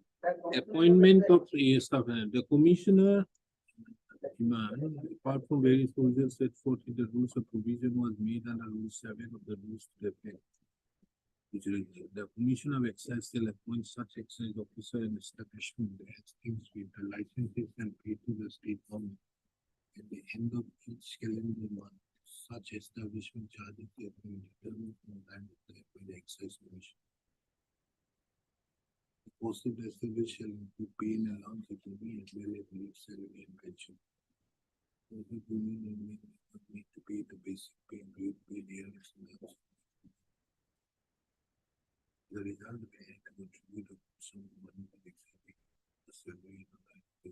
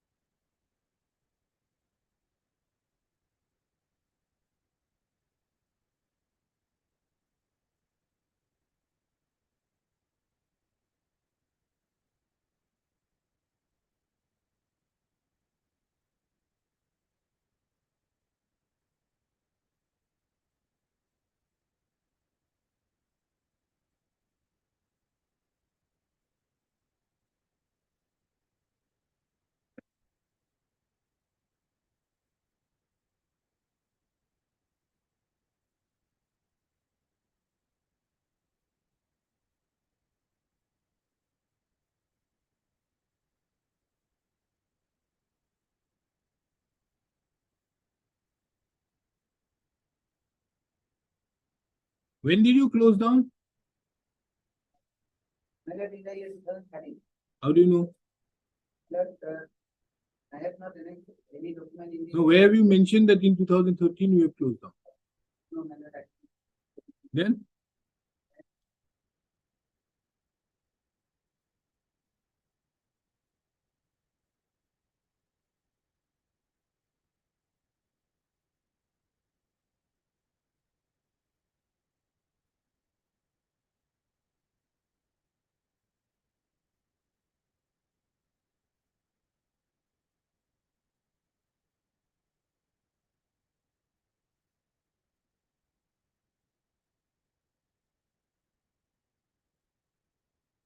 Using utility system measure, is the 22 measure.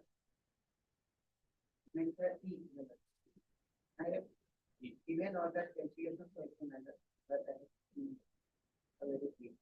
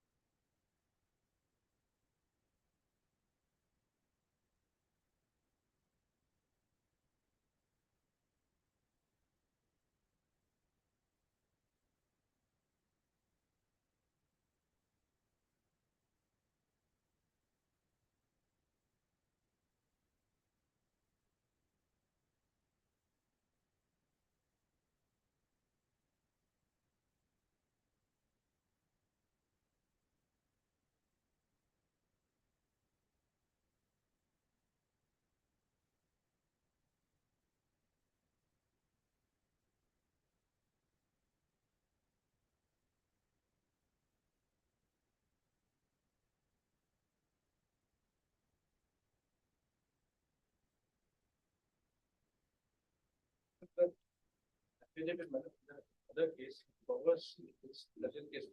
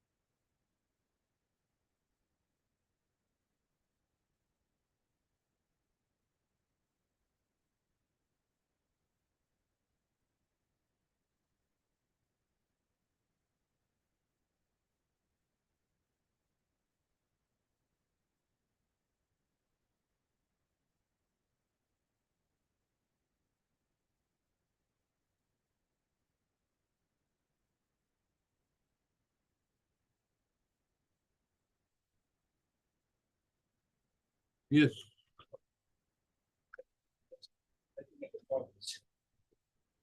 When we come to the amended rule, amended rule, I don't see the definition of the fee.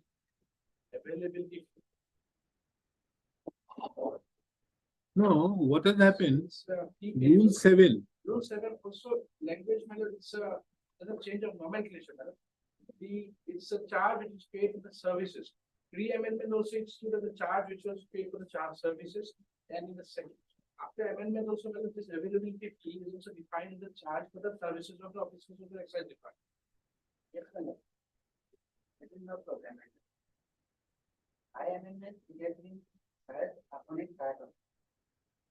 But before that, whatever. No, you see the language at page 19 of the order. I'm looking into centenary, yeah?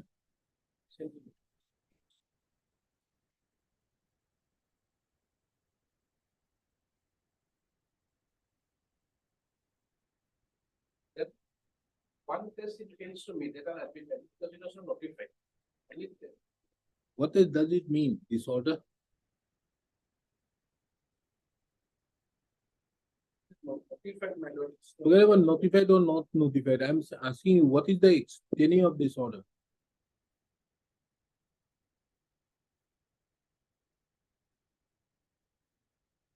Plain language madam, since that availability fee which was brought in the post amendment is withdrawn. So it revives that earlier rule 7, pre-amendment. Meaning thereby, by way of this order, the effect of the amended rule has been taken away. Could it be have been done? And that was in fact detailed out by Justice B.K. Sharma in his order. Yes. But he did not.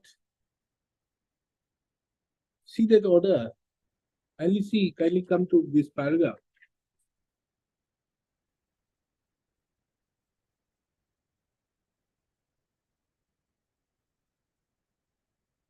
Page 29 of the said judgment.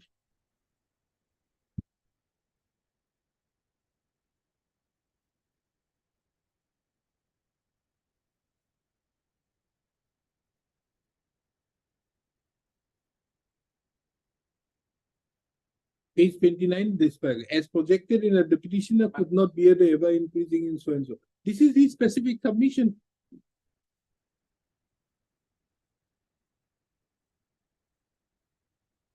Person to that man, other investigation affidavit cover this case also. We're trying to justify our stand by the speaking order. Please understand. No, I've read the speaking order here. Understood. But see the tenor of that order, which is impugned. Understand. That order categorically says that establishment charge, which was there earlier, is again brought in prior to the amendment. That failed the test of a process which is laid down. You can bring it, you can revive it, but there is a process. Now, let us see the pre-amended rule, huh? Let us see, it is there in the petition. Kindly come to page 3. The licensee shall pay to the state government at the end of each calendar year such establishment charges as may be determined from time to time by the Excise Commission. That was a pre-amendment.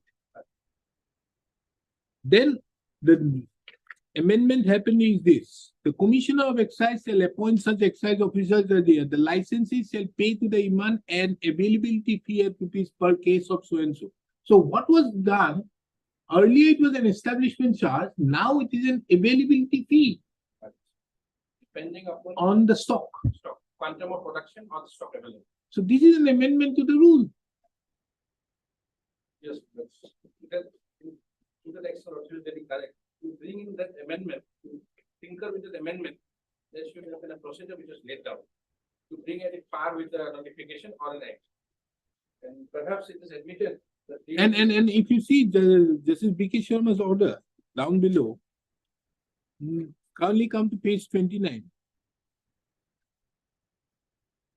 The last 7 lines from the bottom.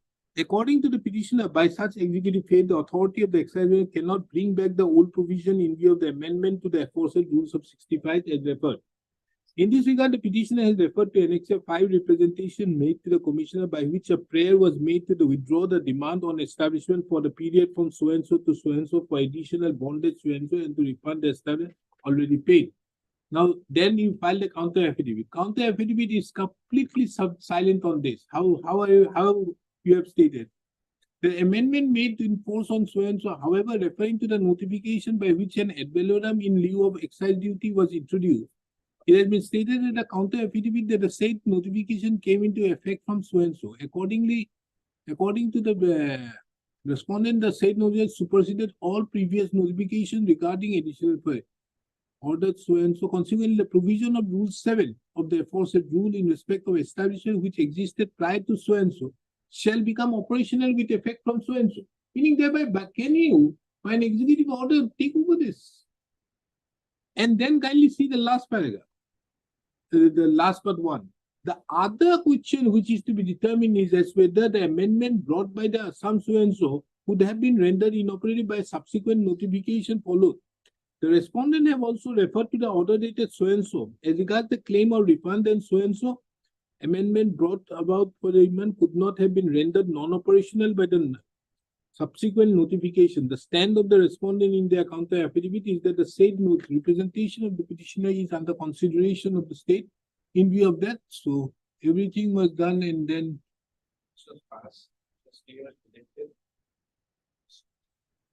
Only defense method was that here indicates that the definition of the charge, that levy, prior amendment, it was the services taken by the bonded warehouse.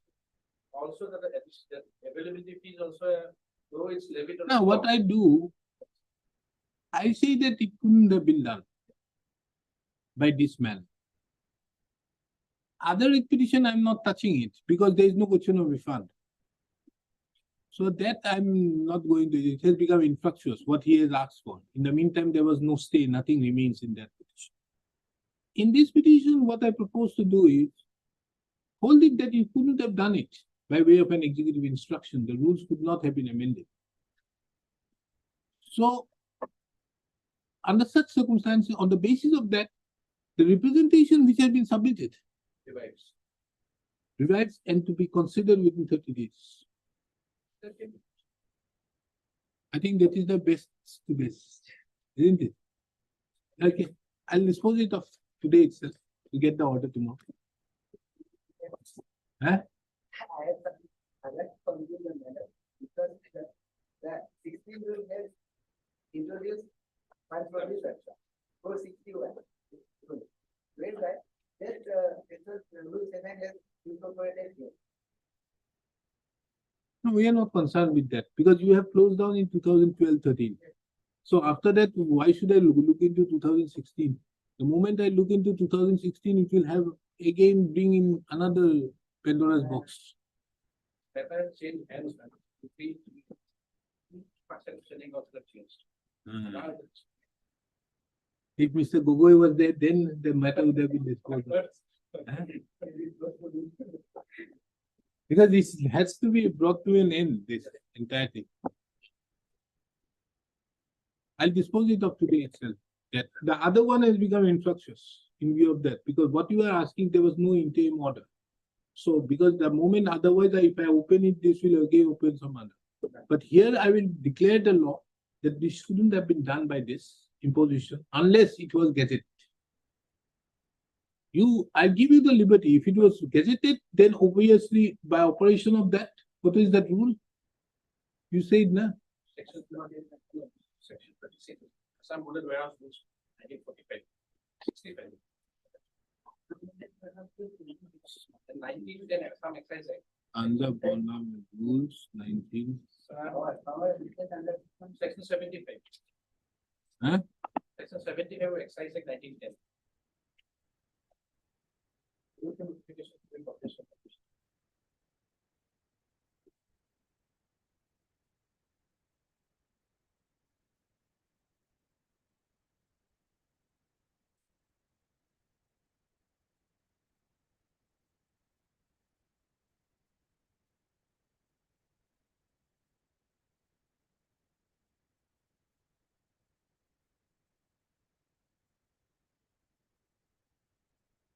What is the power to make rules? My lord, the 36. Huh? Power to make use of section 36. How it is to be done? Section 36 of the AI is the source of rules. 19.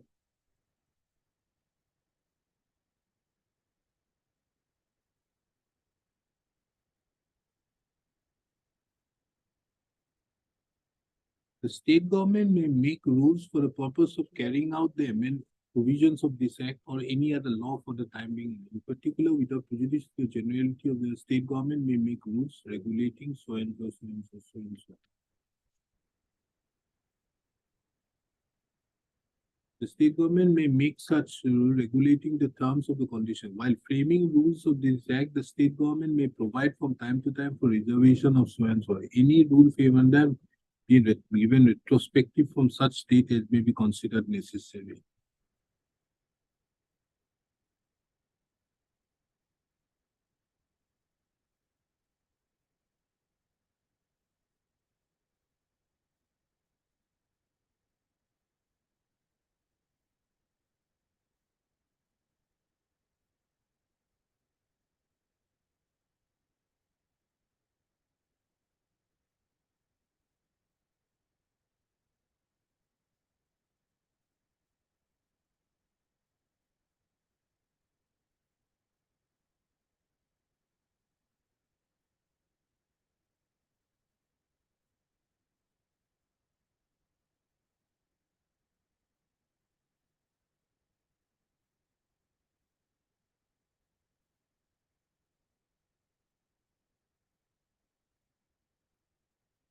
These rules have been made under conferred under these rules have been made upon that.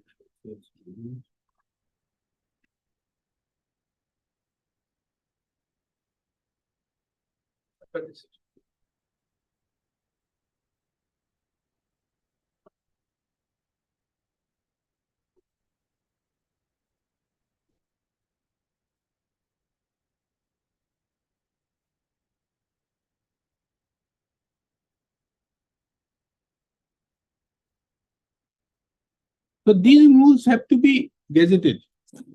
I think because here it does not, because it was obviously in 1910. These rules were an act. So 1910 act did not conceive of a legislature. So the laying before the legislature did not arise at that point of time. Although these rules were made in 1960.